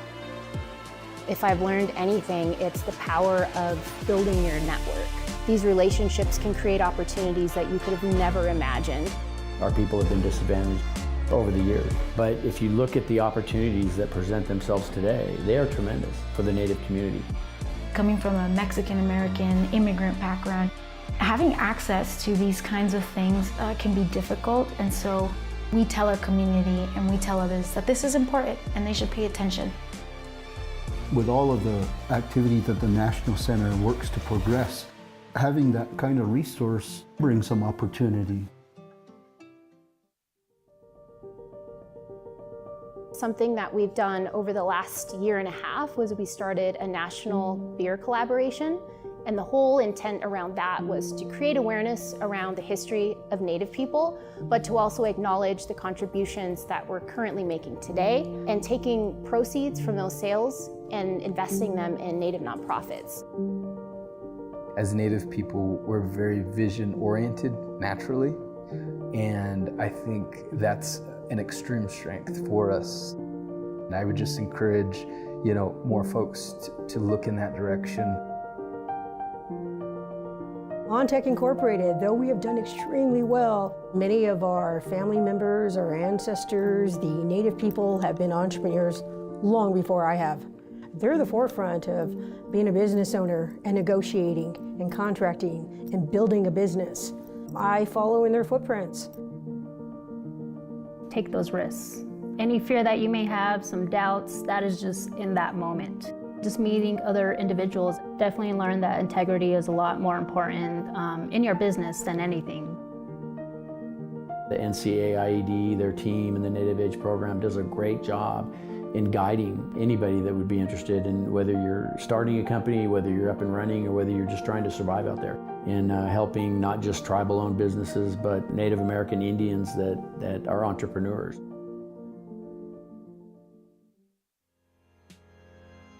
If you do what you love, you can't go wrong, because once you start and you're very passionate about what you do, you put a lot of work, a lot of thought into it, then things start falling into place.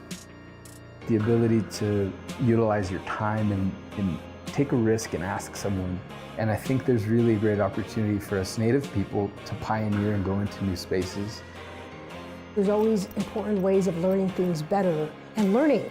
I didn't walk in knowing federal government contracting. You've mastered something, and if you haven't quite mastered it yet, then go off and learn it well from someone who has mastered it. That's what develops leadership. That's what develops character. I think it's extremely important if you have a small business to pursue those opportunities. Take advantage of those advantages. I'm a recipient of my ancestors thinking about the next generations. The lineage that comes after you. Protect that they have more than what you had. It's a Native entrepreneur-owned business or a tribally owned business. It's really impactful. Those dollars circulate back within the community, and I think that's the real value in supporting Native businesses. As Natives, acknowledging our relationship and how we can relate to each other in our day-to-day challenges, but also sharing those opportunities help sustain the culture, the traditions, the language, no matter what we do.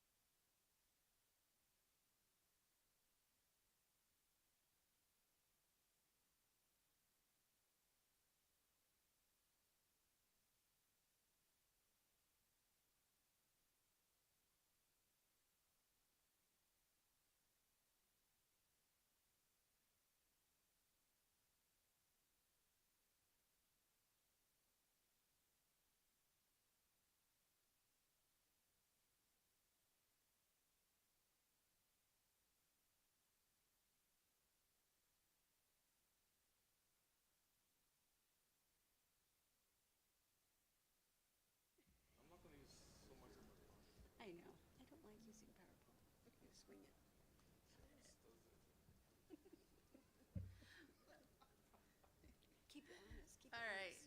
So just to let you know what we're giving away here. Free airline ticket by Alaska Airlines. Thank you, Alaska Airlines. And then a Caesars 2-night stay in Las Vegas at any of the Caesar properties. Thank you, Caesars. So our next one. Oh, I hear her. I hear Linnea coming. All right. Go ahead, Brandy. Go ahead. She picks her name. I will. You better not pick your name. I'm picking up paper. Oh. Oh. Okay. That's cheating. All right. Cody Urasala. Yay! Congratulations, Cody. Winner, winner, chicken dinner. All right. So up here, if you have any questions about it, just no. Okay. Here we have Joanne Bigaynota. She's with our export program, and I'll let her go into a little bit more about herself, and then she's going to introduce our panel of speakers. Thank you, Kaya. Great job today. I think it's a good event and a great turnout. So yate and mahalo. Is it mahalo or aloha? Aloha, yes. My name is Joanne Bigaynota. I'm the project director for the National Center for American Indian Enterprise Development's Arizona Minority Business Development Agency Export Center. So we're located in Mesa, Arizona at the National Center's headquarters office. Our program is a grant-funded program. It's a 5-year program that is funded through the United States Department of Commerce under the Minority Business Development Agency. And so we established our program back at the end of 2021. So we're in year 4 of this 5-year grant. And what our purpose is to provide technical assistance to Native American and minority-owned businesses and tribal enterprises, Native Hawaiian organizations, Alaska Native corporations, with providing information on exporting and international trade. So we provide these services in a variety of ways. We provide business matchmaking assistance by hosting a number of these training events. Like for our Reservation Economic Summit, we just hosted a business matchmaking event at our Las Vegas event. We had a really great turnout with 68 buyers and over 290 sellers that participated in one-on-one meetings for that event. So it's also a great opportunity to showcase our international trade sessions. So we have a number of experts come and share information about international trade and some of the real-world experiences and challenges that they have experienced. That's exactly what our panel here today is here for, to share information about their leadership and innovation in terms of international trade, and also share with us some of the experiences that they have had challenges with and some of the wins that they've had. So in Navajo, my name is Joanne Bigaynota Ashihi Nishle. I'm a Salt Clan, born for the Maidishgizhni, born for the Coyote Pass people. My grandfather's clan is Tobahi, it's Water Edge people. And my paternal grandfather's clan is Tachini, was the Red Streak people. So that's how we introduce ourselves in the Navajo way. I'm a Navajo tribal member from northern Arizona, from a little community called Kindalachi. I mean, just a red rooftop building. So, but my mom still lives there, and I was born and raised on the reservation. And I moved down to the city, to Phoenix, to attend Arizona State University, where I earned my bachelor's degree and continued on to Grand Canyon University to earn my master's of business administration. I've been with the National Center for about 26 years, managing different grant programs. We started out with the Native American Business Enterprise Center that was also funded by MBDA. And I also worked with our Procurement Technical Assistance Center, which is now called the Apex Accelerator. I worked with the PTAC for many years, and when I was tapped by our president and CEO Chris James to manage the export program. I'm like, yeah, I'm willing to take on new challenges, and that's why I'm here. And we've been very successful in providing assistance to over 295 clients, client base that we've built over the last 3 years. And so there's lots of opportunity in trade. And so, with the last administration that we had, they were very supportive of international trade and actually fostering, the development in that area. But recently, you may have heard the executive order that was issued on March 14th, calling for the termination of our agency, the Minority Business Development Agency.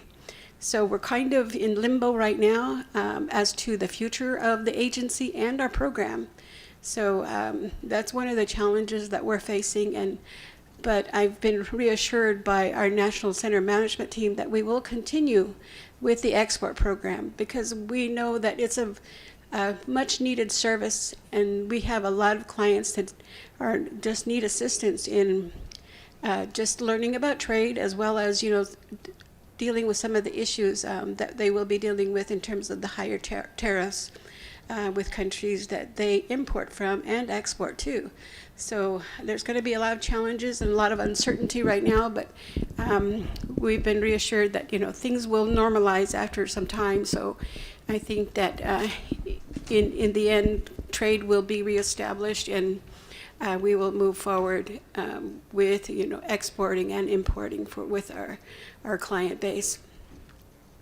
But today, our session is focused on leadership and innovation. And if you look at the agenda, we have the session description. I think it's a great description, just exactly about what we're trying to share today.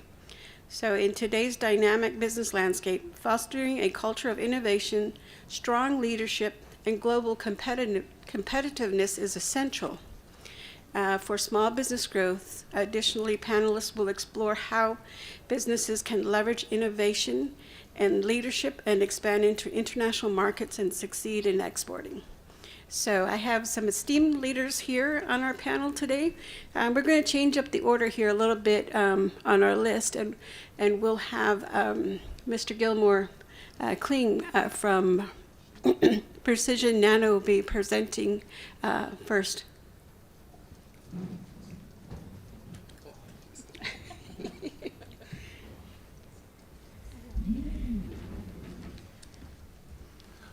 Good afternoon. Anyway, I'd like to thank the National Center for sponsoring this event. With this really fantastic panel that we have, and at the same time, also all of you folks who've taken the time out of your busy schedule to come and network, and I really want to thank. I'm from the Ching clan, by the way. We call it pakes over here in Hawaii. And I know you guys all had lunch already, and I don't know what the Indians call kanak attack, but we get the kanak attack over here in Hawaii, where if you're gonna fall asleep, don't worry. Anyway, I've been involved in the material sciences world for pretty much the last 15 to 18 years. And when you're talking about materials, we're talking everything that you see that's a product is made out of some kind of material, right? Whether it be metals or plastics or paper. And, we specialize in nanomaterials, which is a very, very small particle. And it's broken down usually, from metals. There's basically 94 elemental metals on a periodic chart. If you go to chemistry, you see, a lot of you Wahinis out there, you're wearing gold or silver, copper. There's a lot of types of metals, and there's also rare earth materials, which we hear of a lot, like lithium or graphene and things like that. So what we've been able to do was convert or produce these these elements into a very small form called nanoscale, which is 1/1000th of a meter. So a nanometer is 1/1000th of a meter. And we make products out of these materials. and they're called AM products, or additive manufacturing products. So speaking with my attorney, who used to belong to the U.S. Patent and Trademark Office, he's one of the administrators there, formed his own law firm.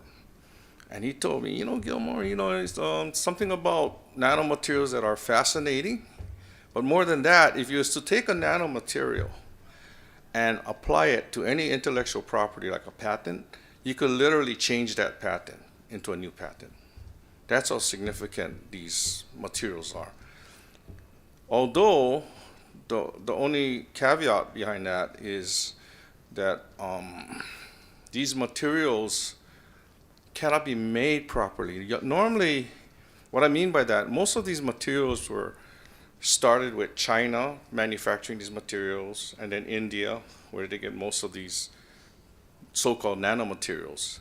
But their production process is what they call adulterated.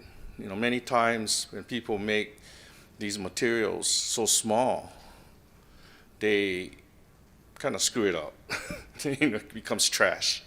And what I mean by that is the size, the shape, the consistency, and the makeup or integrity of that material is everything in view of the final performance of a product.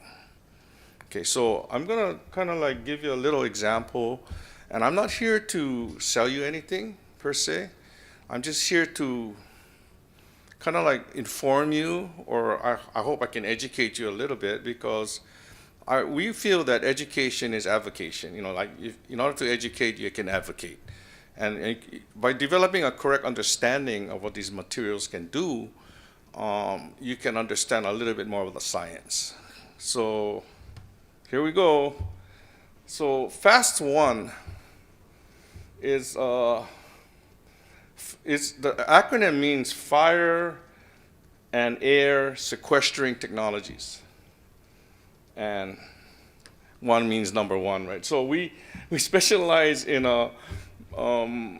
this product that we can literally put out any class of fire almost instantly.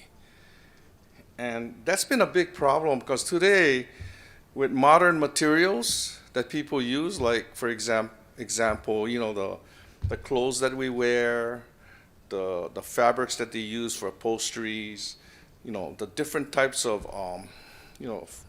plastics, they all contain fuel for fires. And these fuels become very volatile, very quick burning, let's put it that way.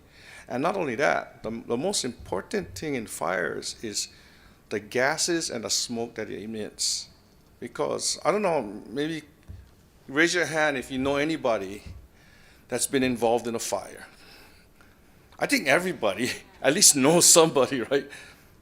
And fires, in general, fire events have 6 major classifications. And they classified by letters, A, B, C, D, K. And now, I think there's like a hybrid category where they classify lithium-ion batteries as a cross between, they're calling it a class B, but I call it a hybrid between a class B, D, and even something further than that, meaning a gas fire. Literally not like a gasoline or a liquid type of propane type of fire, but it's like a dangerous gas that creates a combination of fuels. So this is very advanced. What they said, universal, meaning we take care of all the different types of fires. And that plane that you see there, it was in Korea, and that started with a cell phone in a passenger compartment, literally. And luckily the plane was on the ground. Because if it can imagine if that plane was 35,000 feet in the air in the middle of the Pacific, would have a very big mid-air disaster. So that's what I'm talking about in view of this. I hope I can. So we're here to make you understand that the formula and the challenges behind fires, the number one priority we had while discovering or creating these formulas was to take away or neutralize the gas or the smoke. And I don't think we have the video on this, but if you go to our website, and there's some materials outside there if I don't cover it enough over here, you can go to our website and you can take a closer look. So as you can see, this is a breakthrough in innovation for fire protection. We combat all types of fires. The last thing you want to do in a fire event is to start thinking, what should I use to put out this type of fire? And there's 6 different types of fires. So in an emergency situation, you don't want any kind of guesswork. You just want to use one formula, right? The challenge is the lithium-ion batteries are created through a cocktail of gases, primarily hydrogen. So it feeds itself on hydrogen. So if you use water or if you use powders or foams, the fire won't go out. It will keep reigniting. And that's why in January of this year, around January 20th to be exact, there's a fire out at Monterey, California. I don't know if you guys heard of this. It was at Moss Landing. It was the largest lithium-ion battery storage plant fire in the country. And it was there, they call it the Moss Landing fire. And firefighters got there on the scene and they couldn't put it out, so their answer was, let it burn.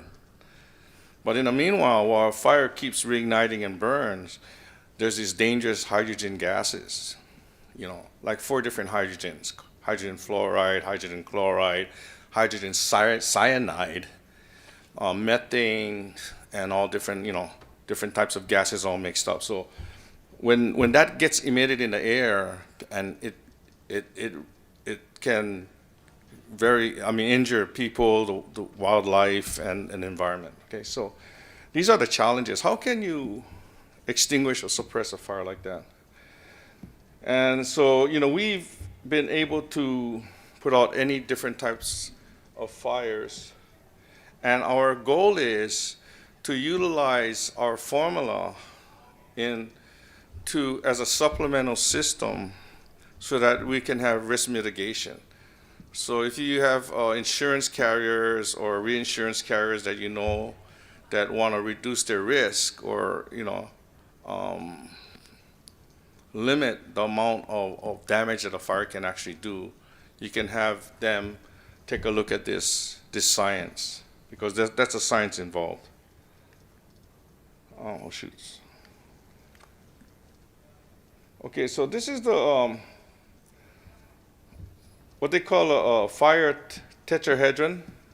It used to be like a triangle where a fire needs to burn because of oxygen, fuel, and heat. And then they added free radical chemicals to it. But as you can see, with modern fires, it's all different. Yeah. So what kind of suppression or formula are you going to use in your system to actually extinguish and keep that fire extinguished and not keep burning or reigniting? At the same time, how can you eliminate the toxic fumes? Yeah. Okay. So these are examples of different lithium-ion fires that happen that just burn out of control. And it's waiting for a major catastrophe to happen. I don't know if I don't know if this cannot do this video. You don't know.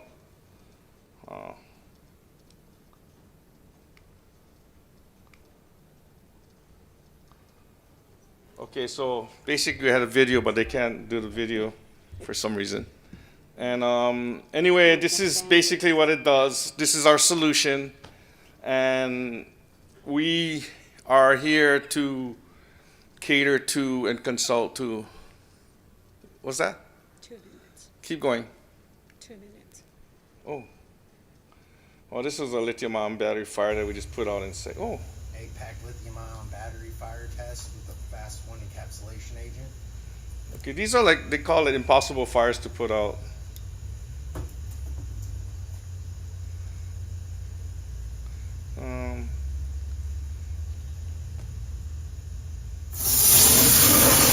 That's thermal runaway. And we got to put out the flame on the propane tank too at the same time. So as you can see, that's kind of like this white steam and vapor that continues on in there. Well, this is one that I don't know. We got time. There you go. Oh, you got time? We're out of time. Oh, we're out of time. Okay, I'm sorry. Well, this is a 10-cell Samsung lithium-ion battery, and this is our formula. Thank you, Gilmore. Sorry, we've got a couple more speakers, and I just want to allow them some time to be able to do their presentation. Next up, we have Ms. Brandy Ross, who is actually one of our 40 under 40 awardees. So every year, the National Center recognizes 40 new leaders, emerging leaders under the age of 40. And so Brandy's been recognized for her leadership and innovation, and she's going to share a bit more about her story and experience in terms of exporting. And she's also an emerging leader in running for her tribal council, so she'll tell us more about that as well. Brandy? Thank you so much, Joanne. It's an honor to be here. I will just say this is such a full circle moment for me, being awarded 40 under 40 in 2022 to now. I live in Hawaii and I'm able to participate in this amazing event that you all are attending. So from the bottom of my heart, Wado, thank you, in Cherokee. I'll start off by just saying I threw this together rather quick. So let's see if I can remember all of my notes. First, I need to just say again, thank you, welcome, giving my heritage. I'll speak Cherokee and saying, Osio Nagad, Ji Jalagi, Ani Doado, Donada Gaha'i Wado. So, in the similar way that Joanne introduced herself and gave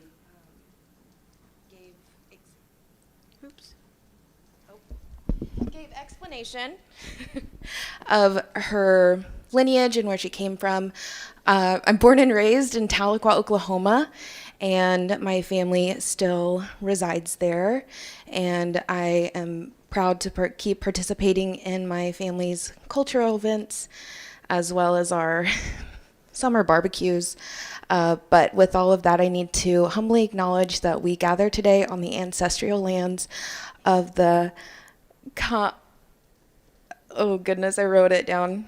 Kanaka Maoli. Okay, I'm new here, so please bear with me.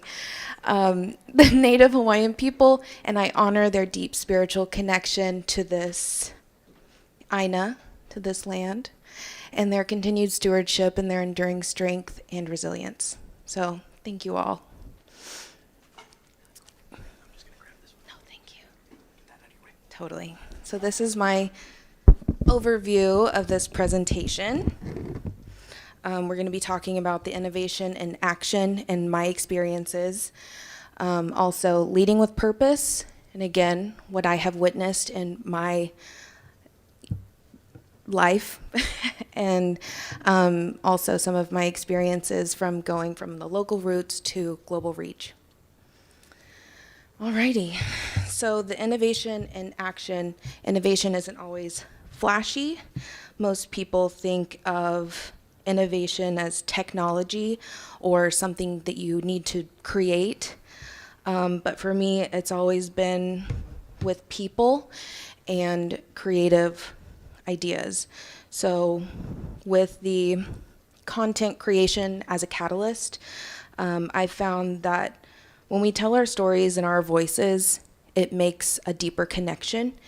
And whether I'm managing a social media for a brand or crafting a campaign for a small business, it's about creating something authentic. With leading into that, blending tradition with modernity. Sorry. With that, it's the second piece is having is honoring. Goodness, y'all, I am so sorry. It's honoring where we came from, and I've always tried to create and blend the cultural elements to that design work that I mentioned within the social media space, keeping in tradition to my basket weaving or beadwork into a digital design. It's a modern way of being authentic and still keeping up with the times. And then finally, innovation also means creating space for others to grow. I've had mentors, and I'm honored to have passed that forward with myself being mentors, being a mentor for mentees. And whether it's me just sharing my path and my lived experiences, if one person can take what I've learned and use it to build something better, that is the ultimate success in my eyes. So next is leading with purpose. Purpose-driven leadership is about showing up with intention, values, and commitment to serving others. And these three principles are how I lead and collaborate in all the spaces that I enter. So authenticity has been my compass. And in so many professional settings, I've been asked to either directly or indirectly tone it down or not ask so many questions. Or one of my favorites is I need to smile more. And with that, I've been able to lean into who I am. A forever curious Cherokee woman, a creative, and someone who believes in real leadership starts with realness. Let's see. The next one is centering community over ego. And this one hits rather hard, being in my background of international trade and supply chain. I have been in prominently male-dominated spaces, starting in the trucking industry, moving into oil and gas manufacturing, and then most recently being in compliance and international imports and exports. It's been rather difficult because in my culture, the Cherokees are a matriarch society where women are the end-all, say-all when it comes to executive decision-making. And it's been interesting, to say the least, to be working with some male egos. But with that, I just want to say that it's been nice to also see the flip side of it, where women empowerment and centering around community has also been the focus instead of just the ego. And then lastly, with this slide, is staying rooted in values. Growing up in the heart of the Cherokee Nation, I'm grateful to have been surrounded by government leadership within our tribe. Wilma Mainkiller has been an amazing role model for me. I'm so fortunate to have grown up with her in my life, and I try to keep that in the back of my mind, but from her I've learned early that leadership isn't about being the loudest or the most popular. It's about being the most accountable. And so my values come from my heritage, respecting the land, honoring elders and my ancestors, and understanding that every decision we make affects others. So when we stay rooted in that, even big dreams and bold moves stay grounded. And lastly here, from local roots to global reach, this first picture, I have to do a little humble brag. In the last 3 years, I've been able to travel enough on United Airlines that they now pick me up between my connecting flights, and they will drive me to my next plane so I don't have to go through the airport. It's been an amazing experience, and I'm just so grateful and starstruck every time that happens. But with all my travels, I've had the honor to speak and share stories in Australia, Canada, Japan, South Korea, all across the US, and now Hawaii, so thank you again. Each time I show up, I remind people that Indigenous brilliance is everywhere. Next, for really quickly, government contracting, I want to mention just how amazing the National Center offers their amazing services. I've had the pleasure to partake as one of their customers and clients in a former career, and some more amazing programs are the 8A program, Department of Defense, the Indian Incentive Program, and again, I just have to highlight the incredible work that the National Center offers, helping Native-owned businesses scale responsibly. Let's see. So with the last point here, shared Indigenous values across borders. Wherever I go, I find similarities in our ways. Food being medicine, respecting our ancestors, having sacred symbols and numbers that connect us. These values are what make our businesses unique. And remember that networking is ceremony in a sense. These conversations you have and the stories that you share, that's part of our Indigenous knowledge economy. And when we exchange these teachings and experiences with other Indigenous communities and non-Indigenous peoples across the borders, that's an export. Knowledge can be an export. So tracking those instances in your annual reports, they count as successes and moments that you can find funding or connect with other Indigenous communities and businesses across the borders. So, lastly, conclusion. Rooted and rising. Innovation and leadership aren't just buzzwords, they're a way of life.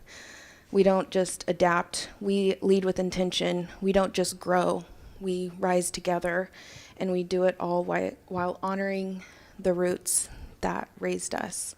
So that is my time, and here are a few ways to reach me. As Joanne mentioned, I am running for the Cherokee Nation at-large tribal council seat. So my website is votebrandyross.com, and you can find all of my social media handles. They're mainly my campaign handles because I keep those separate from my professional. But the QR code is to my LinkedIn. That's my personal LinkedIn code, and I would be happy and honored to connect. Wado, mahalo.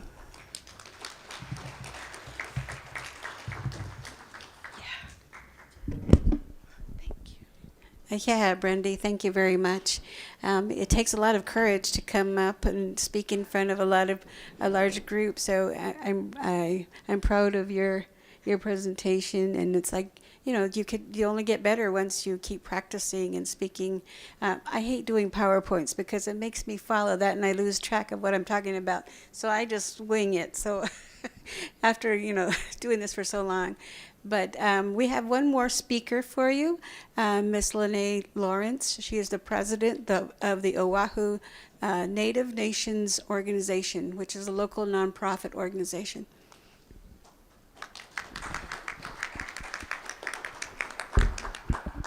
Mahalo. Lolama na nagwang hoya yan hopi matsiwa na dawa wangwa na mun kangak. Ha de guchiabe na makoda. Hejaja wia na makoda. Fort Belknap. Imadaha Ambaweste. I speak to my ancestors as I introduce myself. I know, unless there's some Hopi and Nakota in the audience, our ancestors are always with us. And so we were taught to always address ourselves, introduce ourselves in our languages. And so I introduced myself in my Hopi language first, identifying who I was, my clan, and what village I'm from. Similarly, I next went into my Nakota introduction and introduced myself, where I'm from, and where I come from, our people. And so I say mahalo for inviting me, and I love that you wing it with your no PowerPoint, because guess what? I don't have a PowerPoint. So how many of you were able to make it over to the center stage, a powwow dance promotion? Awesome. Yeah, we're really excited. Jennifer, I'm the president. Jennifer Varenchek, over there is our vice president. And then Brandy is a brand new member. So we're really excited to be represented here and be a part of this event. I'm here to talk about our nonprofit, the Oahu Native Nations Organization.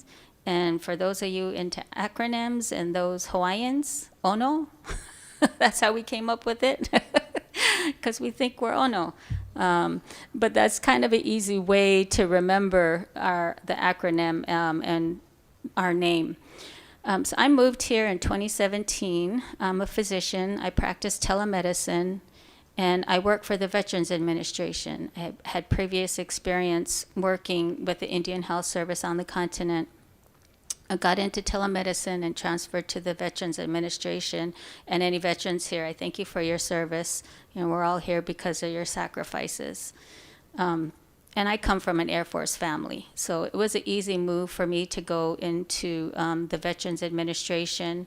And I love doing telemedicine. I had worked with the Alaska Native Healthcare System previously, where telemedicine was born. A lot of people don't appreciate that, but I want to definitely give recognition to that. Any Alaska Natives, their corporations, they came up with the whole telemedicine format because, if you think of Alaska, they're so spread out.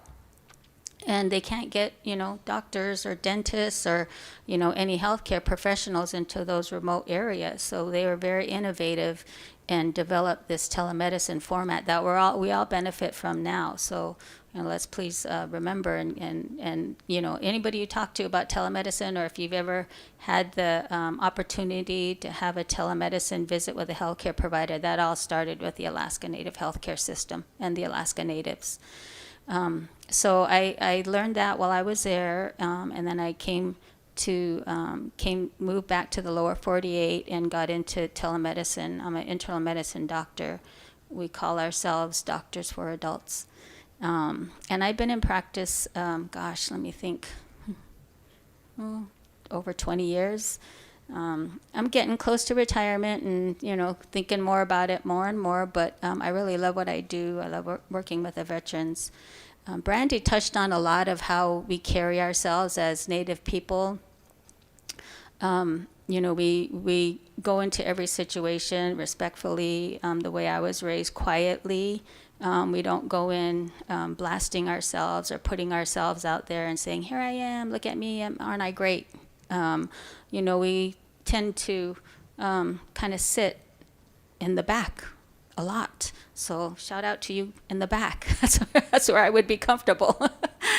And I did that in medical school. I sat in the back, and so did the other Apache classmate of mine.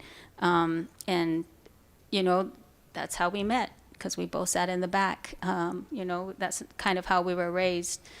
So when I came to Hawaii, when I had the opportunity to come to Hawaii in 2017, brought my family, did the same thing, that the way I was raised, which was to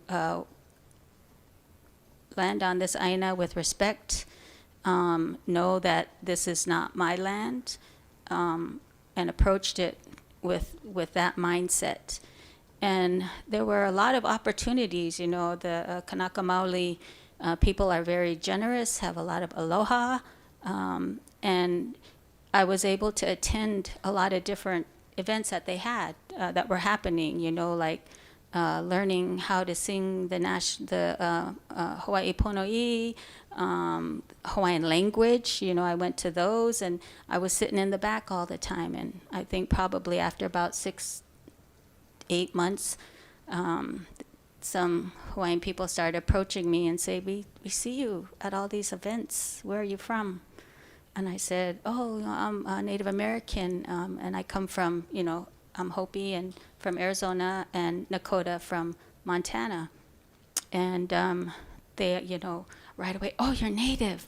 And that's kind of when I discovered that we're interested, as much as I'm interested in the Native Hawaiian people, there's interested in us as Native American indigenous people.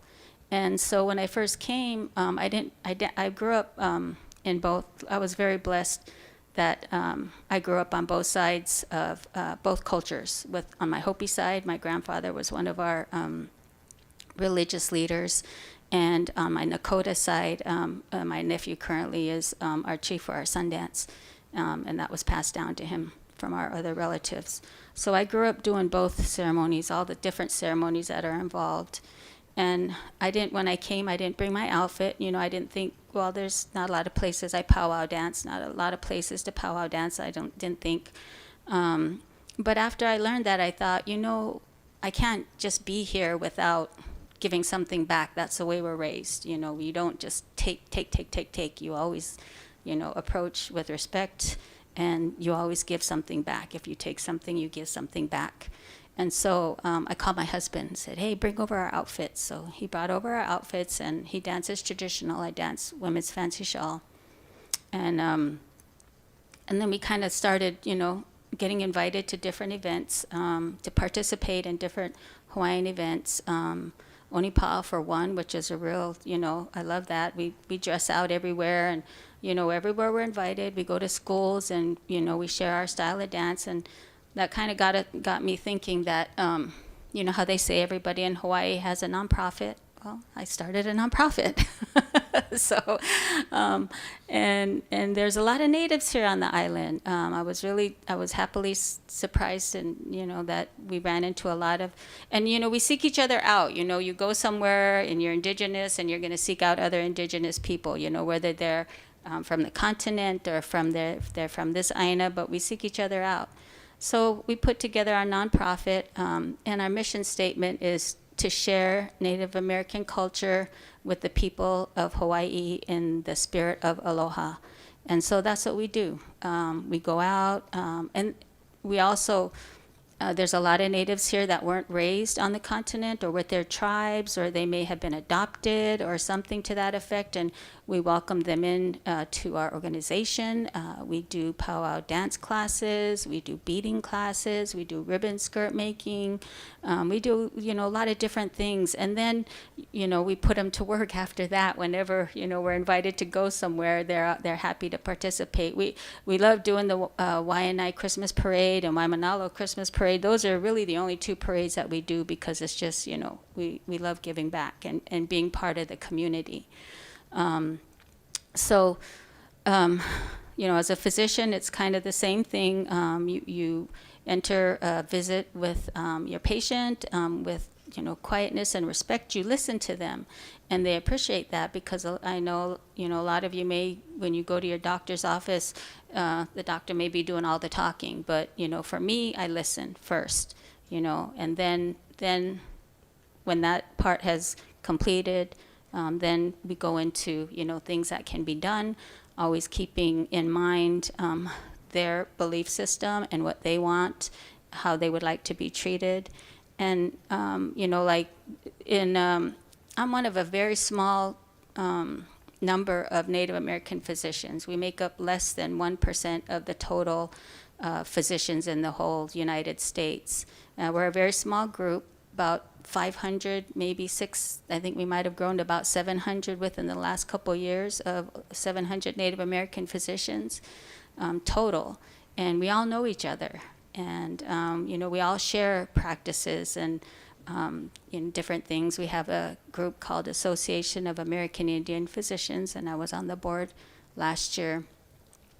We put on a conference for young Native American up-and-coming physicians, cross-cultural medicine workshop, where basically, they're always looking to keep that connection, and it's important that they keep that connection as they're moving along in their educational journey.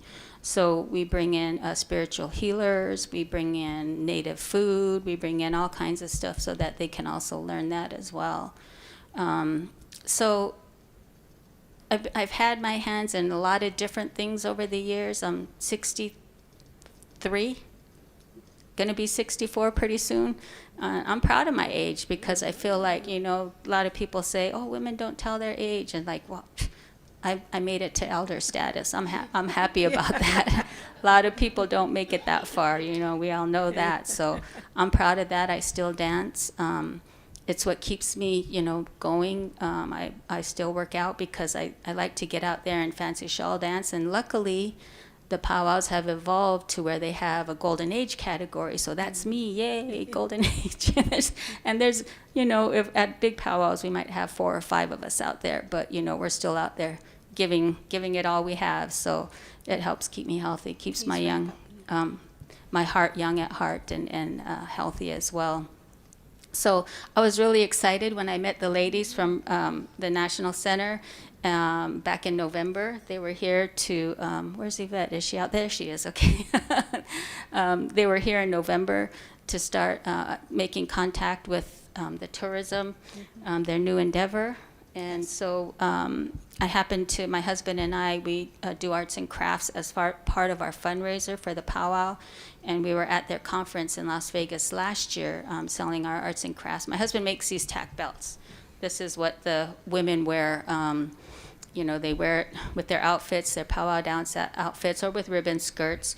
And he makes these, and he's very well known. And I do some jewelry. I throw some jewelry, ribbon skirts in there to kind of round out things. But this is how we fundraise, one of the fundraisers for our powwow that we're having this weekend. So if you have a chance and you have a little time, come over to Magic Island. The grand entry will be at 12 o'clock. If you want to see a powwow, that's when all the dancers come in at once, and you don't want to miss that. We will have some dancing, competition dancing, and we do have, again, making the ties with our Native Hawaiian relatives. We do have Keiki ensemble from Pa'i Foundation coming. We do have other Native Hawaiian groups that are coming. We'll stop and have them do their dancing as well. What they come to share, and then we have Can we please wrap up? Yeah, we have a world champion hoop dancer. So you guys don't want to miss that. If you have a chance, come over 11 to 6 o'clock both days. So my time's up. Thank you very much to the Res people for allowing me to come.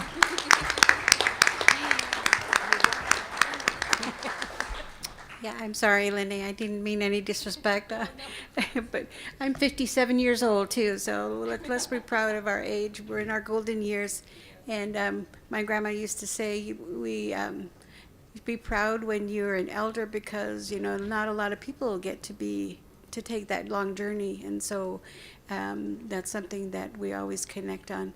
But thank you so much. I'm sorry we're out of time and we don't have any Q&A. Kaya, do we have time for a couple of questions, maybe? We can do a question. So if anybody has a question, please raise your hand. If not, I think that'll be the end of our session. Thank you so much for joining us.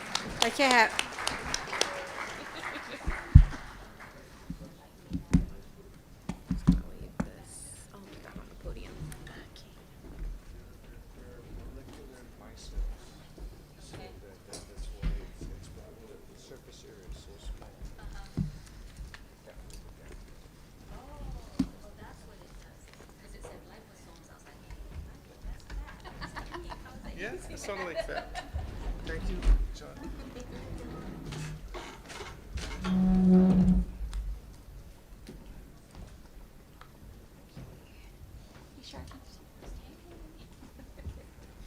That's where the real work starts. Yeah.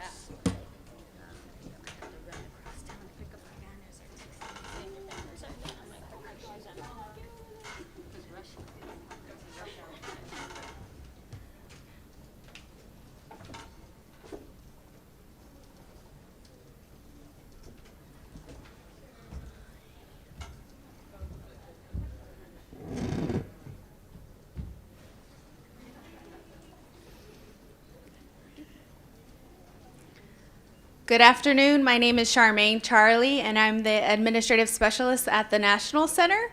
I'm here to introduce our next speaker, Jack Brinkley. He's our video and live stream producer with Sky Bear Media.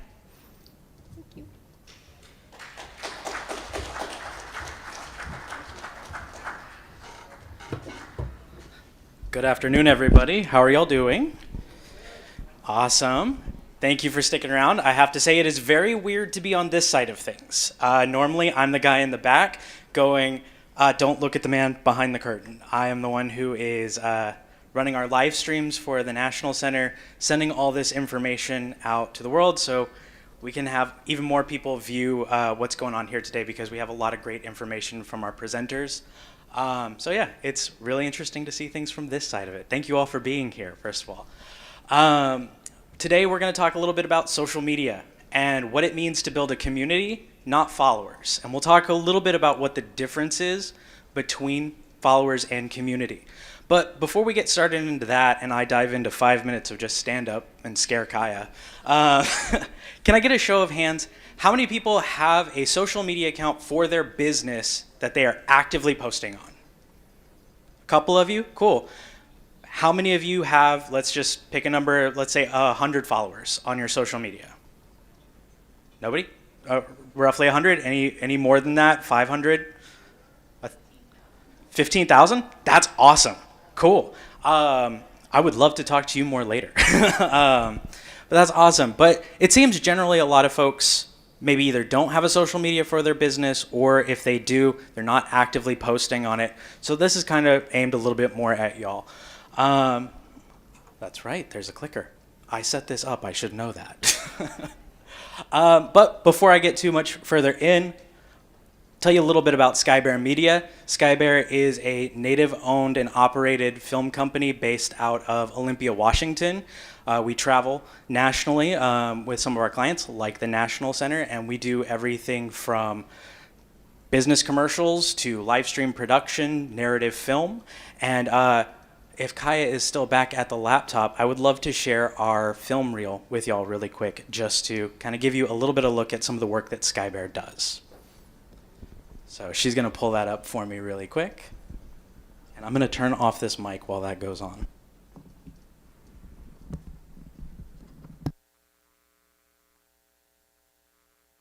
Or not. It looks like we lost internet connection. So maybe I will do that 5 minutes to stand up. Oh no. What's the deal with airline food?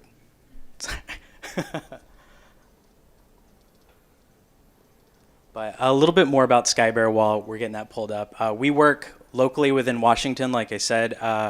We do work internationally. We work a lot with local tribes as well. Kind of our founding principles that Jeff Bearhand and Riley Gibson, our co-owners and founders, started with is elevating voices and elevating stories that don't often get told. I mean, it's no secret that the media landscape today is dominated by, honestly, people who look like me. And our mission is to elevate voices that don't look like me, or whose story just doesn't get told on a regular basis.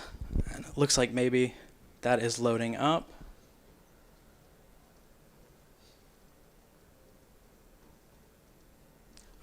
Another part of the reason why I wanted to play this is 2 minutes that I don't actually have to talk. And I'm also very proud of the work that we do. So, there we go.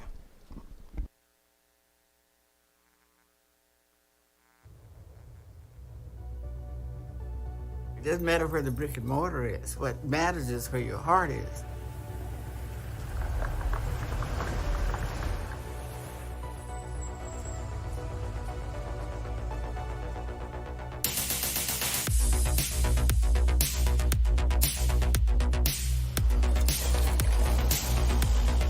Thinking about going to college? It's doable.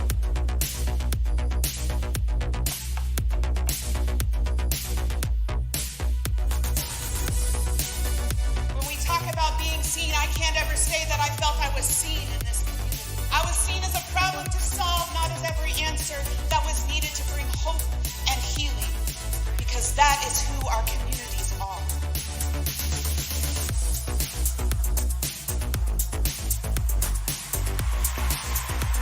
It is a very dangerous game. The Bulls, they don't care if you're the 5-time world champion or the new guy off the street. Their job is to buck you off. And people are like, well, why would you do something so dangerous? And the only answer that I have is for the love of it. What? Scared of the basket, lady? I can't see! I can't see! I'm scared. Mom, you're not going to believe me, but I just saw Sasquatch. That's always been our way, to utilize our talents to the best of our ability. As we pour our sweat and tears into a dream that has beckoned us for as long as we can remember. It's the collective power of individuals driven by shared aspirations. It's an invitation. You're welcome to come. So really, the only question is, what are you? you. Yeah, you. Waiting for it.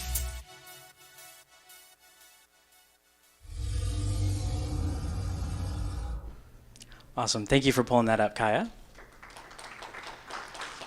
Thank you. Thank you. Not to toot my own horn, but I am the one who edited all that together as well. So, no.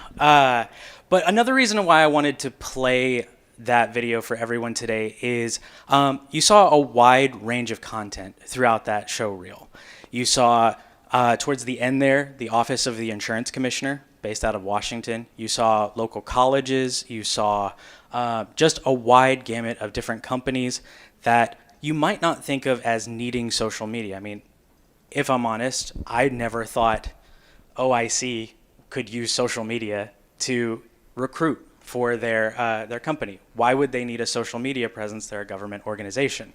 But that speaks to the power of what social can do for you. So even if you think that, you know, maybe what I'm doing, maybe what I'm making probably doesn't need that, it might be worth considering taking another look at different forms of social media and building a community, because at the very least it gets your name out there.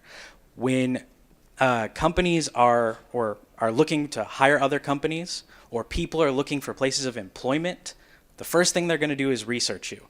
And if they see an active social media with a good community and a good grouping behind them with a lot of positivity involved, they're more than likely going to give you a chance. They're going to explore you a little bit further. So we'll talk a little bit more about that here in a minute. That was going to be the video slide. There we go. So who am I? Again, my name's Jack. I am a video and live stream producer. I'm a writer, director, and editor and motion graphics designer at Sky Bear Media. I do a little bit of everything, but I'm also Imaginary Friend Jack. I'm a Twitch streamer and YouTuber. And I put this up here for a couple reasons. One being to show you that I'm a big old goofball who's not afraid to get up on stage and make a fool of himself, but also to share with you that everything that I'm going to talk about is something that I've tried. And I'm actively still trying, still working on. It's something I work on with my clients, and it's something I'm working on for myself. So I'm not going to tell you something that I don't believe in. I'm a firm believer that if you're going to direct others, you need to have done it. You need to basically put your money where your mouth is, right? So let's talk about social media a little bit more and the problems that I see with it every day. When I go to work, every day when I open my phone, I'm constantly on social media. Some people would call me chronically online. They're absolutely right. So, obviously this is up here, but just shout it out, and I'll repeat it for the live stream audience. Who can name a problem with social media that you see?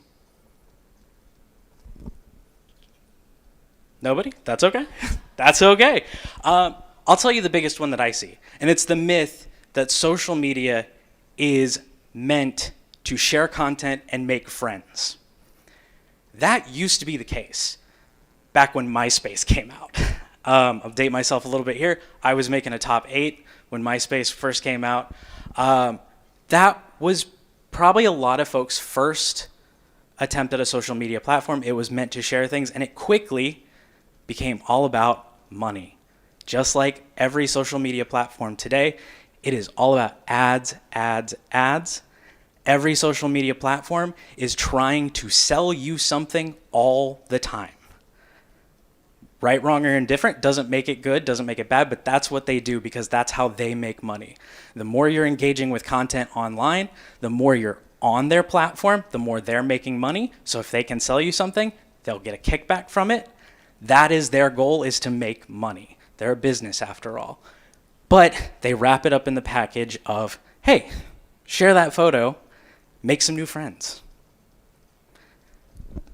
It's also meant to be forgotten. TikTok is probably the worst about this. How many people have a TikTok account still? Got 1, 2, awesome. Kind of half raised there, that's okay. TikTok is meant, it's short form content for anybody who doesn't know. It's anywhere between 7 seconds, I think, was when they first started, 10 seconds to a minute, 3 minutes max usually. I think there is a 10-minute version that you can still do. I don't know how well that rolled out personally, but it's meant to swipe, you see, and you move on. It's a quick dopamine hit. It's playing with the chemicals in your brain to say, hey, I like that really quick. Maybe I'll hit the heart, but I really don't pay attention past that. I just keep swiping because the more you swipe, again, the more money they make. The longer you're on their platform swiping, the more money they're making. And you're not really remembering what you're looking at. Occasionally, maybe you might be able to say, hey, I liked this post from a couple days ago. Maybe I shared that with a friend. But can you honestly look at the content or think about the content that you are seeing on these platforms and recall something from a month ago or even a week ago? I can't. Not always. Sometimes, occasionally, something will stick out. That's usually something that maybe is going viral. But everybody wants to go viral, and going viral isn't as good as it's made out to be. Going viral is, getting a lot of attention really, really quick. It's getting shared. Used to be called getting your 15 minutes of fame. Now it's more like it's your 15 seconds of fame. Going viral, I think people need to reevaluate how they look at that term, because if you think about what a virus actually is, it flares up for a second, then hopefully it's cured and it's gone, and we're not thinking about it again.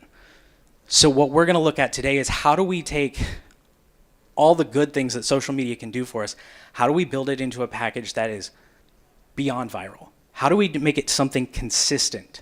How do we continue to grow and continue to maintain that growth, hopefully drive engagement, hopefully get our businesses some more attention? So the way that I've come across that is by building community, not followers. I will repeat that title several times. But what is a follower versus community? Followers, in my kind of definition, they're passive, they're disengaged, they're casual viewership. This is what social media thrives on, right? Again, it's that dopamine hit. Maybe I like it, maybe I give you a follow. Odds are, though, I'm just going to keep moving on. A community is the exact opposite. A community is engaged, they're dedicated, they will actively seek you out, and most importantly of all, they'll share you with others. They consistently come back to you. These are the people who you build an actual connection with, and you can take a break sometimes. One of the biggest things that social media punishes creators for is taking a break. But life happens sometimes. I'm going through this right now myself. I just moved. I haven't streamed or posted content on YouTube in about 2 months, which normally I would probably be super worried about. But I've built a community of folks who understand. They know that, hey, life happens, because I've told them life happens. I've built a relationship with this viewership, so I know that when I come back to it after I've settled down, again, gotten set in my new place, I may not have the same numbers when I start, but I'm going to have a dedicated group of people who's going to come back to me every single time. So how do we build this? Oh, I'm sorry. The biggest differences between the two is, like I said, community sticks around and community has your back. Kind of touched on this just now. They will come back to you. They're the ones who stick around. So how do we build this? Well, the first thing you have to do is ask yourself, kind of like with just building a business, why am I doing this? What is the hope? Who is this for? Who is the audience that I want to attract? What do I want to achieve? What does success look like to me? And what kind of community I want to create? That last one I find is one of the most important, because a community is a reflection on you. The community that you create is personal reflection. Great example, or maybe not a great example. Look what's going on with Tesla right now. If you think about it, Tesla stocks, the head of Tesla, Elon Musk, he's a very divisive figure, right? His community that's been bred is very divisive. And Tesla's suffering for it right now. You look at their stocks, they're going down because of the figurehead at the head of their community.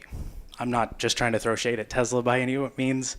That's just a very recent example to take a look at. So after you've asked yourself all those questions, now you actually have to start making content. A lot of people get hung up right here.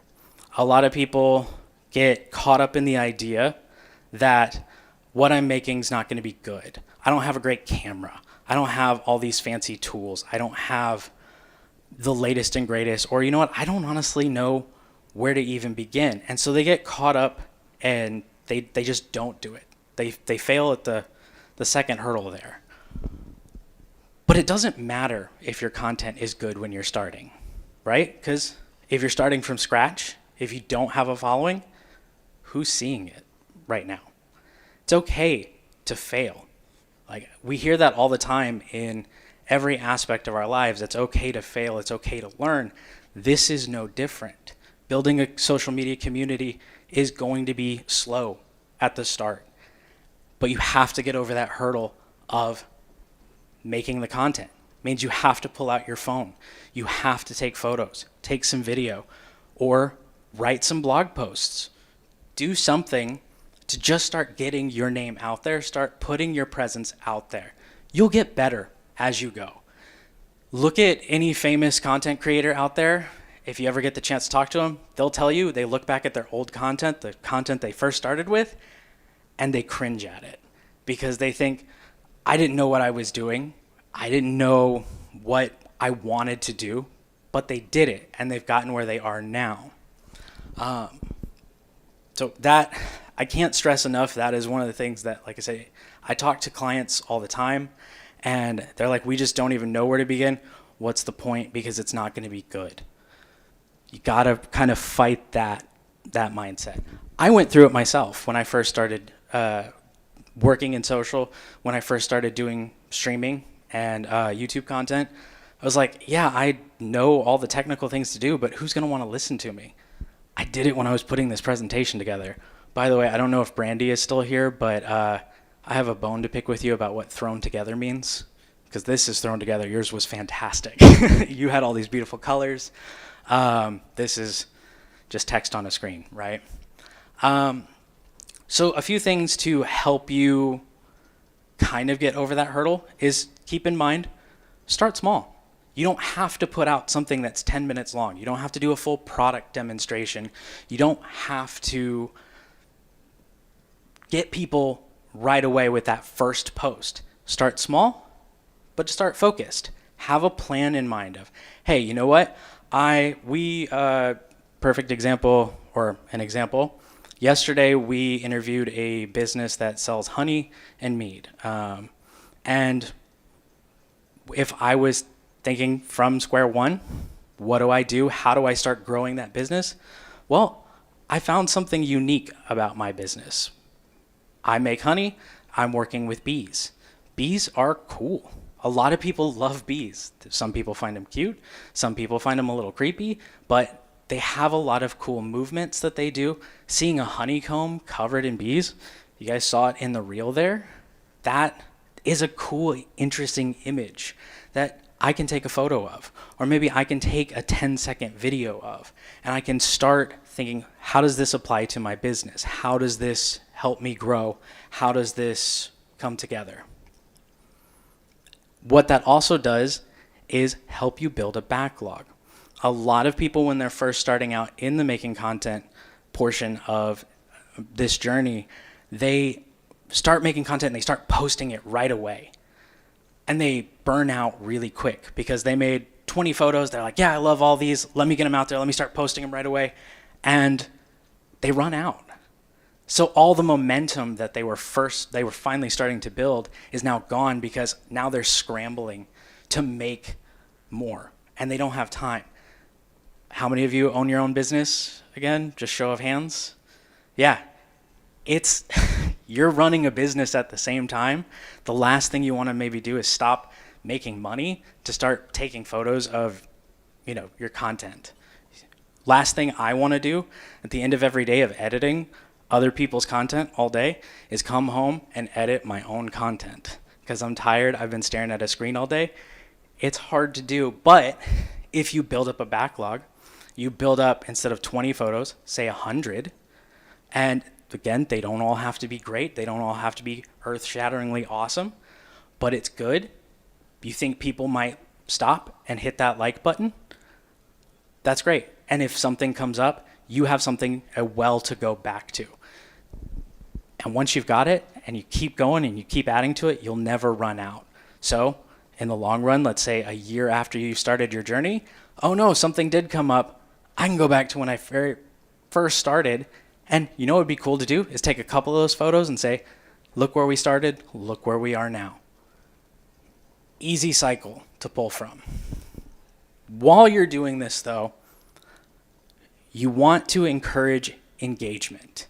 So example, Instagram has Reels, TikTok has videos. A lot of times when you're looking at those, you'll hear, hey, do you want to know more? Follow for part 2. Or click the link to see more about this process. Go to my profile, visit these things. Think about that as you're creating your backlog. How can I encourage engagement? How can I encourage people to take that next step? If you start early, you don't have to do it later. You don't have to fight the rhythm that you're starting to build. So think about how you can do that. So if you do record yourself or record a voiceover, you've already got that built in. You don't have to figure out how to do it later. Now, a lot of folks would say that the next step is start posting. I agree, but pump the brakes just a little bit. Pick a couple of platforms and start researching them before you post. Each one of these platforms, TikTok, Instagram, Blue Sky, which is a newer social media platform that was created by the folks who started Twitter. They all left and now they're running Blue Sky. They all kind of run the same. They're all built on the same idea, but they all have their own individual quirks. TikTok, it's their editing tools. TikTok, if you say you film a video and you do a full edit in something like Canva, which is a great app you can get on your phone. You can design things, you can put a lot of effects on things. You take that video that you've worked on really hard, you put it on Canva, you put it on TikTok, it will get a certain amount of traction. But if you take that video and you've run it through Canva, you do everything, and then you take it and you put it through TikTok's editing software that comes built into the app, make a few adjustments, maybe throw on one more effect, TikTok loves that because it takes time to do that, which means you're on their app longer, which means they're making more money. So they're gonna push that video more and they're gonna reward you for it because you spent more time, they made more money. That's a win-win for them, right? Blue Sky, they have hashtag limits right now. A lot of people They think about Instagram, they think about sharing images, they think, oh, I've got to throw a bunch of different hashtags on this, trying to capture every bit of like kind of SEO. How can I optimize that search engine? How can I get into that algorithm and have something picked up? Blue Sky says, I'm going to look at the first 4 of those, and that's what I'm going to go with. Everything else, probably not going to care about. Instagram, it's kind of the same with TikTok. They're pushing Reels. They have been for a while because that is the biggest competition they can offer to TikTok. And they're also pushing their stories right now. Big old asterisk though, because all of this is subject to change. The algorithms are constantly changing. They're constantly being tweaked so that they can make more money. They can keep people on there longer. So you have to stay on top of that. You have to do the initial research. What's going on right now? What's working? Stay on top of it. Look at it again in another 2 months. What's changed? What are they pushing now? What features are these apps and these programs and platforms starting to try to experiment with? How can I maybe start adopting that early? A great way to stay on top of that, most of these companies, most social media platforms put out a newsletter. YouTube, every month, if you have a YouTube account, and if you have a Gmail, you have a YouTube account, and you start uploading, you get access to their creator newsletter. Blue Sky, and this is not an ad for Blue Sky, they're just new, so I've been paying a lot of attention to them.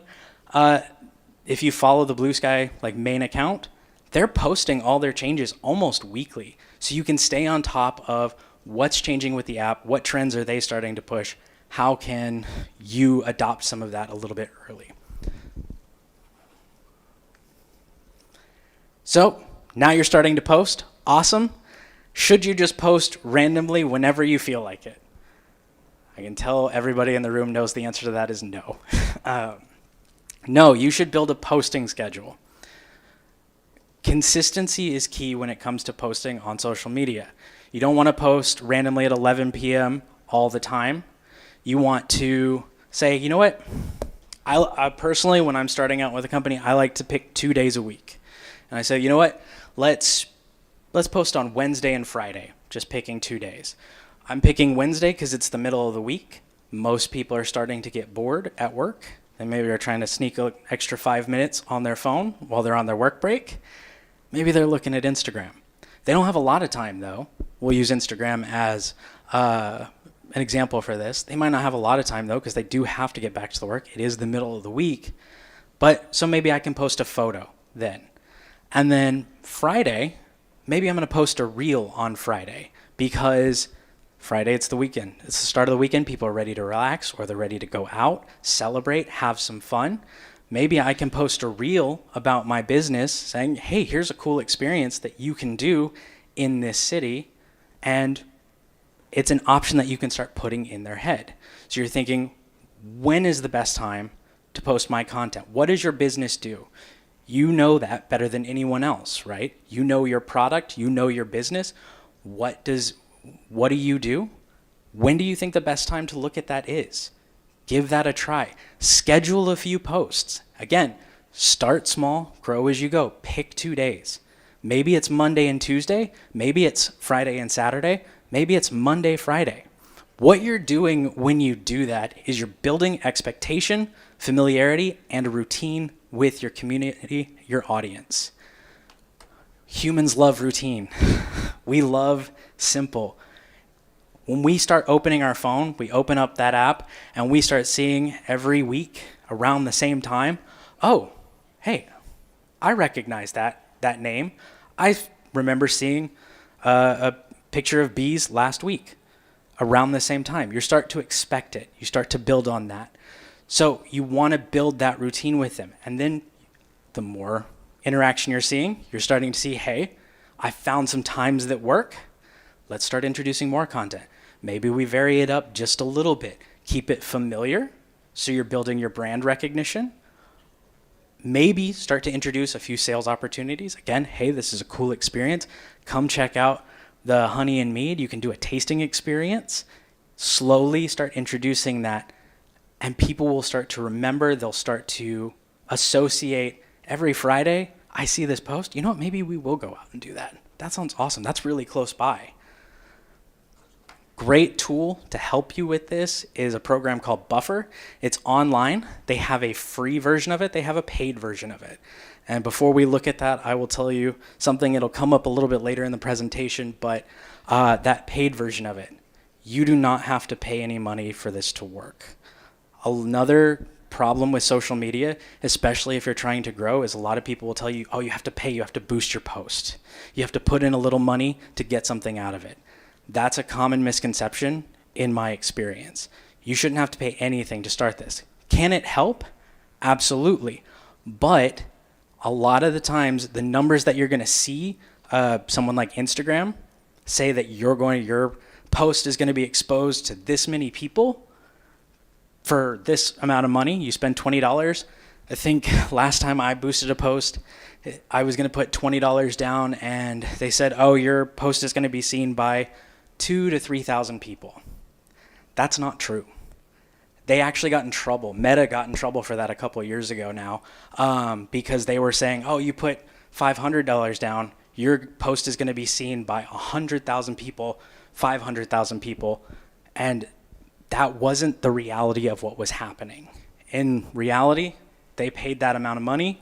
You paid your $20. They said 2,000 people. Honestly, you were probably only getting seen by about 500, which is a pretty significant drop. So they got in trouble for that. And now when you go through the process of boosting a post on Instagram, they actually have to say, this is an estimate of what we think that you could potentially see versus this is what you're going to see. Cool. Thank you, Kaya. I knew I timed myself last night. I just got the 10-minute warning. And I was like, I knew I was going to go long. So we'll take a quick look at Buffer. Again, there are a lot of tools that you can use. This is just one that I like. Has a very simple interface. This is the free version of it. You see here on the left-hand side, you have 3 accounts that you can just immediately link, and you can cross-post from this platform. So I have my Facebook, my Instagram, and my Blue Sky account, which I added last night. So you say, okay, I have a post. Whoops. I want to do. Let me go back. Sorry. And it'll actually tell you, hey, here's some times we think would be great for you to start posting. Let's pick one. Let's say we'll do one at 5 p.m. tomorrow. It's going to bring up an interface that you can start filling out. Hey, I'm making a potential post for Blue Sky. As you fill it out, it's going to show you what that's going to look like on that platform. It's going to actually, if you put a hashtag in, it'll tell you, hey, about this many people are using that hashtag, so you can start planning accordingly. If you see a hashtag that says 3 million people are looking at this, that means that's 3 million bits of competition, 3 million other people that you're fighting against. So maybe you choose something that has 100,000 people. Maybe not the biggest, but it's a little bit more of a chance that you're going to see it. Don't pick something too low, don't pick something too high, especially like if you're posting on TikTok, it's billions at this point. Instead, maybe pick something for more in the middle. There's more chance you're going to be seen. This will help you figure that out. And then you say, hey, I want to do this on Blue Sky. I can copy and paste all this information into Instagram, into Facebook, format it a little bit differently, go with their character rules. Each platform has different character limits that you can use, different amount of hashtags. And then I'm ready to post. Cool. It's posted. It's going to help you with a posting schedule. It says you made your first post. That's awesome. Let's try doing that 3 times a week. Do you have enough content? Did you build up enough backlog? Can you do this? No? Maybe start thinking about that. So you started posting. You've started getting things out. You have a backlog built up. The next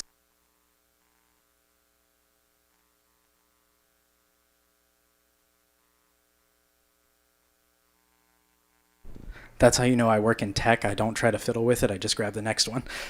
The most important step is this one. Now it's time to start engaging with the people that you have started making this routine with, this connection with. It's time to start looking at your comments, looking at your feedback, asking for feedback as part of that engagement that you've been encouraging. Hey, do you like what I'm posting? Do you like what you're seeing? Let me know down in the comments below. Now you actually have to start listening to that and maybe adjusting some of your posting. Maybe they don't like seeing as much of this content. Cool, I have a backlog of varied content, something similar that still keeps my brand growing, but is different enough. Maybe they'll engage with that more. Maybe they'll comment more. It's okay to ask for feedback. It's okay to ask people to engage with your content. A great way to do that is encourage them to follow up via direct message or an email, as you're typing your response. Hey, I'm sorry you had a bad experience with this, or maybe you're not liking that content. Can we talk more? Can you tell me why you're not engaging with that? They might not. They might do it. If they do it, that's awesome, because that's feedback. It's free feedback. All it's taking is a little bit of time, right? Another great way is to go live. Almost every one of these platforms has the ability for you to pull your phone out, set it down, and just start talking. That's a scary thing to do, staring into a camera lens when you don't know who's looking back at you. It's a little intimidating, but the more you do it, again, the smaller you start, the more you build up, the easier it gets. I did that when I was first starting Twitch. I was working with content creators. I believed I have to know what they go through. I started off talking to just myself, which is weird. I see a nod over here. You know exactly what I'm talking about. It's odd. It doesn't feel right.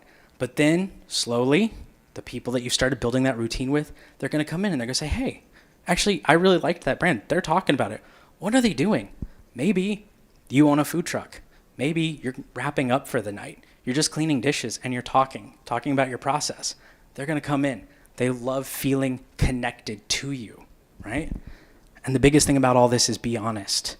The internet can smell BS, right? Oh, that's my 5-minute alarm. And they'll know when you're being disingenuous. So the more honest you are, the more open you are. You don't have to tell them everything, obviously. Don't air all your dirty laundry. But be honest and open about your experience, what you're doing, and they'll connect with you more. Again, you're curating your community at this point too. If people are misbehaving, show them the door. You don't want that in your community, right? Again, your community is a reflection on you. It's a great way to weed out misbehaviors, bad actors, right? And what's great too is a lot of these platforms give you the ability to have moderators. So if you have a few friends and you say, hey, I'm going live, would you be in the chat and help me ban a few people if they're not doing what they're supposed to, or they're just trying to be mean? Because the internet can be a rough place. Anybody who's been on the internet's probably seen that. There's tools to help you combat that. Sorry, I'm starting to rush through a little bit. Expectation versus reality. It's gonna be slow when you first start. 1 million doesn't happen overnight, and it might not always be the best thing. Viral growth is awesome. You can see a quick surge, but it's better to aim for consistent growth because it probably means you're gonna get more engagement. Companies like Walmart who are looking at small businesses to put in their store, they're gonna see a big number, like, oh, you have 1 million followers, that's awesome. What's your engagement like? If you have 1 million people looking at your stuff, but only 20 people are commenting or liking it, that's not great. But if you have 1,000 people, 1,000 followers, and 500 of them are doing it, they're more likely to engage with you. I had a case study coming up here where we would talk a little bit about what numbers matter.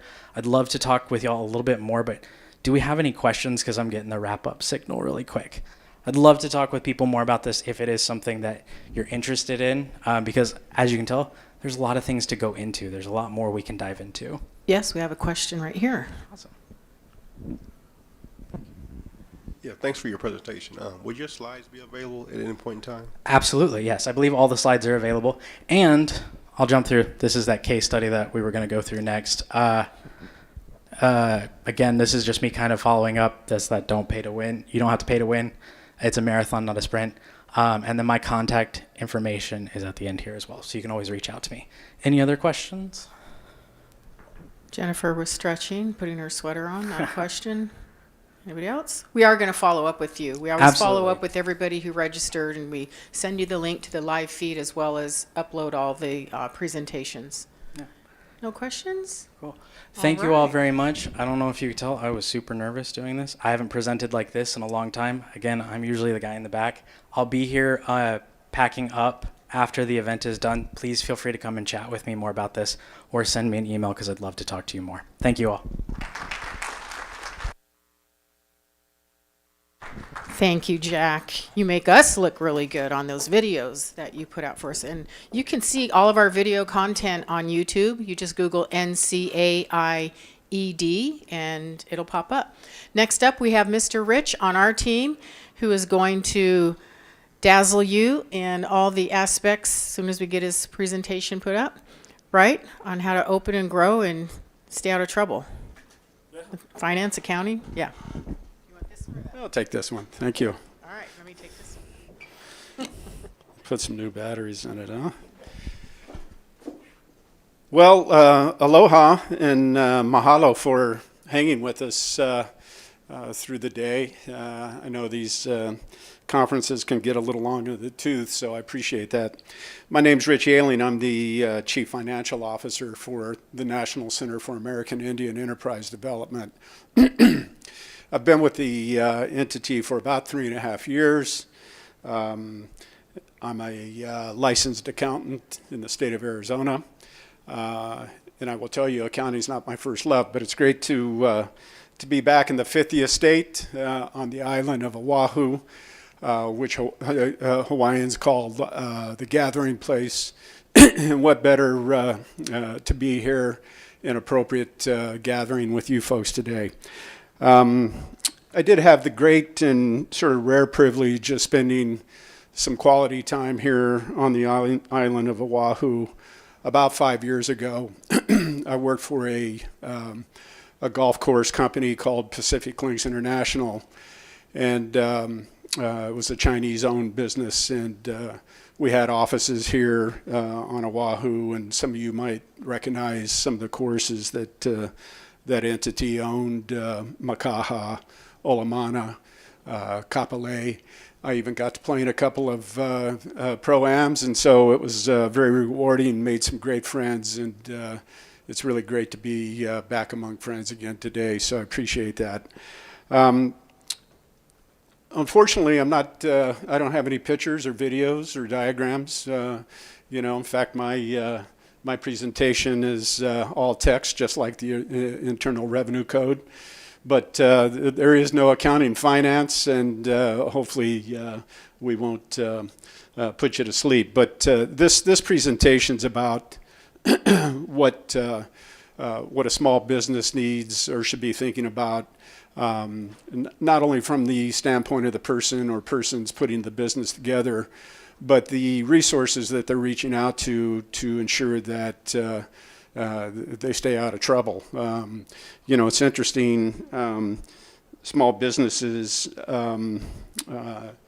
are prolific. There's about 600,000 small businesses that are formed every year, and we'll get into the failure rate here in a second. But I would encourage everybody who's thinking about putting a business together to make sure they do reach out to expertise like a banker. You heard that earlier today when they were talking about access to capital, but also an accountant, probably a good attorney, maybe a broker, to get the advice and direction that hopefully will be productive for you and beneficial. That can be expensive, but failure is also very expensive. So we'll get into the program here in a little bit. So the topics we'll cover today, discuss the reasons why you want to start a small business. We'll talk a little bit about a business plan, talk about what corporate structure might be most beneficial to you, and also about a structure that avoids piercing the corporate veil. And we'll talk a little bit about accounting, record keeping, and some of the software programs that are available out there. Leases, insurance, and establishing your owners and investors, and also some comments about financing. from an investor standpoint, the thing that you have to remember if you are going to take on a partner, they're really concerned about certainty more than they are about opportunity.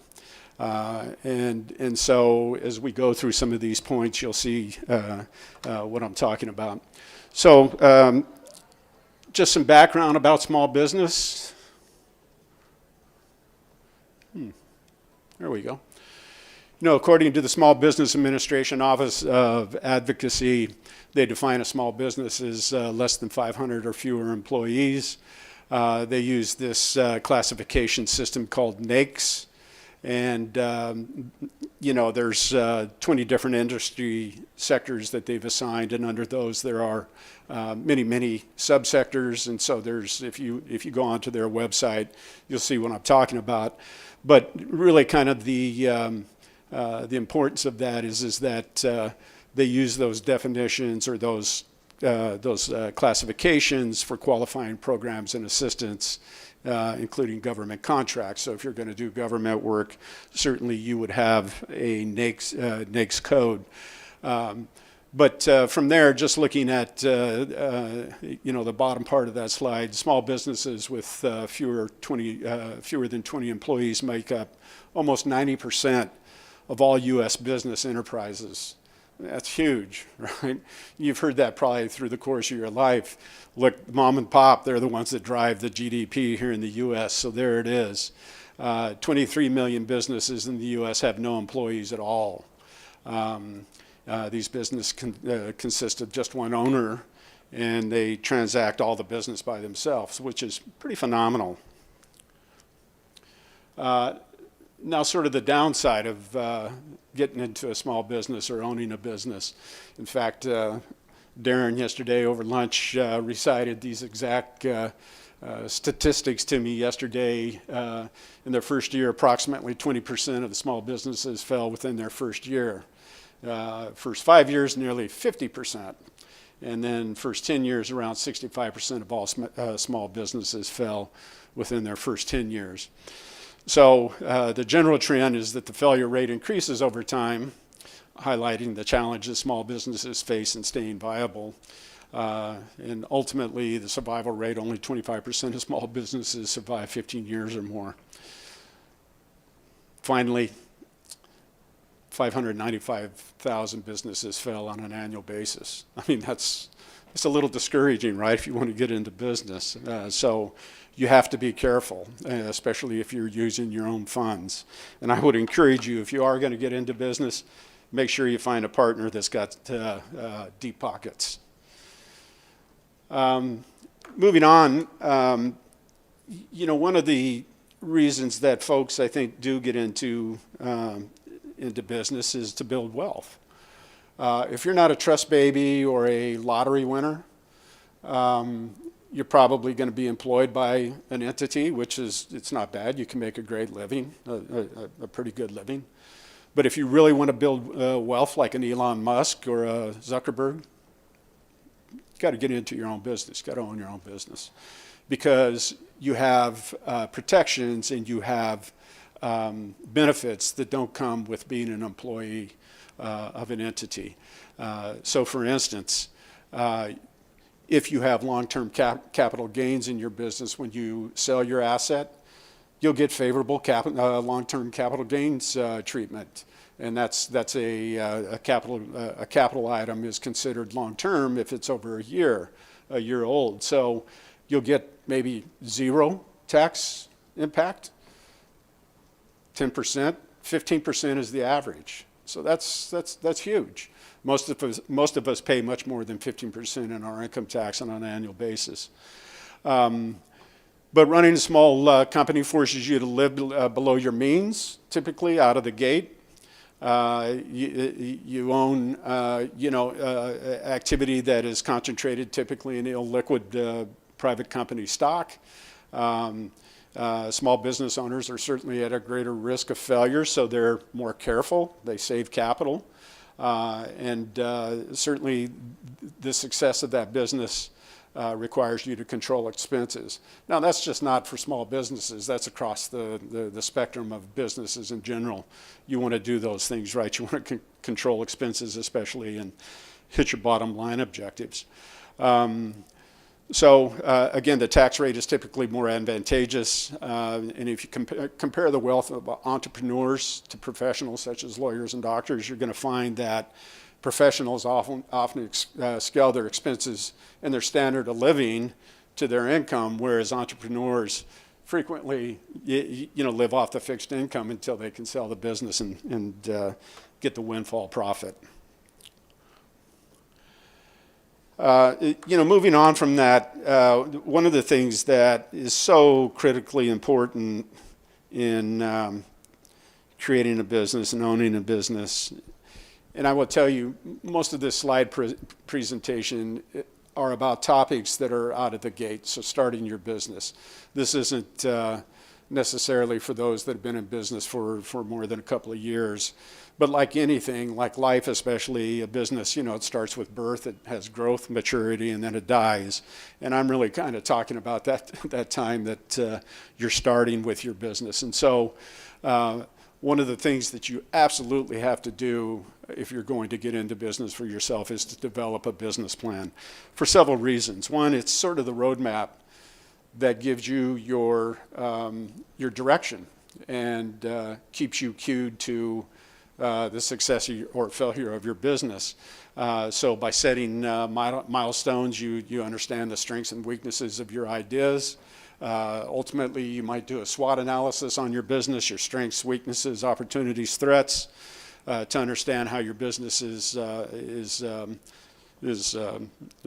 getting along. But even more important is if you don't have a business plan, you're going to have trouble getting credit or folks to make investments with you or to be an investor with you. The thing that an outside investor will be looking for and is very, very important is three things. They'll ask you about your debt, they'll ask you about your financials, and they'll ask you about your structure, your corporate structure. So having a business plan helps you develop those things. And certainly gives a level of sophistication with what you're presenting. So many banks won't even talk to you without a business plan.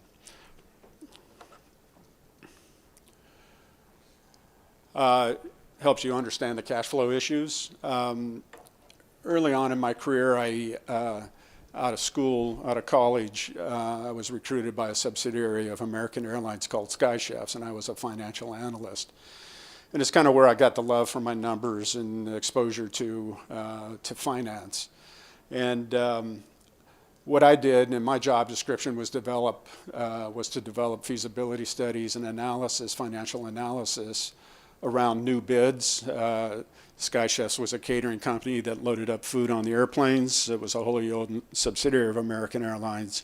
In addition to that, we had many concession locations throughout the United States. So there was always a ton of work around that business model, and it was great fun. It was interesting work, very rewarding. Learned how to develop pro formas, to do discounted cash flows, payback periods, profit analysis, present value analysis on different investments, and hopefully in a business plan, that's what you're developing. Again, to show investors that you understand the number side of the business and that financial side of the business, and that you can walk them through that and give them the confidence that whatever your idea is or model is going to be successful. One of the things again that I did as a financial analyst was a ton of what-if scenarios. So we had a base case, and then around that we would develop sensitivities. So what if profit misses by 10%? What if volume goes down by 5%?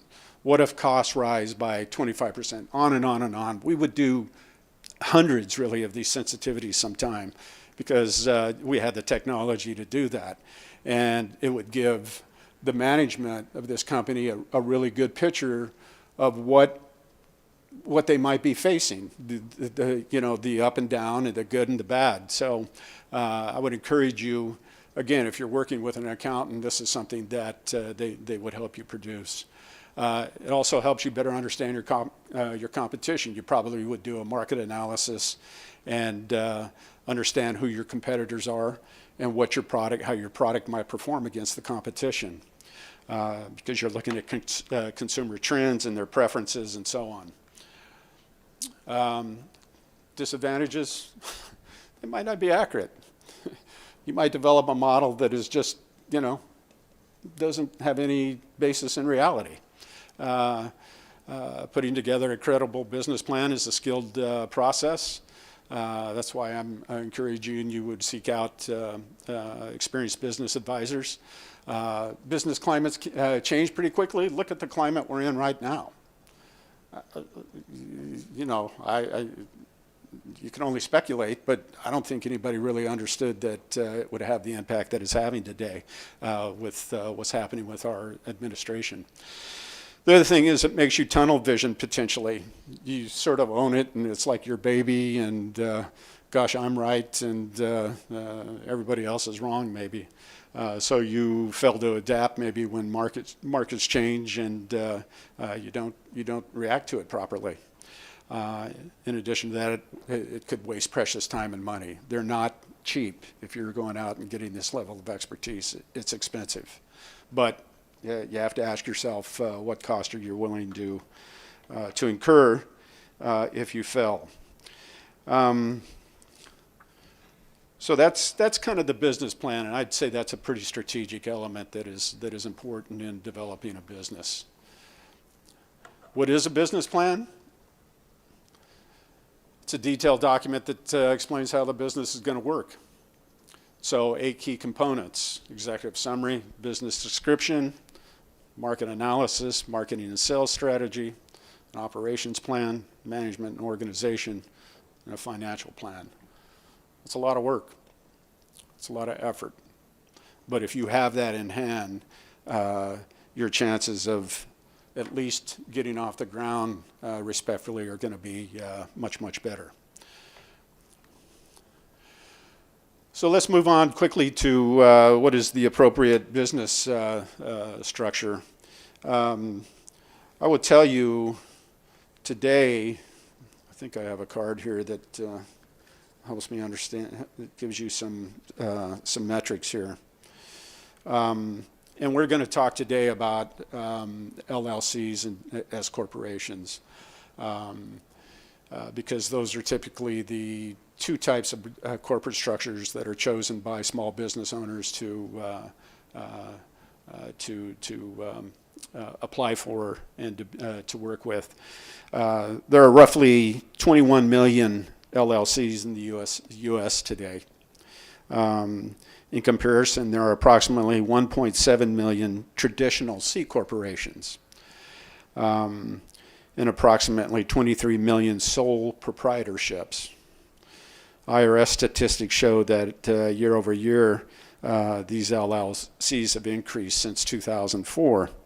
And the IRS estimates that there are over 5 million S corps in the U.S. So you can see the corporate structure of choice is this LLC, with almost 22 million existing today. And the reasons that, the most important reasons that an LLC or an S corp is chosen is because of the two really important attributes of that structure. One is the pass-through taxation, and the other is the limited liability that comes with those two corporate structures.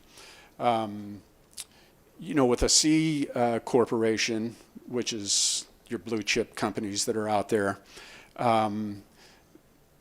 they experience double taxation. So they're taxed on their income, and then they're taxed, and then you're taxed on dividends that come to you. In an S corporation or in an LLC, that pass-through taxation is only taxed at the dividend level. So you're out of pocket less. The other more important reason is that it gives you limited liability protection, so that your personal assets, in the event that you're not doing something egregious that would pierce the corporate veil, which we'll talk about here shortly, in the event of a default, investors, consumers, people that could make a claim, they can't come after your personal assets. Those assets are only restricted to the company assets. And so that's why these two types of structures are most popular. And it's mentioned here, business owners have limited liability protections, which may not exist in a partnership or sole proprietorship. And, whoops, wrong way. Going the wrong way, aren't I?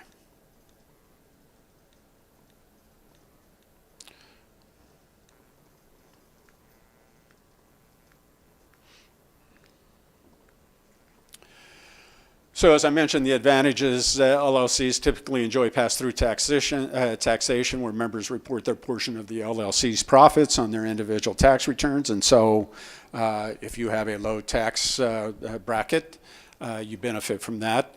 LLCs are allowed to have subsidiaries in some states.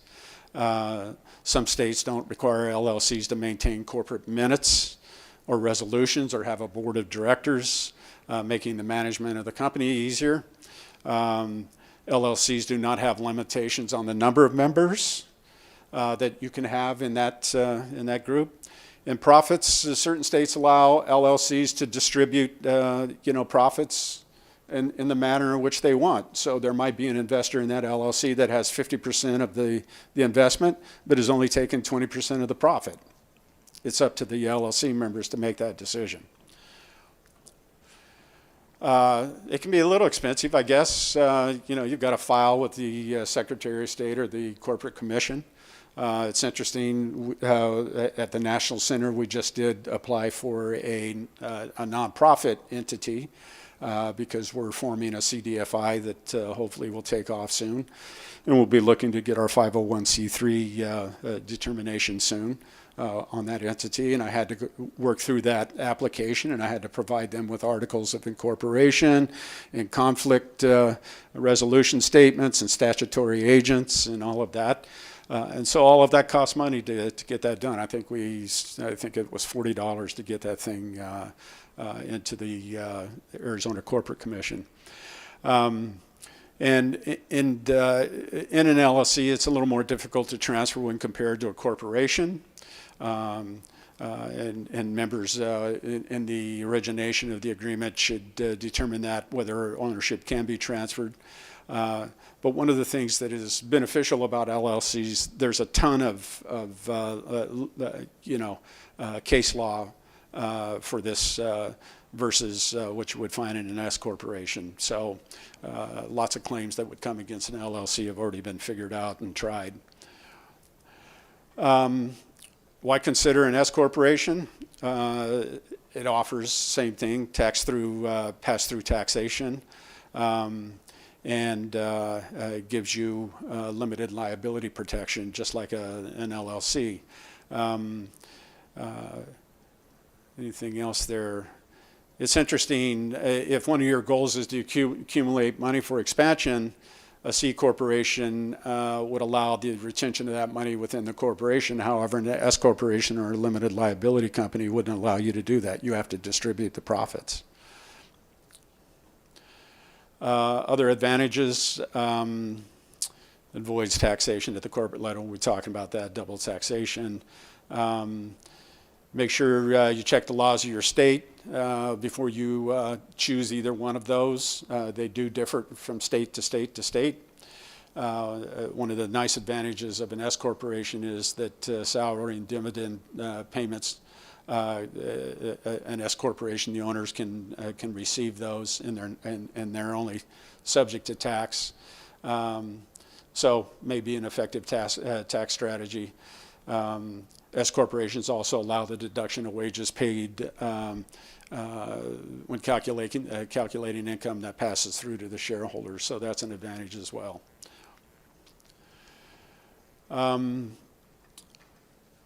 Some additional advantages: ease of conversion. Shareholders in an S corporation, if they want to be taxed as a C corporation, they can file an election with the IRS.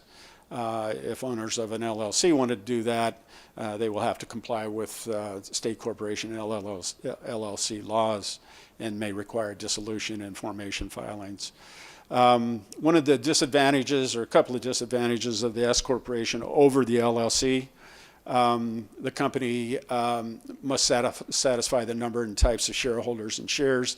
They're limited to 100 shareholders, and there can only be one class of stock. That's not the case with LLCs. It's unlimited, and different voting rights are permitted. Let's see. As I mentioned before, S corporations must allocate profit and losses among the owners based on percentage of ownership. That's not the case with an LLC. And an S corporation is a little more rigid. They got to follow all the formalities required by the home state corporation statute. So they're both, again, the two main components, pass-through taxation and the limited liability. Both of them have that. And it really is up to the individual to decide what's best for them based on the business model, what their short and long-term goals are. So hopefully that's something you would cover with a tax accountant. And I would encourage you to talk to a tax accountant. Do you know a good tax accountant at the corporate level saves anywhere from 10 to 20% or produces an additional 10 to 20% of income for the corporation because of the things that they're able to do with the IRS code and finding the loops, if you will, or the holes to gain profit. Just a couple of notes about piercing the corporate veil. This is this component that has to do with limited liability. If the owners would become personally liable if that happens, and it has to be fairly egregious. Courts typically don't, claims brought against corporations, these LLCs and S-corps, courts typically don't hold for those claims because there's just not good evidence that something egregious has happened. And so you can see many states have developed a three-part test in the event that there has been something that would bring that pierce. The business entity is a mere instrumentality or alter ego of another entity or person, so they're just using it for their own recreation, if you will. The business entity is engaged in improper conduct, and there has been unjust loss or injury to the plaintiff. In addition to that, one of the other claims could be undercapitalization of the entity. It's rare. It doesn't happen very often. So to sort of do things in a manner that would keep you, in good shape, complete all the formalities of forming a company, complete the minutes, stock certificates, company SIL, adopt bylaws or an operating agreement, prepare organizational minutes, issue stock or membership certificates, maintain separate bank accounts, annual meetings of stakeholders. Don't commingle personal assets with business assets, please. And title business assets in the business name, and that will keep you out of hot water. Do not use business assets for personal use. Use the business name on all of your stationery. Sign all the contracts as an officer or manager of the business and not in an individual capacity. Avoid signing personal guarantee of a business obligation. That may not be possible, but do it when you can and timely file the annual reports. Moving on, just talking about some accounting software here. It really depends on the level of transactions that you expect your business is going to be involved in as to what level or what kind of accounting software that you might like to have. At the National Center, we use Sage Intacct, which is an ERP application. We came off of QuickBooks a few years ago. And QuickBooks is more of a mom-pop accounting application. It's not a bad application, but if you're not doing many transactions, an Excel spreadsheet might do for you for a period of time. But if you're doing a lot of transactions, you've got to get onto some accounting software. And so there's lots of stuff out there available, both, products that you can purchase and bring in-house, or you can pay a subscription for products that are out in the cloud, which I would recommend, highly recommend. So types of accounting software: business payroll accounting packages, full service business management programs, online web hosted applications. They're all there. And many of them are very cost effective. I mentioned QuickBooks. There's Peachtree, MYOB accounting. There's Xero. Again, if you have a good accountant that can help steer you to a platform, I would highly encourage that. Moving on to sales software, there's an incredibly broad market out there. And again, depending on the size of the business and the structure of the sales force, there's CRM, there's business intelligence, which we call BI. There's lots of stuff out there that certainly supports businesses like real estate, nonprofits, and financial service providers. Those are all very custom designed kinds of products. Components of a good CRM, which is really important. Just ask Joanne back there in the room. She's, she deals with that day in and day out with MBDA export, and so we know about CRM and how important it is. But it should have those components: sales pipelines, workflow automation, opportunity management, price quoting, calendars, task management, sales forecasting, reporting. And I will tell you, even with accounting, the thing that I look for with a good piece of software is ease of use. Is it intuitive? And reporting. Does it have a good reporting module so that you can get the output after you've struggled to put everything in? Can you get it out in a manner that you need?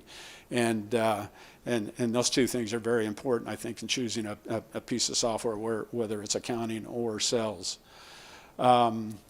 Business intelligence, transforming raw data into actionable insight, allows many things: identify successful sales, selling the right product, determine which clients' products are most profitable, and prioritize accordingly. Owners can use software to track, manage performance using KPIs, which is very important. Common features: data mining, predictive analytics, real-time reporting, again, benchmarking, performance management, modeling what-ifs. Talked a little bit about those. Data visualization tools. Kind of the industry leaders there: Tableau, Good Data, LiveHive, SenseSense, and Burst. We played with Tableau a little bit, and I like the product. Eventually we'll get a good BI software package into our group there at the National Center.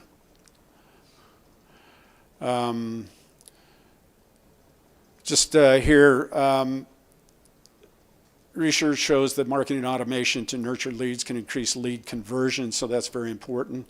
Here are the common features: email campaigns, templates, editing tools, A/B testing, that's one or the other, social marketing campaigns, search engine optimization and content management tools, autoresponders, drip programs where you're sending out an email over time to get responses, lead management, landing page builders, and reporting and analytics. Those are all real important in sales software.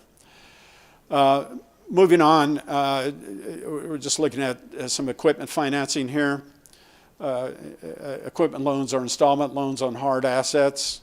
Because there's collateral for the loan, terms are usually better than capital loans. Expected down payment approximately 15%.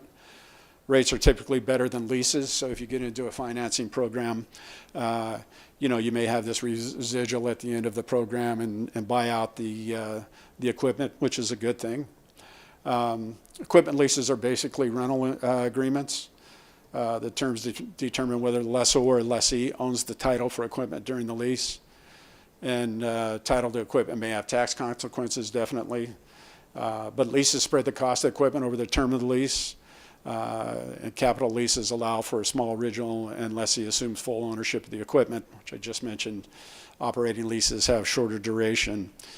Pros of equipment lease: no collateral. Vendors provide financing and depreciation. Sort of the opposite of that. The cons of equipment lease: expensive, risk of default, and leads to greater debt. And I can tell you from an accounting perspective, the whole world of leases and the pronouncements that have been made by FASB, which is the Financial Accounting Standards Board, in conjunction with the migration to IFRS, which is the International Financial Standards. Some of these accounting activities have come under scrutiny, and leases is one of them. I can tell you that it's gotten very, very complex from an accounting for leases, and so you have to be careful what you're getting into. And again, you should reach out to an expert to help you with that. We're talking about insurance here. Again, very important in a small business. I guess the two pieces of insurance that I want to encourage you to make sure that you have in play is general liability insurance, which protects the event and if it's sued by a third party for injuries or damages.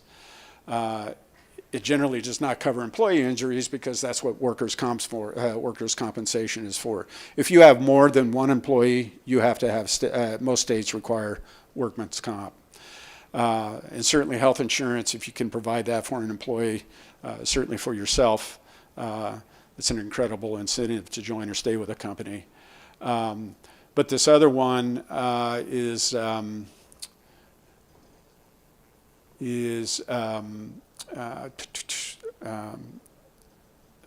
do they call it? I'm sorry.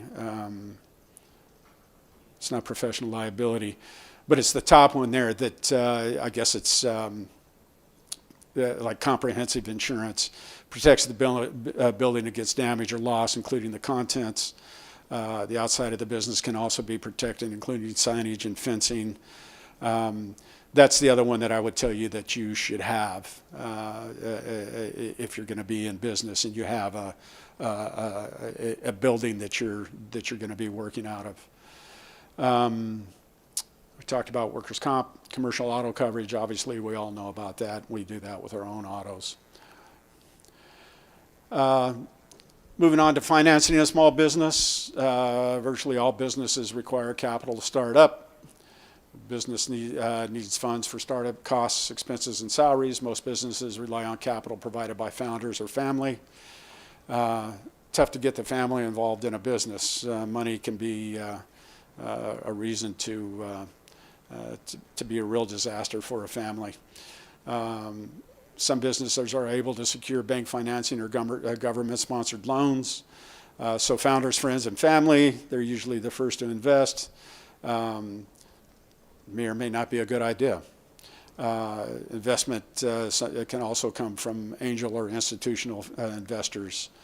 Debt financing, our loans are secured or unsecured. Secured loans are backed by the borrower's pledge of collateral. Most of those come from commercial banks and commercial finance companies. You heard the session earlier today about access to capital. There's CDFIs, there's the SBA. We'll see that here in a second. There's also entities that will allow for factoring the accounts receivable, which gives you money at a discount. So they take your receivables and they say, we're going to take 80% of your receivables, and if we collect, and actually you turn your receivables over to them for a discount that you pay to them in exchange for the compensation. U.S. Business Administration, as I said, the SBA provides guaranteed loans which are obtained through private lending institutions, 7A, 504 loans. So the SBA doesn't do any direct lending. They work through commercial banks and other financial institutions to provide loan programs like cap lines, microloans, USDA loans, and government grants and contracts. There's things like crowdsourcing, There's venture capitalists, create a targeted list of venture capitalists that are good fit for your company, and then equipment loan financing, which we just talked about. So finding the right investors. Founders often think of investors with a mindset of getting the deal done. Startups need money and investors provide money. Look, you know, there's nothing wrong with bringing a partner into your business that has cash, but there are consequences. Again, their interest is more about surety and certainty than it is about opportunity out of the gate. And so you have to be careful. You want to make sure that you're doing business or finding an investor that is very interested in your business and doesn't. And there are silent investors. I get that, but if you can find one that is really interested in your business and wants to be a part of that, that's certainly a step in the right direction. Angel investors tend to be more lenient, whereas venture capitalists often want empirical data to support the business, including a solid business plan. So there it is. Consider the following when searching for investors. Learn about the type of assets investors can offer. Are your investors experienced in your industry? Can they share knowledge and expertise specific to your product or services? Can they provide guidance? What do investor firms have to offer aside from the investment, marketing, networking? What are your investor track records for success? Those are things you need to consider. How will your investors mesh with your culture? Typically, founders tend to be the ones answering investor questions. However, investors must answer questions too. Find investors who mentor.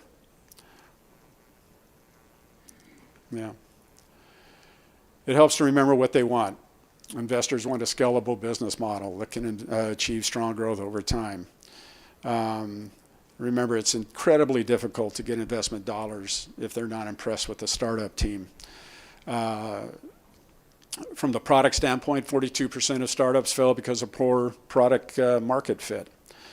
Investors want to know your product or service establishes the needs of the market. So again, back to the business plan. If you're not a strong leader, find one and consider giving the co-founder some equity. Find someone qualified and enthusiastic, and show investors how the plan for them is, what they're going to get on their return. That's real important. And that's my presentation today. Certainly we'll take some questions. Any questions? Yes, sir. Hold on.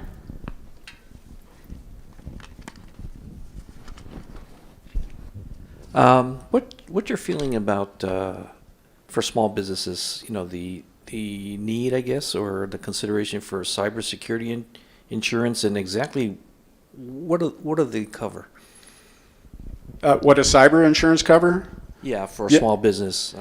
You can expand on that. Yeah, well, we certainly have cybersecurity insurance at the National Center, and as I recall, that coverage is not very expensive. They'll cover claims for breach and the things that go along with operating that that software and hardware in your entity. Yeah, I would encourage you to have cyber coverage, and I think it's pretty affordable. Yeah. Any additional questions? All right. Thank you, Rich. Yeah, thank you.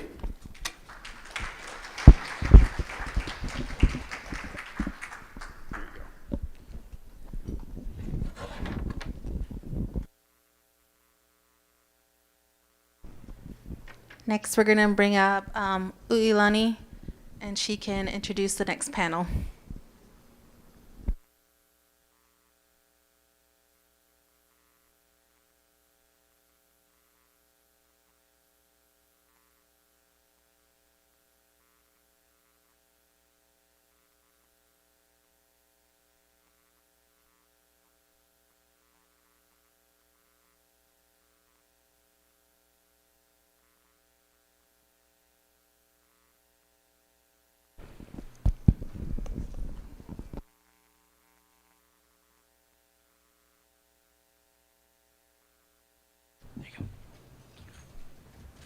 Aloha, everyone.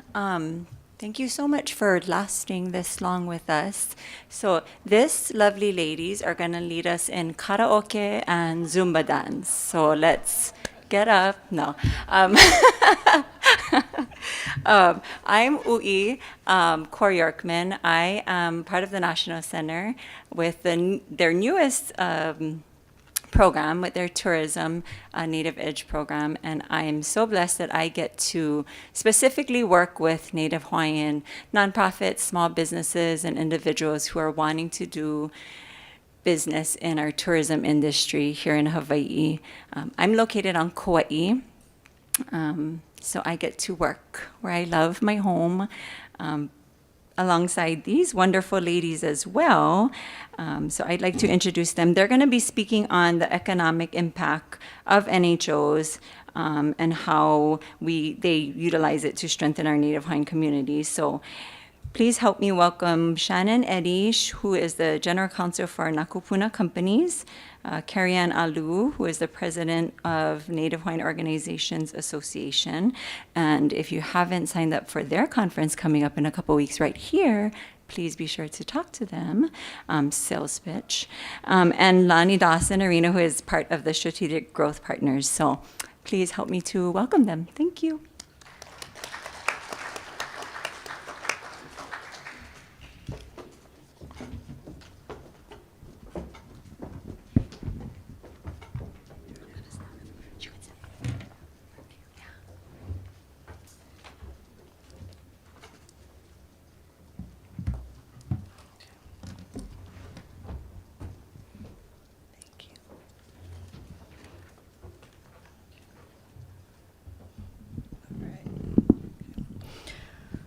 Yes, I definitely want to echo Ui's sentiment, thanking all of you for sticking it out with us this long. It has been a really long day, but packed with a lot of great information. I want to thank the National Center for the opportunity to be here today to speak with all of you about Native Hawaiian organizations. And I'm honored to be joined here by my colleagues who I have worked with in some capacity for over a decade. So again, I'm Shannon Eddy, General Counsel for the Nakupuna Companies, which is a Native Hawaiian organization recognized as such under the U.S. Small Business Administration regulations. In my past life, I actually served as the Executive Director for the Native Hawaiian Organizations Association, or NHOA, which we will talk a little bit more about today. But at this time, I would like to have Carrie-Ann and Lonnie both introduce themselves. Hi, everybody. I'm Lonnie Dawson Arena.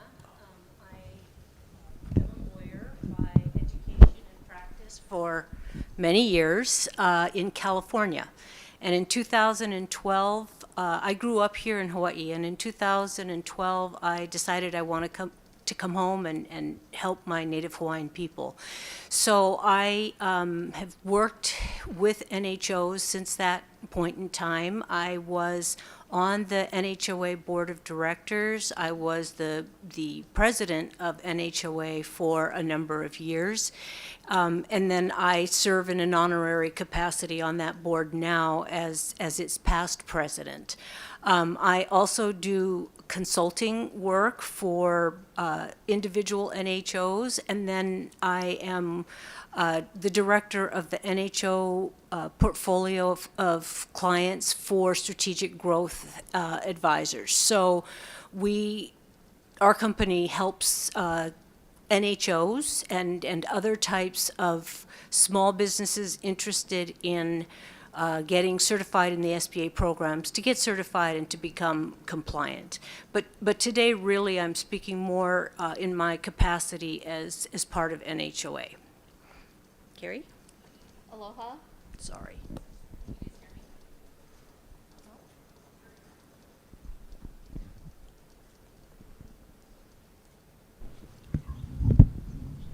All right, aloha everyone. Thank you guys for hanging in there. Hopefully today we can make this a little bit of an interactive panel. So if you guys have questions as we're talking, feel free to ask. I'm Carrie-Ann Alu. I am chairperson of the Nakupuna Foundation. As Shannon had mentioned, we are a Native Hawaiian organization.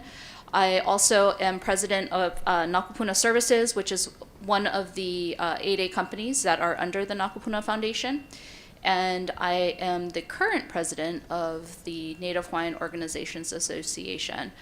I've been doing this now for a long time.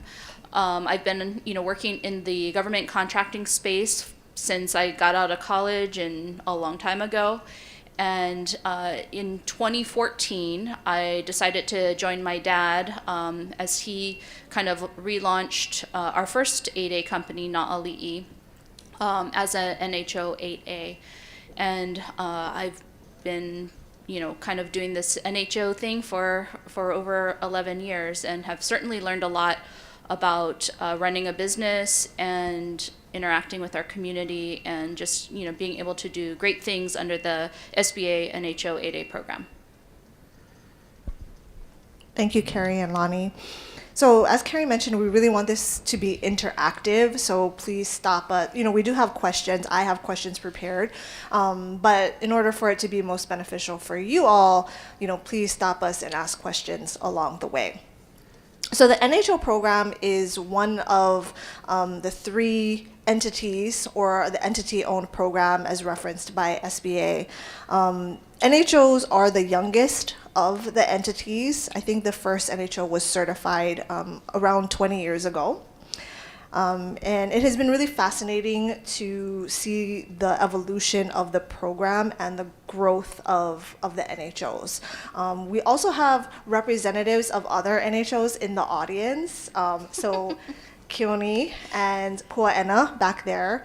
So, please feel free to also chime in with your experiences or comments as well.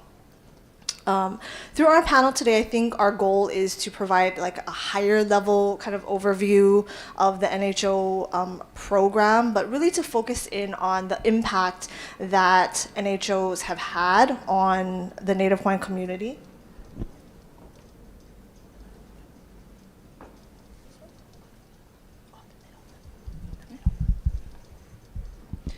The impact that NHOs have had not only on the Native Hawaiian community, but also on all of the communities where the NHOs work.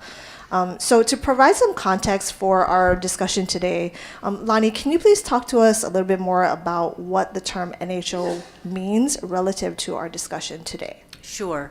There's a lot of, or can be a lot of confusion between what a Native Hawaiian organization is under the Small Business Administration versus what it is under the Department of Interior. So both have the same term and they have different meanings. So under the SBA regulations, the NHO program, it's defined as, an NHO is defined as being a community service organization that serves Native Hawaiians. It has to be a nonprofit chartered within the state of Hawaii.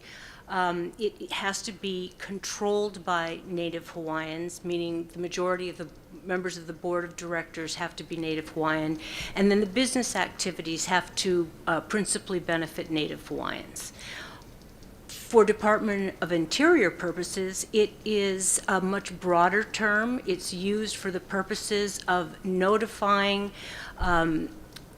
any business that represents the interests of Native Hawaiians and that serves Native Hawaiians. So it's much broader than NHOs under the SBA.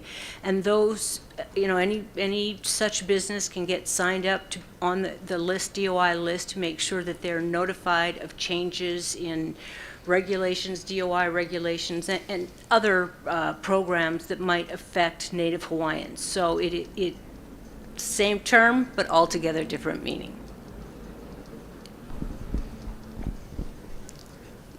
Thanks, Lonnie. Carrie, did you want to add anything to that?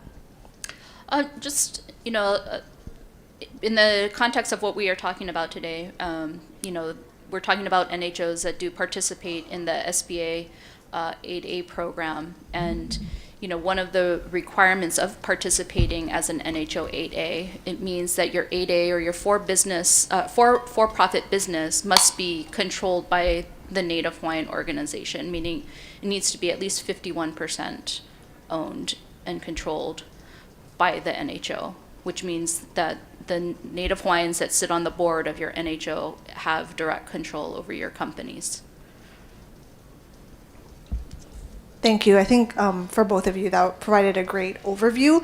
I want to point out that this was not intended to be like a technical workshop on all of the regulations and, intricacies of how NHOs are set up. I've done many workshops on that topic, and it's boring. So I would not put you guys through that torture at this late time in the day. Carrie, can you tell us a little bit more about NHOA and what role you think NHOA plays in helping shape kind of the future of NHOs? Sure. So NHOA we're a trade organization. We were founded in 2007. I think probably back then there maybe were half a dozen NHOs around. Today there's probably about 60-ish NHOs that are out there. About 25 to 30 are actual members of NHOA. And the purpose and intent of the trade organization is to advocate for the NHO 8A program, is to educate folks about it, and it's to defend it when there is legislation that might be harmful or regulation change that might be harmful. But it's also to ensure that our members are more or less aligned. We're marching in the same direction. We understand what the potential challenges are out there. And, to some extent, we help to facilitate, give back or to provide maybe, I don't want to say instruction, but maybe guidance on how to engage with the community and how to invest in the Native Hawaiian community. Thanks, Carrie. I didn't have this question on the list, but Lonnie, you've been a part of NHOA for many years now. Can you tell us a little bit about how NHOA's role has maybe grown, evolved, expanded over the years? So when I joined the NHOA board, it was still, the board was small, the membership was small. There wasn't, it wasn't a cohesive board. It felt like each board member had their own agenda for what they wanted to get out of NHOA. And after a few years, there was an evolution in terms of the board members who left and those that came on. And we generally tried to invite people to apply for board membership when vacancies came up, who shared the general vision of, we need to protect this program. Being on this board is not about advancing the interests of your individual company. It's about protecting the program, and in so doing, protecting your company. Because if the program goes, your company goes. So we really looked for folks that had that focus, and it's up to the members who they elect, but we actively recruited folks and said, we think you'd be really a good member, a good board member, so why don't you run for election? And and most of the people that we suggested for that they run did indeed get elected, and it was over time it made us into an incredibly cohesive board, so that the focus was all about protecting the program. And also, as far as members are concerned, trying to make sure that we provide value to members as well. So that's the evolution that I've seen, is that we are much more effective in terms of educating members of Congress about what our program is about. We're more effective with our NHOA Small Business Summit. That started as a very small endeavor and has become something we're very proud of. It is nice size, and we get a lot of great experts that come in. So over time, because the board became cohesive, we could,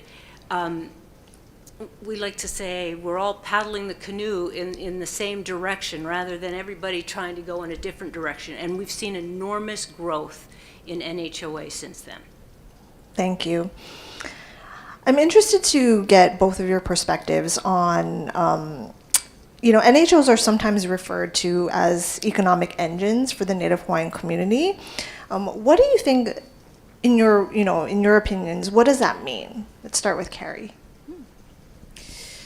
So we are, I think kind of the spark, right, that sets off this economic cycle. When NHOs or the NHO 8A company wins work, we create jobs. And when we create jobs, the folks that we are hiring, they are contributing to the local economies, right? They're paying taxes, they're spending money. When we do really well for our customers and we make money, then we get to invest in our communities. And when we invest in our communities, it creates opportunities for Native Hawaiians to be able to do other things. So for an example, if an NHO is successful, they could fund a Native Hawaiian workforce development program so that Native Hawaiians can get a certification or training in doing a certain thing. And then not only does that make the graduates of that program qualified to work in a global talent pool, but it also allows them to be qualified to work for us, for NHOs. And when they, again, get hired and work on contracts for us and do well, we get to repeat that cycle and then make, future investments. And so it just kind of creates this ecosystem of doing well, paying it forward, and then just repeating it over and over and over. Lonnie? I would speak a little bit to what comes before that, because I think Carrie Ann has really described well how the economic engine works for NHOs and for both the business community and the Native Hawaiian community. I'd like to just take a step back and say NHOs are generally started by individuals who have a passion for benefiting the Native Hawaiian community. It's something that is part of the Native Hawaiian culture.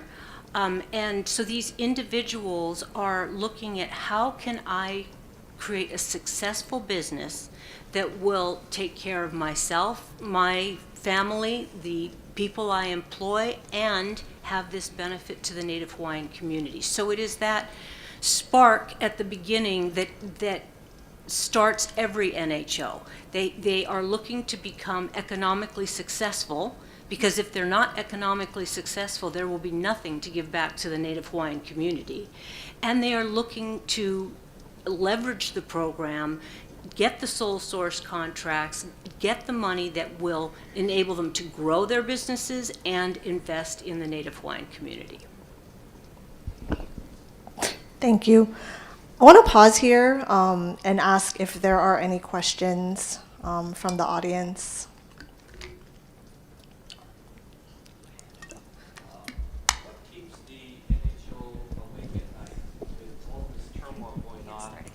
Oh, I'm sorry.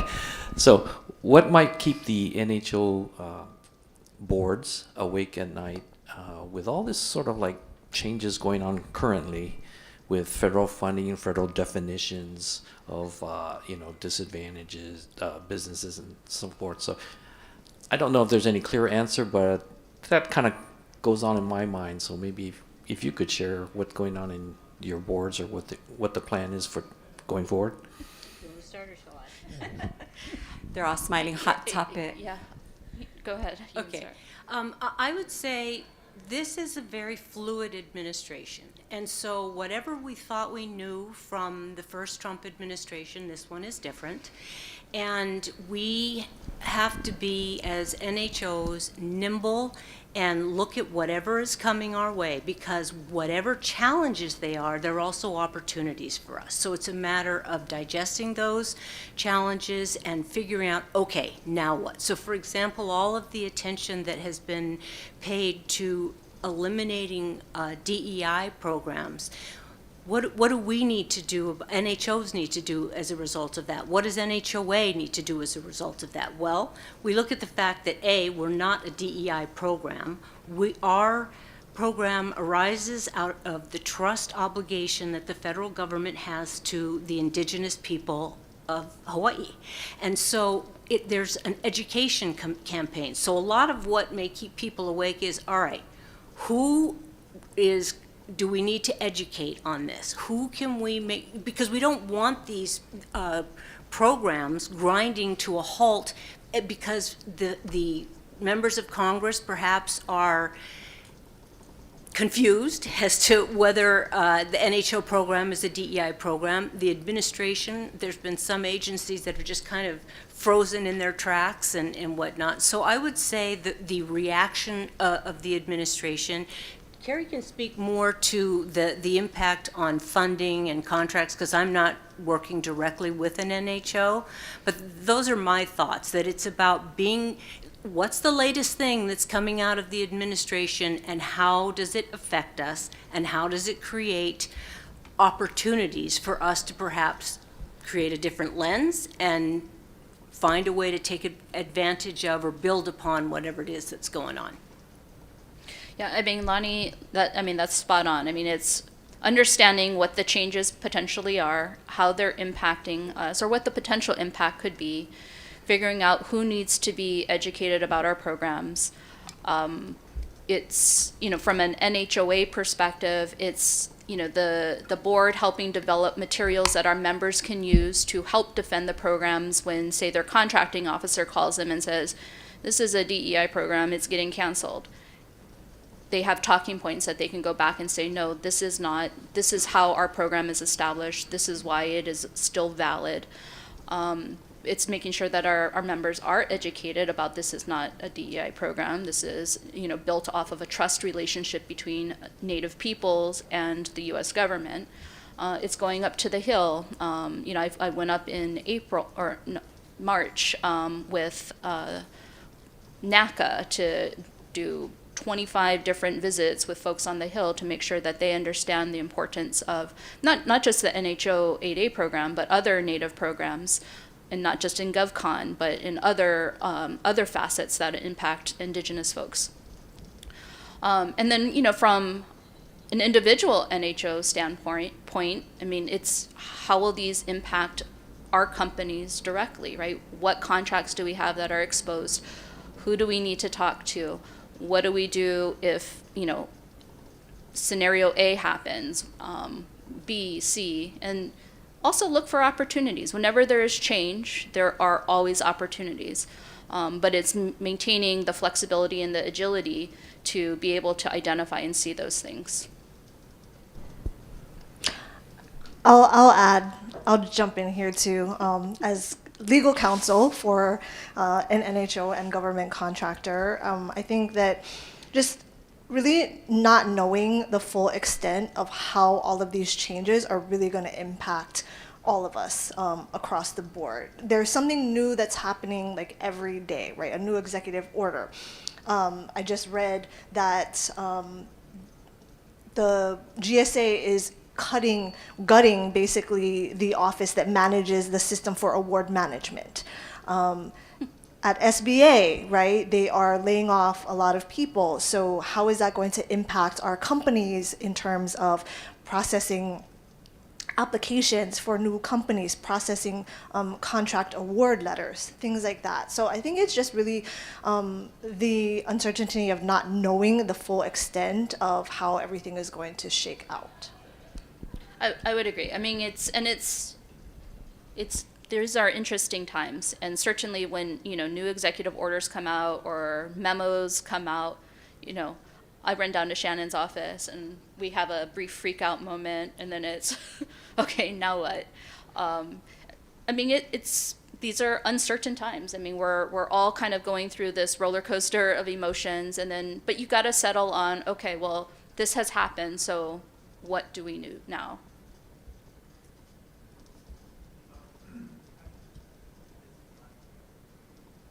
Sorry. I just have a quick question. So you're really looking at NHOs through the lens of the SBA 8A program. Yes. As different than the interior. But both of them then are that individual businesses versus nonprofits? I mean, because under interior it's nonprofits. How does that work together? Well, are they part of this too? No, Okay. they're completely separate. Very different. Very well. Under the SBA, it is a business construct under the Small Business Act. And so there's specific legal requirements for creating an NHO, for forming the subsidiaries of that NHO, and then for participating in government contracting. In terms of those that may be more interested in just general kinds of issues for Native people, those are going to be the ones that are going to be signing up for the Department of Interior notifications. It could be changes in healthcare. It could be changes on, I recall a number of years ago, there was one for Native Hawaiians about what would happen if we had a government, if the Native Hawaiian people had a government. So as they form policies, they will send out notifications to everybody who puts themselves on this list as being interested in, because they serve the Native Hawaiian people in some fashion or another, they get that notification. So I think it's very useful to be on that list, but that is more about general policy kinds of decisions, whereas under the SBA, it's about you form a nonprofit NHO parent company, you form for-profit subsidiaries, and then the profits of those for-profit subsidiaries spin up to the NHO and must principally benefit the Native Hawaiian people. And for that, you've got the access to the high-dollar sole source contracts and what have you. So there is a trade-off, because SBA wants to make sure, Congress wants to make sure that NHOs are actually benefiting the Native Hawaiian people, that tribal 8As are benefiting their Native people. The And just like ANC is the same. ANCs. Exactly. Right, okay, I get it. Thanks. Thank you.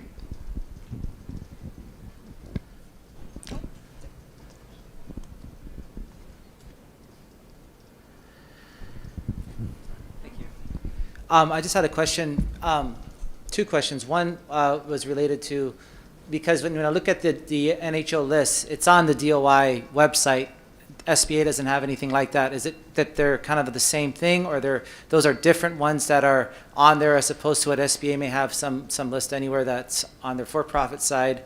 So ask a question about that. The other thing I was going to ask was about, sorry if I bring up the CFR, but when we're looking at direct award contracts on the NHO side, is that something where, when we're talking about like special relationship and treaties or whatnot, one thing I can kind of think about is like saying the Hawaiian Homes Commission Act or so. What special relationship is there outside of that, just for my other part, general knowledge? Well, there's been various statutes that have recognized the trust relationship. We Native Hawaiians don't have the advantage of other Native peoples of being federally recognized. So we look to see where in federal law that trust relationship has been acknowledged. And so it is through a melange of all these different statutes that you make the legal argument that that trust relationship exists. Comes from the Apology Bill. There's just all these, over time, all of these different laws, some in terms of there was a memorandum that came out recently from the Secretary of Interior having to do with DEI and saying that doesn't apply to Native peoples because of the trust relationship, and it called out Native Hawaiians as being, one of the Native people with whom that trust relationship exists. So it's not as clear cut as with, Native Americans where they have a treaty, or the ANCs have got the Alaska Claims Settlement Act. You've got, it's a little bit more cobbled together, I would say, for Native Hawaiians. I mean, I think it was the apology resolution that really helped solidify the government, or at least as a recent law that has solidified the trust relationship and committed the U.S. government to treating Native Hawaiians in a manner that is similar to the way that they interact with Alaskan natives and with tribal folks. And then as far as the DOI and the SBA NHOs, SBA does not maintain at least a publicly available list of NHOs. It is something that we have asked for many, many years.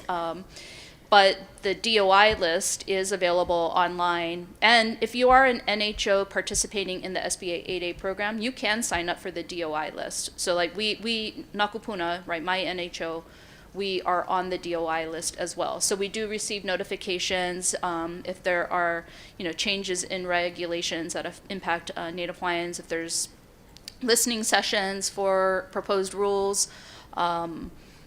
if there is, archaeological concerns at a construction site and they need to get a Section 106 review, we are notified. But NHOs in the SBA 8A program do not have to be on the DOI list if they don't want to.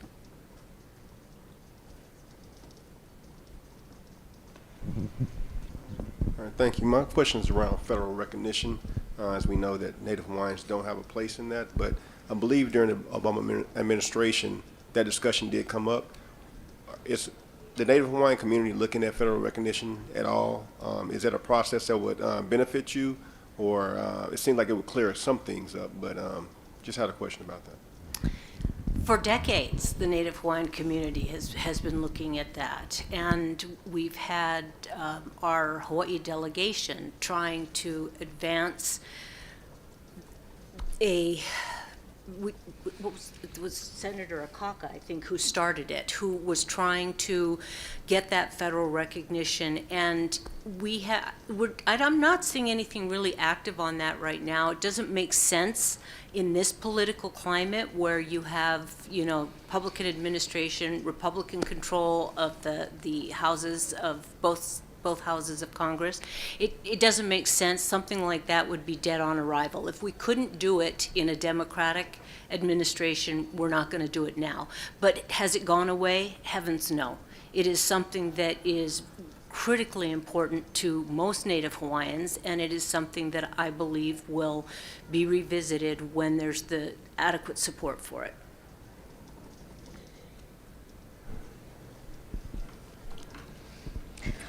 With the time that we have, I do want to get into kind of like the community aspect of Native Hawaiian organizations. Each NHO is different. They have their own strategy. They have their own priorities in terms of how they want to give back to the Native Hawaiian community. In 2019, NHOA began collecting data from its members in terms of what their community give back or impact is. Carrie, can you tell us a little bit more about what we've learned about the impact NHOs are having? Sure. So, between 2018 and 2023, that's the most recent data we have, our membership has, in aggregate, given about $100 million back to Native Hawaiian, the Native Hawaiian community. And that represents, investments in over 150 different organizations that serve Native Hawaiians here. Not just in the state, but there are some continent-based organizations as well. I think it's about 95% of that 100 million has remained here in Hawaii. And with the exception of 2021, which was impacted by COVID, each year our give back is increasing significantly. And I think that's telling because, as NHOs become more mature and more successful, they are becoming more profitable and they are sharing the profits back with the community. A lot of the organizations that our members do support, are supported multi-years in a row, which, helps our community partners plan for the future, right? They can ensure that their programs are receiving funding. They can become less reliant on federal grants, which, obviously now is, under attack and being cut. The other interesting thing, that $100 million is that's the money or the impact that we can count, right? That's either direct donations to community members or it's in-kind donations. But it doesn't really take into account the multiplier effect when you make investments in community. You know, there's examples of, you know, NHO members, right, who will give a community organization $5,000 so that they can hire a grant writer. And that grant writer is able to get over $1 million from, you know, federal grants because they have a grant writer, right? We don't count that type of impact, but it is impact nonetheless. And there are countless examples like that. But it's very encouraging to see that, again, as we become more successful, we are doing more things for the community. We're partnering, NHOs are partnering with each other to make bigger impacts into our community. NHOA has, you know, tried to do some collective givebacks with all of our members in 2021, which was the first year that we've done it. We raised $20,000 from our members. We were able to help a program called Keiki Steps that's run by In Peace create and publish these set of books that are written in, you know, Olelo, Hawaii for pre-K kids. And, you know, without NHOA and our members, they would not have been able to do that necessarily. And, you know, why is that important? Well, it introduces Hawaiian language to children and it normalizes it. So we start using our language more. It becomes more common. It helps them with literacy. It engages parents. And, you know, we're really very proud of that. And we're, you know, we had to take a step back a little bit in the last couple of years, but we are looking to do another community give back, collective community give back later on this year as an organization.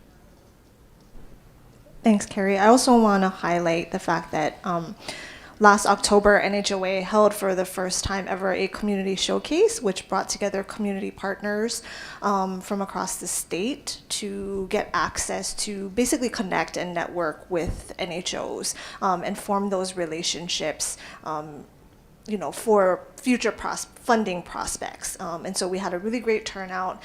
It was really wonderful to see all of the community partners engaging with different NHOs. We also were able to give out like about $30,000 just in giveaways to the different community partners. So that was really great. One of the most recent examples that I want to highlight, which kind of touches upon a lot of the different things that we've been talking about today. As you all know, we experienced deadly wildfires on the island of Maui. And several of the contracts for the repair and restoration work and cleanup work was awarded to NHOs. And I want to kind of talk about, you know, what is the significance of this economically, culturally, and for the community. So, you know, Lonnie and Carrie, you know, I wanted to get your thoughts on this. Maybe we'll start with Lonnie.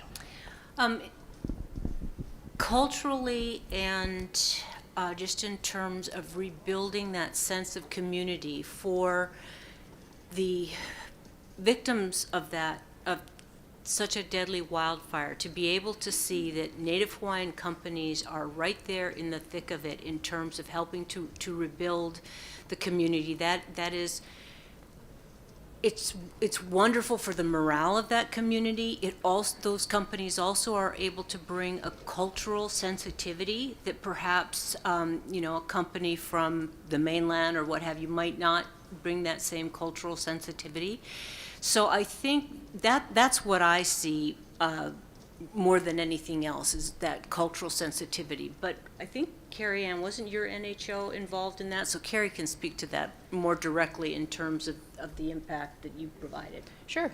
I mean, I think, and even Keone folks were involved in the initial contract. But, you know, one of the really great things, I think, and it's kind of a milestone for NHOs, is that NHOs are now recognized as being competent and capable and responsive companies that can take on these very large projects.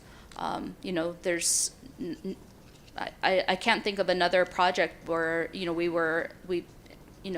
I'm talking in generalities here, but an NHO was able to respond like almost immediately to the Army Corps of Engineers call for capability statements. And it was also very great that the company that did get that first contract reached out to other NHOs to make sure that they were involved in the response. And as Lonnie said, we bring to the table the sensitivity of addressing people who have gone through something that is completely devastating. Their lives have been upended and they're in distress.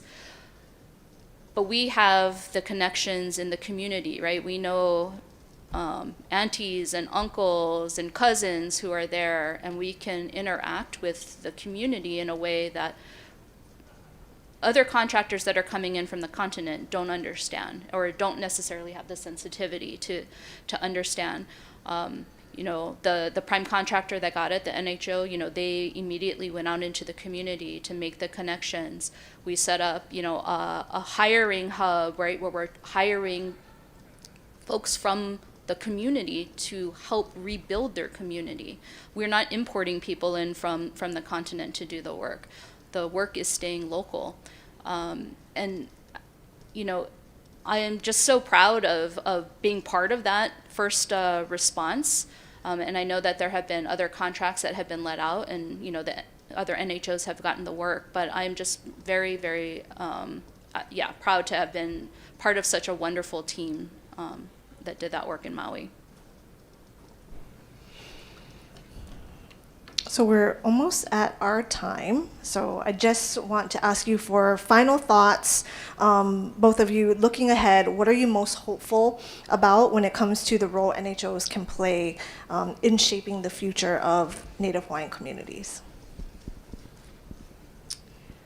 I would say, notwithstanding the current political climate, NHOs are here to stay, and we will ride this wave of uncertainty that will come through this administration, and we will grow and we will prosper and we will continue to benefit our Native Hawaiian communities. So I think it is just, when I came back to Hawaii after having been away for many years, my heart was there for my people, and to be able to be part of a business model that grows a business while benefiting a Native community, that is just the most amazing. That was exactly what I was looking to be able to do. And at the time, quite frankly, I didn't know anything about NHOs. So there was a bit of a learning curve for me. So I'm very hopeful that, and I would encourage people that want to start NHOs, go out and do it.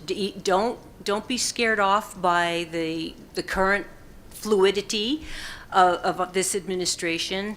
Do, as soon as you file your first 8A, your for-profits 8A application, become a member of NHOA, because that's when you're eligible. You don't actually have to have your certification. You can become a member then, and then you'll be able to tap into all these experienced NHOs and all the resources that we bring, and anybody can come to our conference, but it's that network of members that I think is tremendously valuable. I agree, Lonnie. I think NHOs are here to stay. And I am hopeful that as we grow and become more mature, that we are providing good examples for NHOs that are just starting, and how they interact with the community and how they invest in the community.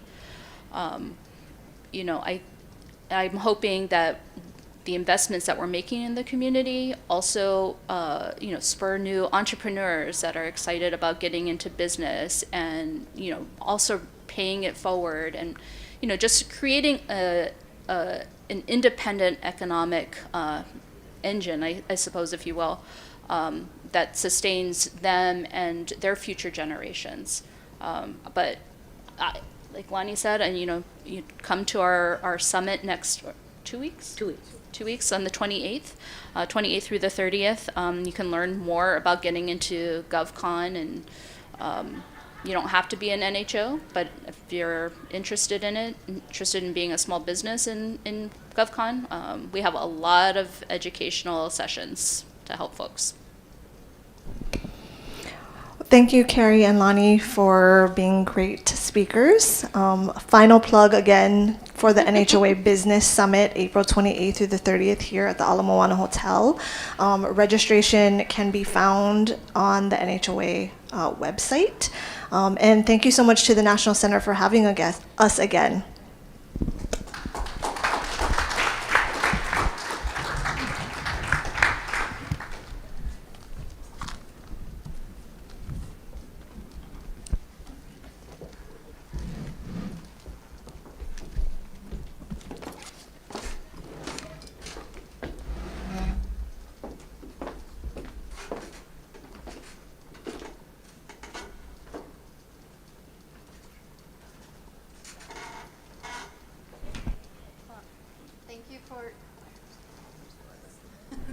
Well, thank you to the NHL panel for giving such insightful information. And then thank you to all of you for being here with us at the end of the day. I know it was a really long day, but thank you for staying with us. And to our online audience, thank you. And to our staff members, I know Yvette kind of went through them this morning. So thank you to everyone. And I will be following up with the recording for this and also all the materials that were presented today. Yeah, so if you have any questions, feel free to reach out to me. Kaya, I was probably the one who connected with you guys and gave you some of the information about the event. But thank you.